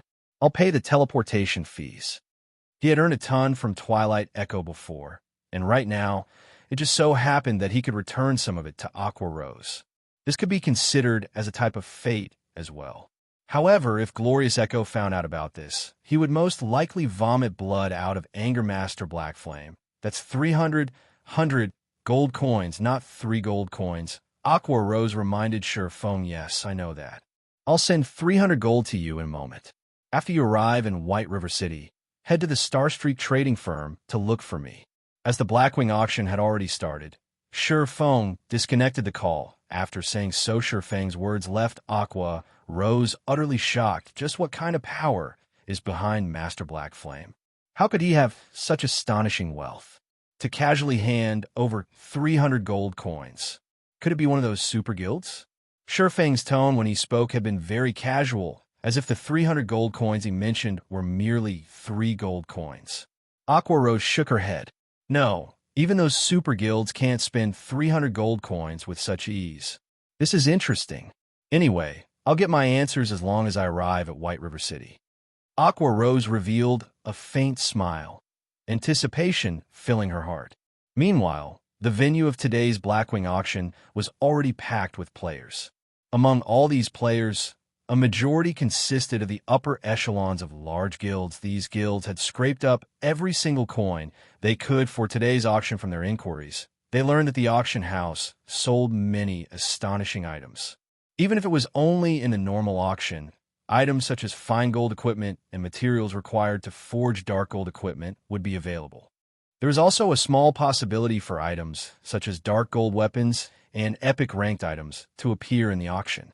One only needed sufficient coins to purchase these precious items after going through several warm-up auctions. The fiery atmosphere in the auction venue reached its zenith from the start. Players desired every item that had been up for auction. However, none of these items piqued Shifeng's interest, as all of them were only mysterious iron rank. Although such items were useful to a guild's elite members, they were not of much use to him meanwhile. The following item that appeared on stage instantly caused the eyes of every player present to shine. They all expressed great interest in this item. This item was a fine gold ranked dagger-eyes thorn, dagger, fine gold rank. Level 15. Attack plus 134. Strength plus 18. Agility plus 24. Endurance plus 15. Additional passive skill dash. Power of Frost. Deals 50% frost damage to the target, reducing target's movement speed and attack speed by 50% for 4 seconds. If an assassin equipped this dagger, they would be like a tiger that had grown wings. Even if the assassin failed to kill the enemy with a single hit, with the speed reduction in effect, they could continue linking skills to destroy their enemy. Aside from the Ice Thorn, there was also a dagger called Raging Flames Dagger. Raging Flames Dagger, dagger, fine gold rank. Level 15. Attack plus 134. Strength plus 18, Agility plus 24, Endurance plus 15. Additional skill dash. Power of Flames. Deals 50% flame damage to the target, reducing the target's defense by 10% for 20 seconds. Effect stacks up to a maximum of 5 times. All assassins in the auction venue grew excited at the appearance of these two daggers. They practically drooled, wishing they could equip these blades. Regarding the speed reduction, the armor break effect, or the additional 50% magic damage, they were all precious to assassins. One could say that these two daggers were the best weapons for assassins at this stage of the game, and they were second to none. However, the minimum bid also caused the players to feel helpless and frustrated. The bidding started at 5 gold coins. Moreover, the minimum increment for each bid was 10 silver coins. If they were to compete for this item, the price would still increase by a lot. If one of the large guilds present bid on these daggers, that guild would lose the ability to compete for the following items to show up in the auction unless they had a particular need for these daggers. None of the guilds present would insist on buying them. Not bad. They are indeed top-tier weapons for a level 15 assassin. It just so happens that I can gift them to Fire Dance, Shifeng said in satisfaction after examining the attributes of the daggers. Great. Heaven has yet to forsake me. If I can present these daggers to the guild leader, he would definitely be very happy. He might even decide to my repeal punishment. Sitting at the forefront of the auction hall, Joking Scholar's eyes turned crimson as he looked at the Ice Thorn and Raging Flames dagger displayed on the stage. If level 200 guards were not present, he might have rushed onto the stage to snatch the weapons. After the auctioneer announced the start of the bidding, the entire auction hall exploded. 5 gold. 5 gold, 50 silvers, 6 gold. Before a minute had passed, the price of the daggers had reached 7 gold, 20 silvers. When a majority of the guilds saw such a price, they quickly gave up on the daggers. Ha ha ha. You all can compete with each other all you want, but don't even think that you can win against me. Joking Scholar was completely confident at the moment. He was not afraid that someone could bid higher than he could. Moreover, this was only the start of the auction. Many more items would appear later on, and no one knew how powerful the following items would be. Everyone would hold back their bids. Hence, Joking Scholar was not afraid of someone competing with him over the daggers. Seeing that the bids had stopped, Shifeng opened his mouth and said, 10 gold coins. The auction venue instantly fell silent. Although these daggers were top-tier weapons for an assassin, that price was simply too high. However, that was not to say that these daggers were worth such a price tag. Rather, not many players currently present could afford such a price. They had not brought that many coins with them to the auction. If the auction were conducted using credits, many players would be more than willing to spend 500,000 credits to buy these daggers. Black Flame? Shit, he is actually trying to compete with me. How could he have so much money? Joking Scholar was on the brink of insanity. If he offered an even higher price for the daggers, then he could not afford to bid on later items. Yet if he did not buy these daggers, his future would be bleak in the end. Joking Scholar made a decision, loudly shouting, 10 gold, 20 silvers. In response, Shurfeng merely smiled as he casually said, 12 gold. 12 gold, 10 silvers. Joking Scholar gripped his chest in pain as he shouted, his hatred for Shurfeng growing intensely annoying little pest. 20 gold. Shurfeng did not wish to waste his time with Joking Scholar, so he abruptly raised the bid by a huge margin. He did not mind spending such a small amount of money. After all, he had made a huge profit off Twilight Echo today. Black Flame. Joking Scholar glared at Shurfeng, a hint of despair hidden within his eyes. He only had 18 gold on him right now, so he had no way to compete for the daggers at all. He never imagined that, in the very end, the Black Flame he had looked down on would give him the final blow, sending him into the abyss of despair. On the other hand, Shurfeng felt it troublesome to pay attention to Joking Scholar. He did not even glance at the Mithraea as he focused on the next auctioned item, Purgatory Shadow. This was one of the 3 treasures one could only find in the Blackwing auction house. Chapter 241, Envious Wealth. All the players present at the auction venue were awestruck by Shurfeng's bid of 20 gold coins. Players who could attend the Blackwing auction all had extraordinary backgrounds. Even so, none of them could afford such a price, although plenty of the players present were provided funding by their own guilds that only amounted to 10 gold or so. Even the wealthiest guild present had brought only a little more than 20 gold. Hence, nobody present would be willing to go all out just for a pair of level 15 daggers, even if they were weapons of supreme quality. Although these daggers could instantly turn an expert assassin into an apex assassin, they would not be of much help to the guild in the long run. Even if the players present could afford to buy these daggers, they would not spend 20 gold to do so. After the auctioneer slammed his hammer for the 3rd time, everyone in the audience started laughing maniacally. What a stupid guy. He actually spent 20 gold for those 2 daggers. I wonder who he is trying to impress, for him to willingly part with so much money. Haha, at least I have one less competitor now. 20 gold. What a rich tycoon. While ignoring everyone's mockery, Shurfeng paid 20 gold to the auction house and received the 2 daggers. He then shifted his focus to the next item up for bid, Purgatory Shadow, one-handed sword, dark gold rank. Level 20 can be upgraded twice.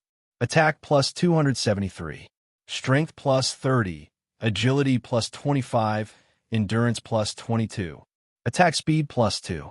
20% chance to cause 300% damage, 10% chance to reduce damage dealt by target by 20%. Effect, not stackable. Additional skill dash. Purgatory Power, when activated, increases attack speed by 100% and damage dealt by 30% for 15 seconds. Cooldown, 2 minutes. In God's domain, weapons and equipment could be categorized into 2 types. Those that could be upgraded and those that could not be upgraded. A majority of the weapons and equipment available belong to the latter category, and only a scant few items could be upgraded. Normally, only items of epic rank or above could grow along with a player's level, and very rarely would any item below epic rank possess such a capability. It can be upgraded twice, as expected of one of the treasures of the Blackwing auction house. If this item could be upgraded to level 30, it can still be of use even when players reach level 45. Shurfeng was very satisfied with this weapon. He could equip the Purgatory Shadow once he reached level 20, and he would not need to waste time looking for a new weapon. Not only was the Purgatory Shadow suited to swordsmen, it was also suitable for shield warriors and guardian knights. If an MT equipped this sword, not only would their maximum HP greatly increase, their damage output would similarly increase by a huge margin.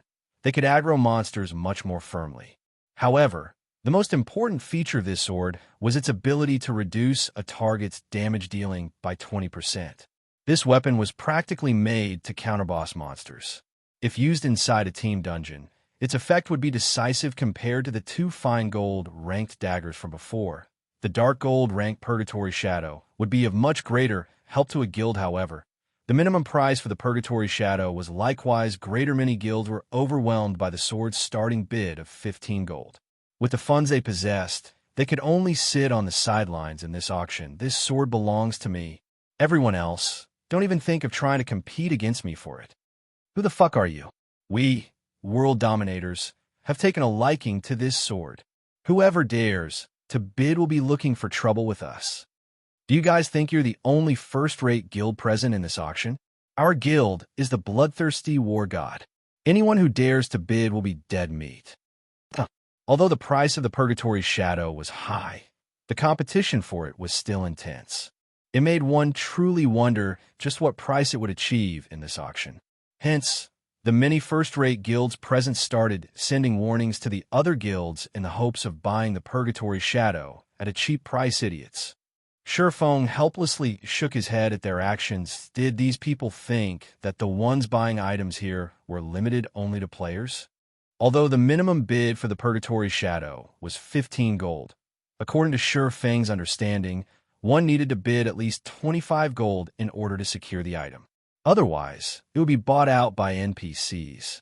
Did these first-rate guilds think that, by voicing threats, they could take advantage of loopholes in the system? Soon after, the bidding for the Purgatory Shadow started, and the price for the sword soared continuously in a blink of an eye. The price of the sword had already reached 20 gold. The ones currently bidding for the sword consisted of only first-rate guilds. Second-rate and third-rate guilds did not have the funds to take part in this auction at all. They could only look on in silence, unwillingness filling their hearts. Meanwhile, Joking Scholar similarly felt helpless as he sat in the front row of the auction. If he had not been swindled by Lone Tyrant, he could have bought those 2 daggers already and also this Purgatory Shadow, while the other guilds could only watch as he did so. After the bidding continued for several minutes, the price for the Purgatory Shadow finally stopped increasing at 24 gold 30 silvers. This price was very low where level 20 dark gold weapons were concerned. Not to mention, this was also a dark gold weapon that could be upgraded. Haha. This Purgatory's Shadow belongs to me now.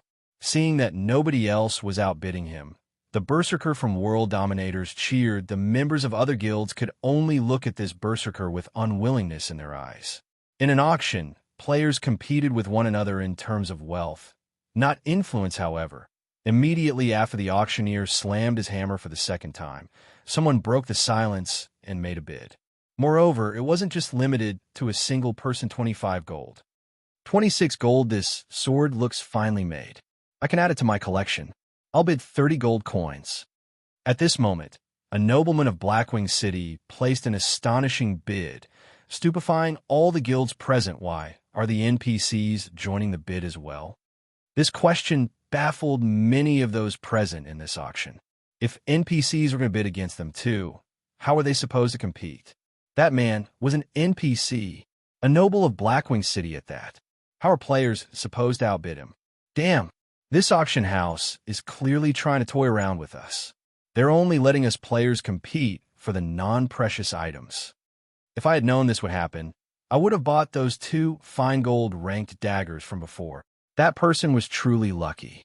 He managed to so easily obtain those 2 daggers. Many of the players present started regretting their previous inaction. They never thought that the auction house would play such a card. 31 gold. At this moment, a familiar, indifferent voice resounded in the auction hall. Every player in the venue immediately turned their gazes toward the origin of this indifferent voice. However, their eyes were immediately filled with both shock and disbelief when they discovered the owner of the voice. The person who called out this bid was none other than Shurfeng, the person who previously bought the 2 fine gold ranked daggers for 20 gold. Now he had once again placed a bid of 31 gold. How much money does this fellow have? Everyone started making speculations that Shurfeng might have robbed an NPC noble. Otherwise, how could he have so much money? After Shurfeng shouted his bid of 31 gold, the great noble immediately countered with a bid of 32 gold. However, Shurfeng did not fall behind as he followed up with 33 gold. As both parties took turns placing bids, the price of the Purgatory shadow gradually increased. Every player witnessing this scene had their mouths gaping wide in shock finally. Surpassing secured the Purgatory shadow at a price of 39 gold following which, several rounds of auction passed without much commotion. Compared to Surpassing's 39 gold purchase, the other auctioned items were sold at much lower prices. Although another treasure appeared during the auction, it was a dark gold ranked leather armor that failed to pique Surpassing's interest. In the end, the equipment was bought by an NPC for 32 gold when the auction reached its peak. The bid for the third treasure finally started. This third treasure could also be considered the grand finale of this auction. Just the starting bid of this item was already set at 30 gold, causing every guild present to give up on bidding for it. After all, they already knew that, in order to secure this item, they would have to bid at least 50 gold or above. Unless several first-rate guilds pooled their funds together, it would be an impossible feat. However, the notion of forming such an alliance was simply unimaginable for the many first-rate guilds present. Lending money to other guilds at this point in time would be no different from lending money to an enemy. Even if they did join together and purchase the item, there would only be one copy of the item. How were they supposed to split it? Hence, it was impossible for any of the guilds present to form an alliance. Chapter 242, Arclight Shield. Originally, the guilds attending the Blackwing auction had already given up on bidding for the final item. They merely stayed to take a look at how high the price of the final item would reach. The minimum price for the item was 30 gold. None of the guilds present were that flush with fluid funds, however. The moment their sights landed on the final item, they instantly had a change of heart. The reason being, the item displayed on stage was simply too important to a guild. The final item was neither weapon nor equipment. Instead, it was a forging design. If the forging design was for a normal weapon or equipment, nobody would have paid any attention to it. However, the forging design being auctioned was for the Arclight shield, a level 15 fine gold ranked shield. If they could produce this item, it would definitely provide a huge improvement for the MTs in their guilds. This shield was especially useful during this crucial period of the game with more and more first clears of 10-man and 20-man dungeons taken. The various large guilds had already started challenging 50-man team dungeons. However, there was one problem that vexed them without end. Their MTs could not even tank the first boss of the dungeon. If their MTs couldn't even survive the attacks of the boss, how were they supposed to raid it? However, if a handful of MTs equipped this Arclight shield, raiding the dungeon would become a much easier endeavor. This won't do. Our guild needs to get this item. I have to contact the guild leader immediately. This shield is simply too good. I must have it. The representatives of the first-rate guilds present had, at the first moment, contacted their respective guild leaders and reported this matter to them. The answer these representatives received was also one of confirmation. They were told to obtain the forging design at all costs. These representatives were also told to contact the other second-rate and third-rate guilds present at the auction venue to seek their cooperation. In return, the first-rate guilds would produce the appropriate amount of Arclight shield for them based on the amount of money they contributed originally. The second-rate and third-rate guilds present had long since given up on bidding for the Arclight shield forging design. After all, they could not even afford the minimum price of the item. Now that they were given new hope, they would naturally be more than willing to lend their help. 1, 2, 3. More and more second-rate and third-rate guilds started allying themselves with first-rate guilds. They pooled together all the funds they had, and very quickly, plenty of first-rate guilds had managed to collect a total sum of around 50 gold. They then proceeded to place bids one after another. The price of the Arclight shield forging design consistently rose, starting from the minimum bid of 30 gold. Its price quickly increased to 51 gold. The guilds strived very hard to outbid each other. As soon as they received the funds of another guild, they would immediately call out the highest bid they could afford. They were deeply afraid that, if they gave the other guilds too much time, the other guilds would be able to obtain even more funds, just as these guilds were competing against one another with a fiery passion. 60 gold. Surpassing immediately raised the bid by 9 gold. Surpassing did not wish to waste too much time on this auction. In any case, it was a must for him to obtain this Arclight shield forging design. Why do you have so much money? Just who is this brat? Previously, they had already been shocked by Shurfeng's wealth. Now, however, they started feeling frightened after spending 59 gold to purchase 3 weapons. Shurfeng was still able to place a bid of 60 gold. If they had not been aware of the fact that players were not allowed to place a bid without having the corresponding amount of money, they would definitely have thought that Shurfeng was just joking around. Faced with the pressure of 60 gold, 2 first-rate guild immediately joined hands to place a new bid. Meanwhile, the guild to take the lead in this alliance was World Dominators. The representative for this guild yelled out his bid of 61 gold, right away 70 gold. Shurfeng no longer wished to play around in these muddied waters.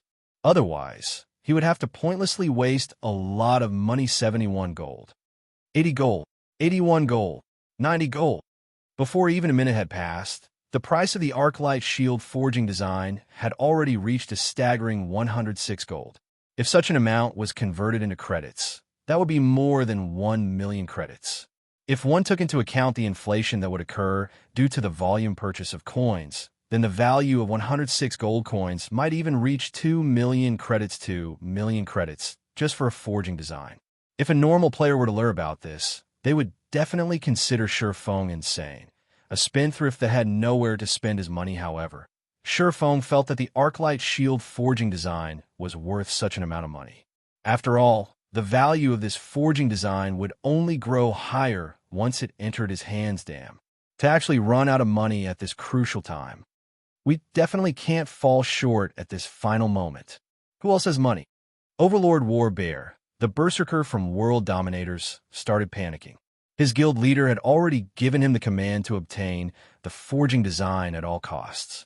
However, even after joining hands with another first-rate guild and more than a dozen second-rate and third-rate guilds, they still could not outbid a single Shurfeng. Warbear was truly at a loss on what to do now. He had even secretly contacted Shurfeng before. As long as Shurfeng was willing to let World Dominators have the forging design, he was willing to compensate Shurfeng with 1 million credits. Yet, the price of the forging design still continued to increase higher and higher. He was already nearing the brink of insanity. Right now I can lend you a hand. I have 18 gold with me here. This should be enough to suppress that black flame. Joking Scholar walked over to Warbear at this moment. What conditions do you have? I advise you to give up if they are too outrageous. I won't hand over this forging design no matter what. Of course I know this. My conditions are simple. After World Dominators obtains the forging design, just give me the Arclight shield that I deserve. In addition, I also wish for you guys to take care of that black flame. He is affiliated with the Star Moon Kingdom, and I know World Dominators has quite a number of members there. Dealing with Black Flame should be no problem for you all. Aside from his hatred for Lone Tyrant, Joking Scholar's remaining hatred was targeted at Black Flame. Unfortunately, Joking Scholar did not know that both persons were actually one. Fine, I'll agree to your conditions. In truth, without needing your mention, World Dominators would similarly take care of him. Overlord Warbear revealed a faint smile. The two of them quickly reached an agreement. Joking Scholar then traded all his gold coins over to Overlord Warbear. Just as the auctioneer was about to slam the hammer for the second time, Overlord Warbear hurriedly shouted, 108 gold. Shurfeng sent a glance at Joking Scholar and Overlord Warbear, a sneer on his face. He couldn't help but shake his head as he indifferently said, 115 gold. 121 gold. I don't believe that I can't surpass you even after I bid everything I have. Although Overlord Warbear did not know Shurfeng's bottom line, the increment on his latest bid was much lower than usual. Shurfeng was definitely reaching his limit. Hence, Warbear immediately added 6 gold to the bid. Shurfeng definitely could not take out so much money. Brat, you're 100 years too early if you think you can compete against me. This is your bottom line? Shurfeng calmly smiled. 135 gold. He increased the bid by 14 gold in a single go. World Dominators would not be able to fill up this gap, even if they included another second-rate guild into their little alliance. As for recruiting a first-rate guild, that was an extremely difficult matter to achieve 135 gold. How could this be possible? I must be dreaming. How could he possibly have so much money? Isn't he just an independent player? Joking Scholar was immediately dumbfounded when he heard Feng's bid. As for Overlord Warbear, standing beside Joking Scholar, he was fervently contacting other guilds to form an alliance. However, although he received a favorable reply from another first-rate guild, the condition set by that guild was for them to receive the forging design instead of world dominators. Naturally, Overlord Warbear refused this condition. Yet the few additional third-rate guilds he managed to recruit barely had any money on them.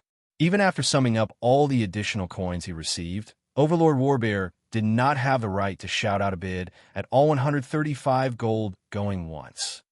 135 gold going twice.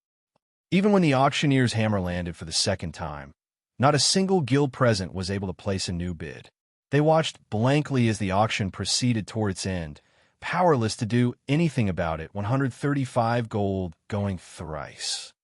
Let us congratulate Mr. Blackflame for obtaining this Arclight shield forging design, following which a beautiful hostess brought the forging design to Feng.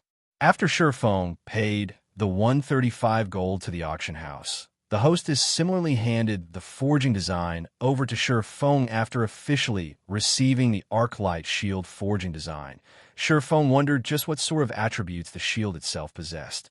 With such a thought in mind, Feng tapped on the item and took a look at its description. Immediately, his lips curled up slightly in a smile. Chapter 243, Bountiful Harvest. Overlord Warbear and Joking Scholar felt great resentment for Feng when they saw his smile. They thought Feng was mocking them and looking at them in contempt. In reality, Feng's smile was purely due to his joy. However, compared to when Overlord Warbear and Joking Scholar first met Feng, they dared not underestimate him any longer. On the contrary, their eyes were filled with vigilance. Now Feng showed everyone that he was more than capable of spending such a large amount of coins. If someone were to say that Feng did not possess any major power supporting him from behind, not even a ghost would believe them. The only question that remained was, what sort of power backed Feng? Since Warbear failed to complete the task given to him by his guild leader, his expression looked extremely bad right now. However, he was simply helpless in this matter. 135 gold. Even if every member of World Dominators pooled their coins together, they still wouldn't be able to collect such an amount. It was only natural that he lost the bid compared to Overlord Warbear. Joking Scholar was in a much more tragic situation first. He had ruined the matter of the business transaction. Now, he didn't even manage to buy a single item in the Blackwing auction. What kind of explanation was he supposed to give his guild leader, Glorious Echo? However, Feng was very grateful for Joking Scholar. It was only thanks to Joking Scholar's greed that he managed to obtain so many forging materials. As for the reason why he had smiled, it was simply because of the materials needed to produce the Arclight shield. The main ingredients for producing it were mithril ore and gold oregon. Though difficult, Feng could still find ways to obtain the mithril oregon. For gold ore, however, it was simply too rare in the Star Moon Kingdom, not to mention White River City. However, Twilight Echo had given him quite an amount of them, enough for him to make plenty of Arclight shields. As for the other material needed, it was the magic crystals that were dropped by the bosses of team dungeons with a 100% drop rate. This item was not particularly precious. However, due to the amount dropped each time being low, it would be difficult for Feng to mass-produce the Arclight shield. Furthermore, the attributes of the Arclight shield had far surpassed Feng's original estimation, and he could already envision the popularity of the shield itself. Arclight shield, fine gold rank. Level 15. Equipment requirement, Strength 90. Defense plus 460. Block rate, 37%. Strength plus 15. Endurance plus 25. Evasion plus 8. Additional passive skill 1 dash. Sound of Life. Every attack received will grant user a stack of Power of Life, increasing maximum HP by 3% and receive healing by 1% for 1 minute. Maximum of 10 stacks. Additional passive skill 2 dash. Refraction. Triggers once every 30 seconds. Becomes immune to one attack leaving aside the shield's high defense and block rate. Just the passive skill sound of life and refraction would greatly increase an MT's durability. Not to mention, the basic attributes of the shield itself were also very good. The Arclight shield was definitely an excellent piece of equipment. If a 50-man team could have all their MTs equipped with the Arclight shield, they might have a very high chance of successfully raiding the normal mode of a 50-man team dungeon. Right now, it should be about time for me to return. Surefeng was very satisfied with his trip to Blackwing City this time. He had reaped a bountiful harvest. First was the 50 million credit agreement. Next was his successful recruitment of Aqua Rose. Now, he had even obtained the forging design for the Arclight shield. Most importantly, Aqua Rose was also going to bring her 100-plus elite players over. Their addition had instantly increased his guild's overall strength by a large margin. The next problem he had to deal with was how he would integrate these new members into his guild over 100 people. Aqua Rose has truly given me a huge help this time. Now, I won't have to worry about lacking members to raid the demon's castle. Surefeng felt that it would not be enough just to have a workshop. He needed to make some additional preparations and initiate his follow-up plans. After Surefeng departed from the Blackwing auction house, he immediately mailed 300 gold to Aqua Rose. He then returned to White River City, intending to await Aqua Rose and her allies' arrival at the Starstreak trading firm. However, the process of mailing money to other players usually took between 30 minutes to an hour. Hence, Surefeng decided to first head to the Adventurers Association. Currently, none of the guilds in White River City had their own guild residence yet. Members of various guilds had to visit the Adventurers Association in order to receive guild quests, which they complete to increase guild reputation and strengthen the guild. Hence, the Adventurers Association had become the second most popular location in White River City. Just as Surefeng was about to enter the Adventurers Association, his communicator rang. It can't be this quick, right? At first, Surefeng thought Aqua Rose was contacting him. However, when he saw that the caller ID displayed actually belonged to Gentle Snow, he couldn't help but be shocked. Don't tell me it's about the mana armor kits again. Previously, Surefeng had used quite a number of basic mana armor kits to trade for a few advanced whetstone recipes with Gentle Snow. He had then let Cream Cocoa and Melancholic Smile learn the recipes. During this period of time, both girls had already been promoted to intermediate forging apprentices and were currently in the midst of striving to become advanced forging apprentices. Surefeng couldn't help but admit that both of them were indeed future master forgers. Both of them improved very quickly. In addition, the more they forged, the higher their success rate. Currently, they already had a 20% success rate at producing the advanced whetstones. When compared to the forgers of other guilds, the two girls were ahead by leaps and bounds. In a few more days, the two of them could very well be promoted to advanced forging apprentices, becoming a true help to him. Miss Snow, did you find some new advanced whetstone recipes? Surefeng asked Master Black Flame. How could you hide such an important matter from me? I feel hurt. Gentle Snow faintly smiled. Hide? Miss Snow, you must be joking. I'm a very superficial person that can easily be seen through. How could I possibly hide anything from you? Surefeng joked. All right, stop acting. You placed yourself in the limelight at the Blackwing auction house just now, and the news of this matter has long since spread throughout the various first-rate guilds. Each and every one of them wishes to seek cooperation with you and purchase those Arclight shields from you. Gentle Snow smiled as she continued. Aren't we old friends? Shouldn't you sell them to me for a cheap price?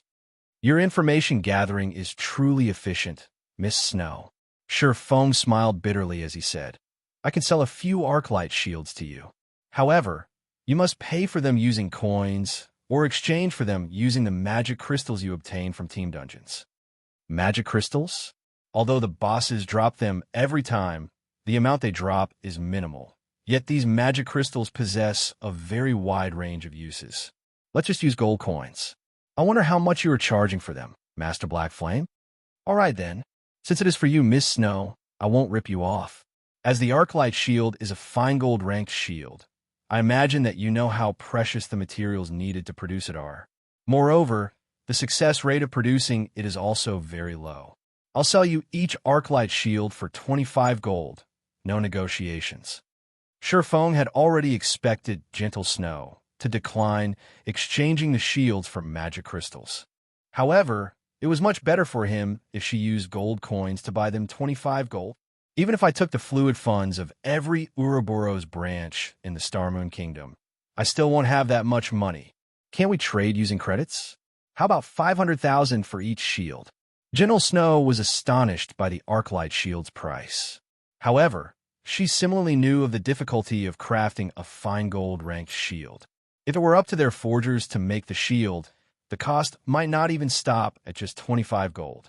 Yet, it was clearly impossible for them to fork out 25 gold to purchase an Arclight shield, unless, of course, they decided to stop the guild's development. Still, halting development at this stage of the game would put the guild into a decline, so they absolutely could not stop their development currently.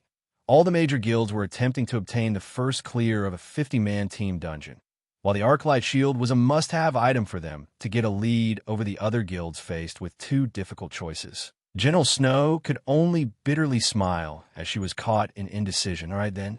I'll exchange using magic crystals, Gentle Snow helplessly said.